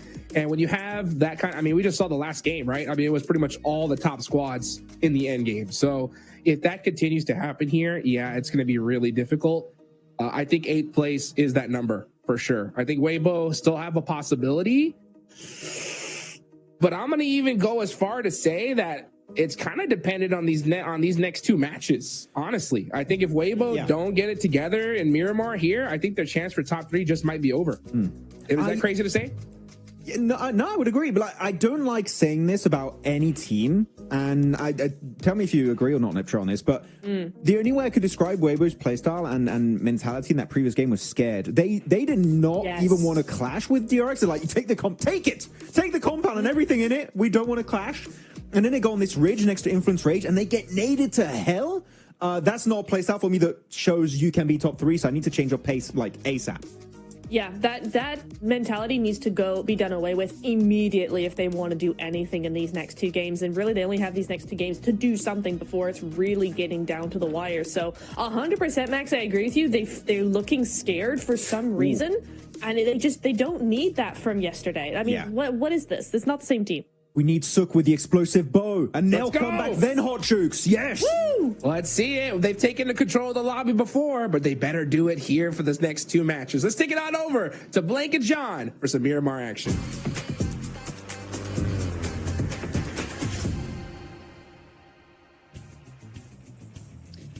We've got some more PUBG Mobile to play. From Campo Militar down to Bartona, we're into Miramar now, with the plane already in the skies. Our players locked and loaded.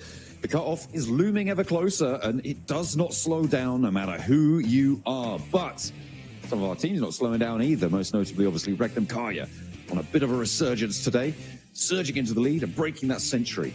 The question is, who's going to join them? Wait and see.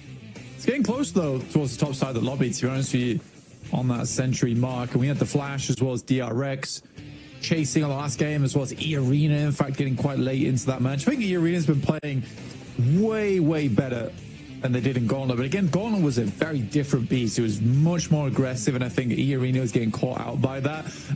Though I will say that this is the benefit of playing in the Gauntlet stage, or the benefit of doing very well in your own region, is you get, like, even if you don't make it into the top 7 in the Gauntlet, you get a massive amount of practice versus teams that you're likely to see towards the grand finals anyway, as well as just the top teams from around the world. So I think for E-Arena, that was very beneficial for them, and they were able to have a big mental reset coming into Group Red. Hopefully they can keep that mental reset channeled in for the rest of today. The circle pops out towards northwest, but not super dramatic. Does keep the Creative Fields in, Montenuevo or Pozzo, that sort of area. So potential for teams to break out that way nice and quickly. No hot drops seemingly so far on the cards for now. And we're not going to see any crazy teams sitting in San Martin for 20 minutes. That's seemingly just not happening now.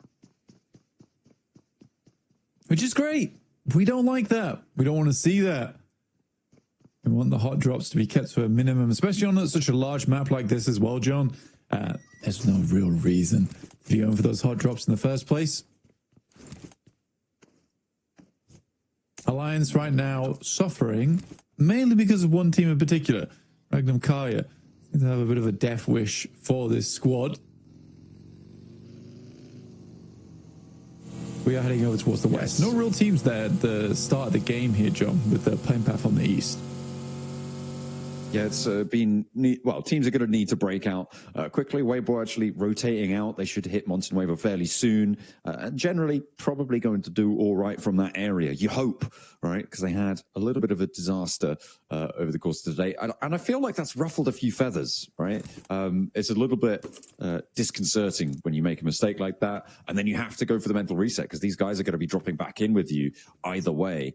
Sort of no matter what, right? So can't really let that get to you, but that is far easier said than done. Weibo, that reset needs to come through because they have been slipping down these tables. And it's not out of the question that at 68 points, if you continue to have a bad day, it's going to just keep on getting away from you, and you might end up down towards the positions below 11th, which is exactly where nobody in this lobby wants to be right now. Twisted Minds getting pushed out by Virtus Pro, who have managed to find themselves up into 11th. Yeah, it's rough. Definitely rough. And I think that as we are coming to the close of day 2, we do need to start talking about the bottom 5 a little bit more. Teams that will be going outside is Nuclear Zone, ETSH, True Rippers, Boars, as well as Twisted Minds. Let's get 40 points. You're right, Virtus Pro are up in 11th. But again, even if Virtus Pro do go towards last chance, oh my God, what a run from them that will be. It'd be so exhausting, John. So exhausting. But at this rate, I think that's realistically their only option right now, personally, is to get in towards last chance and qualify through there. I just think that by that point, Virtus Pros could be so burnt out. Yeah, it's going to be tricky, and then you add on like a travel day on top of that, and getting situated in a new place for the finals if you're going to get there, even if you make it through last chance, which is on top of that burnout. Yes, that's a real rough time. That's a really, really rough time. I do not envy them. But that's what you got to do. If you want to be the best, you've got to be up to it. You've got to be able to keep pace in these dire circumstances where you've had a really miserable day. It's about picking yourself back up again. So can they do it? Can they get picked back up and ride strong towards the last chance, towards those finals, potentially at the end of it all, the light at the end of the tunnel? All remains to be seen. Geeke, they did not have a great time back in the Gauntlet stages. They really dropped the ball, but they're up in 7th right now and may be on for another last chance approach.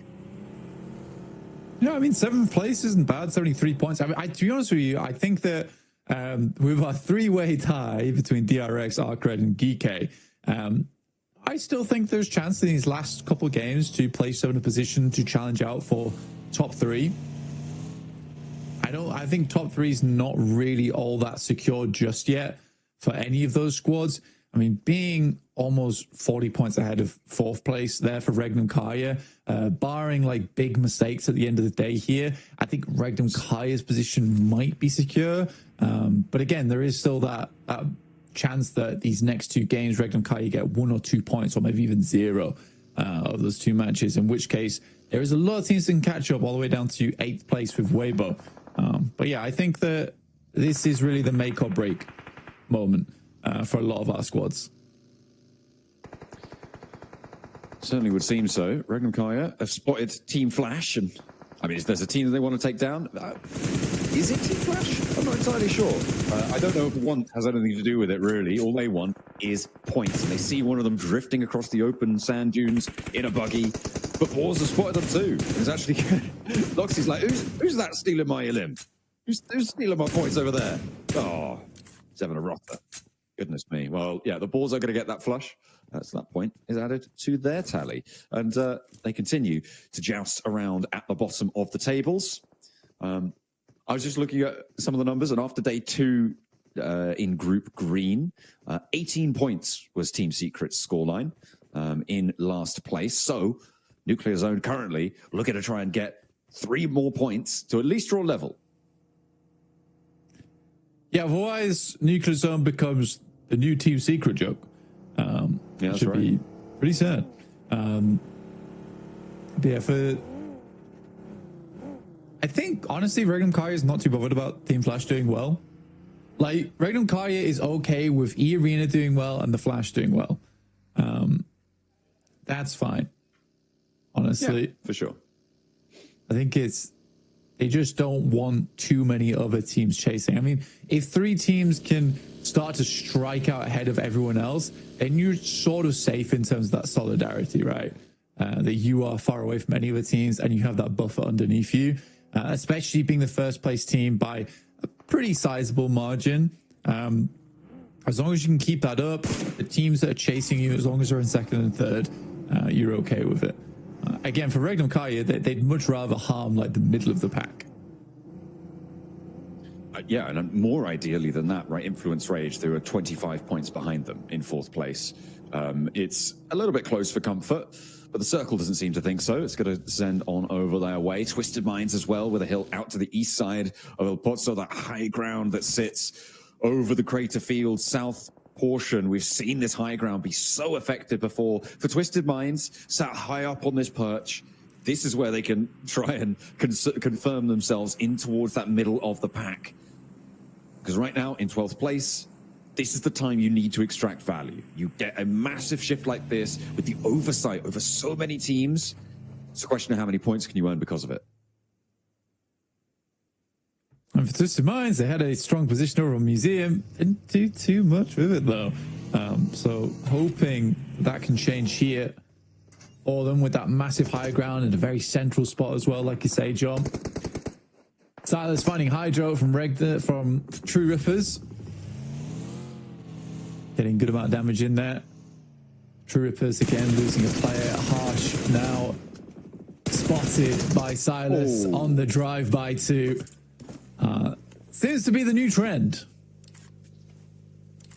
Yeah, the slow roll up. Well, the roll up and then the passenger side switch, lean out, take the shots. It is the new drop shot, you know? It is the new drop shot. And it seems like players are utilizing it. In some cases effectively, in others, it does make you look very silly when it doesn't work, though, because you just stop dead in the vehicle and you're just like, oh, I'm out of bullets now. Please don't shoot at me. And you don't have any speed and you're basically a goner. You have to hop out and then you have to reload. It takes a long, long time to recover from a misplay on that front. So unless you have the backup, it is a difficult time. True Rippers just losing players by the minute, seemingly. Jelly getting picked back up now. They are fairly central for the time being, though, Blank, so maybe they'll be able to find something here. Twisted Minds still yet to extract an elim, but then again, that's the same story for almost the entirety of the lobby. Judo going to take some shots at the distance. I believe that's towards Influence Rage. He's just trying to destroy vehicles right now, which is fair enough. Easy for Bad Boy finds. Safg will flush him. And we've got a bit of a crossing to be made for Nuclear Zone over on the western side, and they should be in sight lines of Twisted Minds come next circle, which is around 20 seconds from now. Yeah, the western side's very open on the route out of El Pozo, but you can swing north and try and push in towards Alliance. It might be more favorable to do that. We'll have to wait and see if they can make that call. Arcred in a standoff with Geeky right now. And Kevin hiding up on the staircases. Looking real home alone right now for him, but he's managed to lay the trap. Only one round there. Did he ever set to single fire? That's not great. Either way, he's going to drop down and make up for it with the first. Unfortunately, the trade is there. That was, it felt like he didn't have the selector right on that. I'd agree. I would absolutely agree with you. I think that was set to a single shot and not two bursts. And that's Geeky down. Oh, and he had complete drop on them. They had no idea. They didn't even check the angle. Yeah, that's a real hair puller. Yeah, honestly, I've been in that situation a fair few times as well. So, well, I was going to say I don't blame him, but you're at PMGC, so you absolutely should be blamed for that. Yeah. But I have been in that situation. It does feel horrible. Yeah, that would be the worst mistake today if Hero hadn't naded his teammate directly in the face for no reason. But there you go. That's just he's playing under the smoke cover right now. Hero jumping on that grenade, or rather throwing it at Sook for him. And for Geeky's chances too. I mean, having the drop on that squad, that could have been all the difference to get up towards 80 points and see yourself like even with Influence Rage there. Because like you say, he absolutely did have the drop on them. Ragnarok at least is able to find Easy for Bad Boy, trying to put some more points on the board. ETSH getting shot out by Nuclear Zone. Fajita finds Shiva. And now Ragnarok is down. Last player for Geeky eliminated. It's not going to feel good. They've got one more Miramar to play today, though, and they are still fairly firmly in the middle of the pack, so they shouldn't be too worried about last chance. But their chances of dashing up to join the top 3 may be on the rocks here. Boars, they're moving around, so Avertus Pro. Ooh, the Molotov on the outside there. Of course, spread just enough to tickle the feet. And will take down Malloy as he tries to cross the open door frame. Exo with the side swipe. Spots Boston, but he's not quite in a position to go for the spray. He was transitioning behind the rock. But Nuclear Zone, they've been holding on this west side for a long time, and they're chiming in with a third party. Good molly. Should burn. I think Cause is down here. Takes a little bit too long to get the first aid off, but no, it actually happens. Havlik. Ooh. Was that self-molly? I think that was a self-molly onto one of their teammates. Oh, I missed that. I missed that in the Elam feed. I was watching Cause like healing up and desperately trying to get away from the molly on the upstairs. If it was, then it's disastrous. Virtus Pro now on 2 players alive. The Boars seemingly one out. So it would seem, but around the edge, Nuclear Zone moving in, popping the nades in, wanting to third party this one and get towards the circle because, I mean, this is a Twisted Mind circle, right? The question is, who's going to be second place on this one? Because right now, it seems like nobody's going to be able to move without their say-so. However, they only have no elims. So they have no elims right now. And I'm assuming that they're going to run out of ammo at some point. I wouldn't call this Twisted Minds. I would probably say it's more towards Weibo. Honestly, I think Weibo's got the best idea of it. What about Regnum Karya? It's a tough cross. It's a tough cross for them. They've got to deal with E-Arena in the coming future as well. Boars, you'll have those sight lines down towards the southeast. If anyone can do it, Regnum Karya can.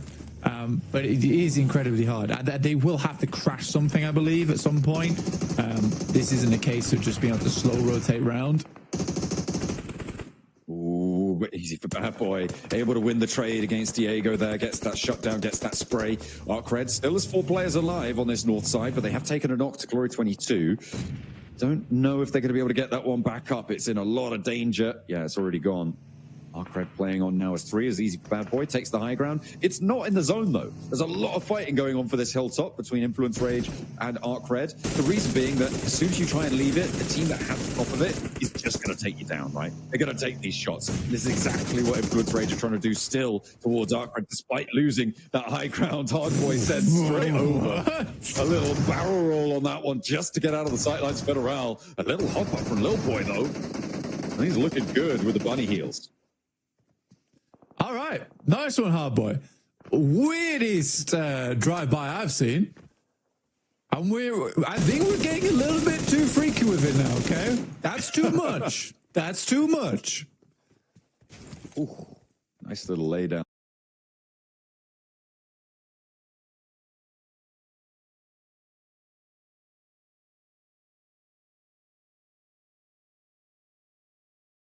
Of law to be able to pick his teammate back up, but does he have enough time before the blue zone's here? I think he does. Yeah, it should be plenty, and will get his team back up.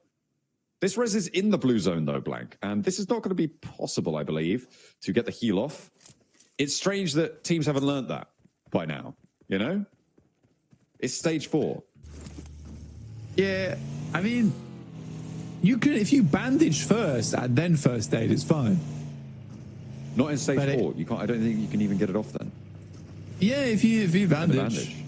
Yeah, you have to instantly hit the bandage though. You can't. I don't think you can't. Go on. I thought it was you couldn't get a bandage off it in time in stage 4, but then again, maybe it is just pixel perfect on the timing. Yeah, you have to be instant. It's hard to do though. It's really hard to do. I have to be completely on it. Completely ready for the fight. Our Nuclear Zone ready for the fight with 2 players of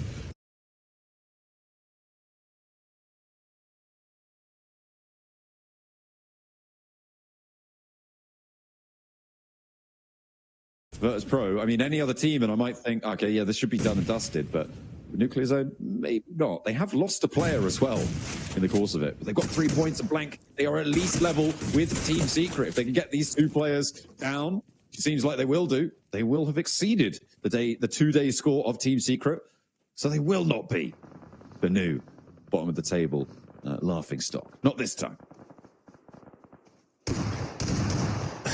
How many Molotovs did VP have? And how many times did VP just want a Molotov and do damage themselves rather than just taking shots with weaponry, with a man advantage? Good shot from Unknown. Well, that's very nice from the Ghouls. Push on through on that eastern side. We'll finish off the final player there from Influence Rage. Tough push though. Twisted Minds yet to have too much of a say into this one. Teams haven't come quite close enough yet. Does move away, and suddenly the Flash is now in a really strong position. Just slightly deadened by the sightlines at the moment, that's all.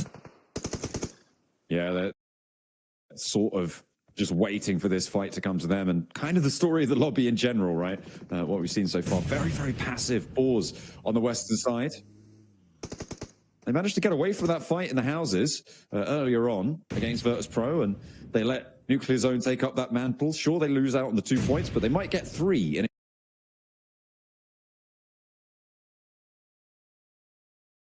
exchange for it, right? With these nades pouring on through. Little replay. Okay, all right. This is Alliance against DRX. Everybody waiting in corners, waiting for someone to turn with a shotgun. I mean, it's the way to do it. Cause plenty of shotguns ringing out over the hills now, though. As Cause can't quite find the last player. He's a little bit to the right. I think Havlik knows. Oh, he's down behind the headland. They don't have to focus too much on this, though, because they've got two of their...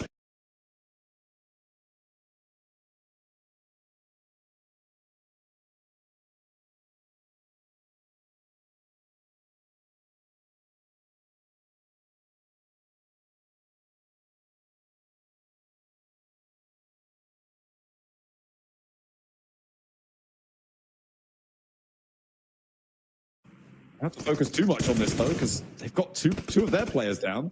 And they might be getting flushed away if they're not careful. The shots do finally land, and that is going to be the full elimination onto Nuclear Zone. They end their Miramar with 5 eliminations, so not all lost for them. As the charge forward needs to come in for the Boars.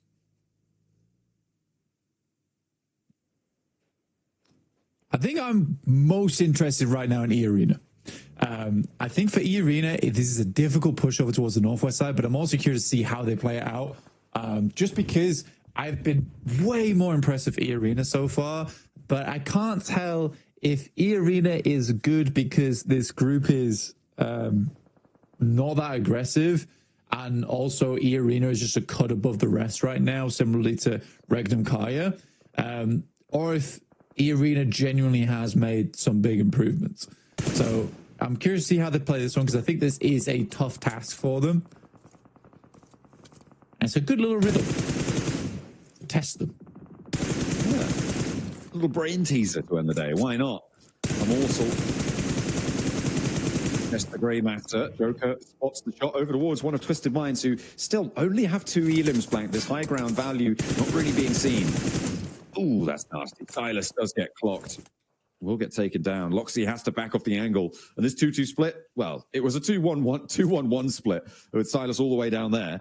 Not too sure on the efficacy of that one. It's not even in the zone, blank. It's not even towards the zone. It's not like he was pushing in, but he was establishing a second angle, right? Over towards a potential crash, I suppose. But no, it felt weird for Silas to be all the way out there.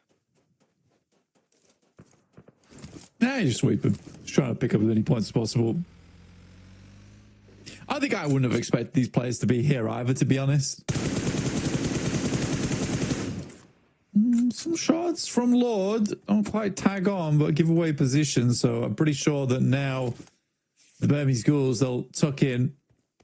Still quite a bit of ammo left there. About 170 bullets total. They did lose 2, though. Yeah, I don't know when that happened. It must have happened a little bit earlier whilst we were on board with the Boars on the south side. E-Arena, looks like they want to push towards Wild right now. Take down Regnum Kaya. Loxy moves in for the regroup. That's going to be Wild and Zedwolf holding first. Wild backs off. I think Regnum Kaya as a whole looking to disengage this one. I mean, I'd get away from this as well. But if you're E-Arena, you're chasing this. You're absolutely chasing this down towards the southwest side.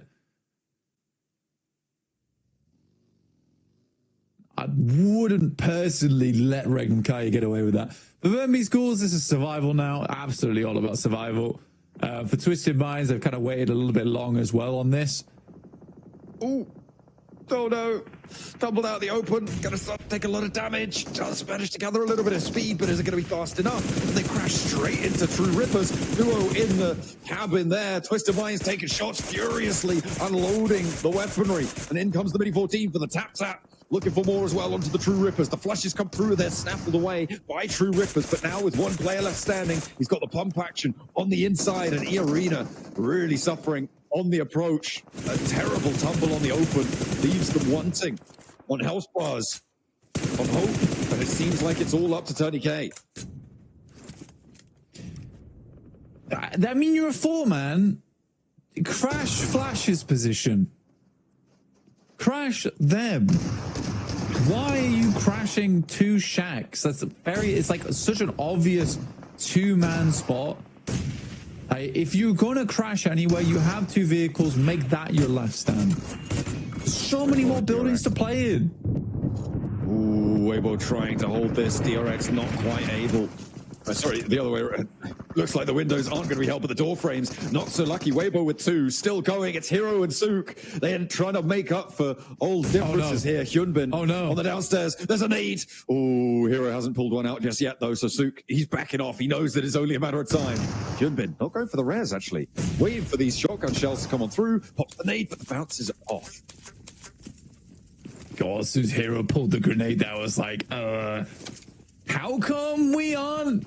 And honestly, when he pulled the nade, I thought we were getting flashbacks to when he naded Suko. It gave me a little bit of trauma. Hyunbin, up and comer here from South Korea, very, very good player. But again, versus 3 of China's best, a little bit more of a difficult scenario. There he goes. It's Legolas. He's laying in with the bow. Or maybe it's retribution time. Maybe Hero's going to go down to it. I would love that. I would love that so much. But order falls first. Hyunbin is traded off and immediately dispatched. 1 player now stands so easy. Moves on in. Nah, he's going to take it down to the door frame. Weibo play on with 3 on the west side. This is a good cleanup. Very, very good cleanup there for Weibo. A lot more controlled as well. Whereas DRX are coming off a bit of a high from their previous game as well. That's a really, really good result, in my opinion. Lord still maintaining value. Twisted Minds in general on this high ground. I think that they have got a lot more out of this position than I expected them to. And I'm quite happy with the way that they've played it out. He knows. But he does not believe. That's why he's not taking the shots. More so that he's only got 20 bullets left. So that's probably also a contributing factor as to the lack of shots being sent. You imagine there's a drop down coming in the very near future for the Twisted Minds. Back down to earth. So they get away with their 5 elims. Weibo actually pushing up to the foothills now. As 3.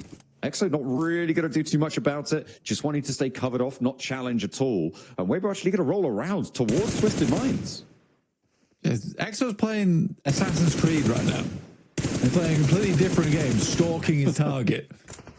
Oh, just like, where are these shots? Weren't we just in there? Absolutely. But the blue zone's in there now. So Exo has to show face or go down. There's no 2 ways about it. Well, I love the way I love the animation. Bloop. Well, that's unfortunate for the Boars. They'll lose 1, but they do still have 3. They could have played on as 4 if he hadn't done that. That's crazy. I thought he was a solo. I thought he was like a solo or a duo or something. And he was just going for a cheeky little angle. Yeah, but no, like I said, they were a full 4. Just playing solo Assassin's Creed on the western side. And now Boars have got a cause for hatred towards one of theirs. Bit of an annoying scenario. Like you say, playing on S4 would have been way, way more ideal. And the circle goes dead center, so it just pulls everyone out into really unenjoyable position. Again, still sort of annoyed that Irina didn't crash the flash.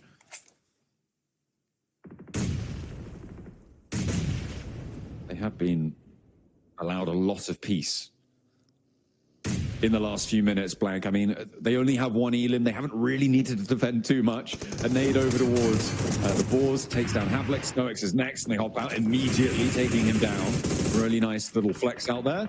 They control the sight lines, and Tops moves through. Sook not connecting. Twisted Minds on the descent. True Rippers with the pump action shotgun in the shack. He steps out. He's going for the fight. He's actively taking this one. And 2 of the players have fallen, looking for more. Keo wants to stay up with the pump action, but he's finally put to bed. Freak able to keep things under control. Weibo had the off angle coming on in, but the blue zone's crunching too. Nearly miraculous coming on in for True Rippers. a really initiative-taking play as well, but it was not to be. It's always going to be a risk, and Freak, he's abandoning him. Oh no, hang on a minute. He's just moving the vehicle forwards, wants to use it as cover. Give me my Weibo win. All right, where are my Weeaboos at this point in time? There they are. Good spray down instantaneously. No, just a flash off in the distance. I think that Weibo currently have slightly more ground to play with and a lot more vehicles at that too. They're all right up on the edge though, Blank, and one of them's already been knocked. His course who's chiming in for the Boars. Team Flash moving up to the ridgeline as well. They take down Hero. It's all up to Suk, and he's falling apart in the midst of it. And Boars just go down. Team Flash, they get given a chicken dinner. Oh my god, what is Group Red, man? What is? Oh no! Genuinely, what is Group Red? There is some. I don't want to say it, but like some of the most confused. I think that's the best way I can put it. Some of the most confusing plays out of any PMGC I've ever watched. And the Flash is like, the Flash as like a new team. They are so good. I am so happy with the way Flash is playing, and I bet they're just as confused of what just happened. They're like, what is this? We're playing against players that have been around for 5 years, and this is what we're watching. I mean, they're happy to watch. I think they'll watch on and be like, yeah, all right, keep doing that, guys. We'll see you at the top of the tables. Really nice stuff coming on through for Team Flash to be able to earn a chicken dinner and challenge for the top spot on the tables.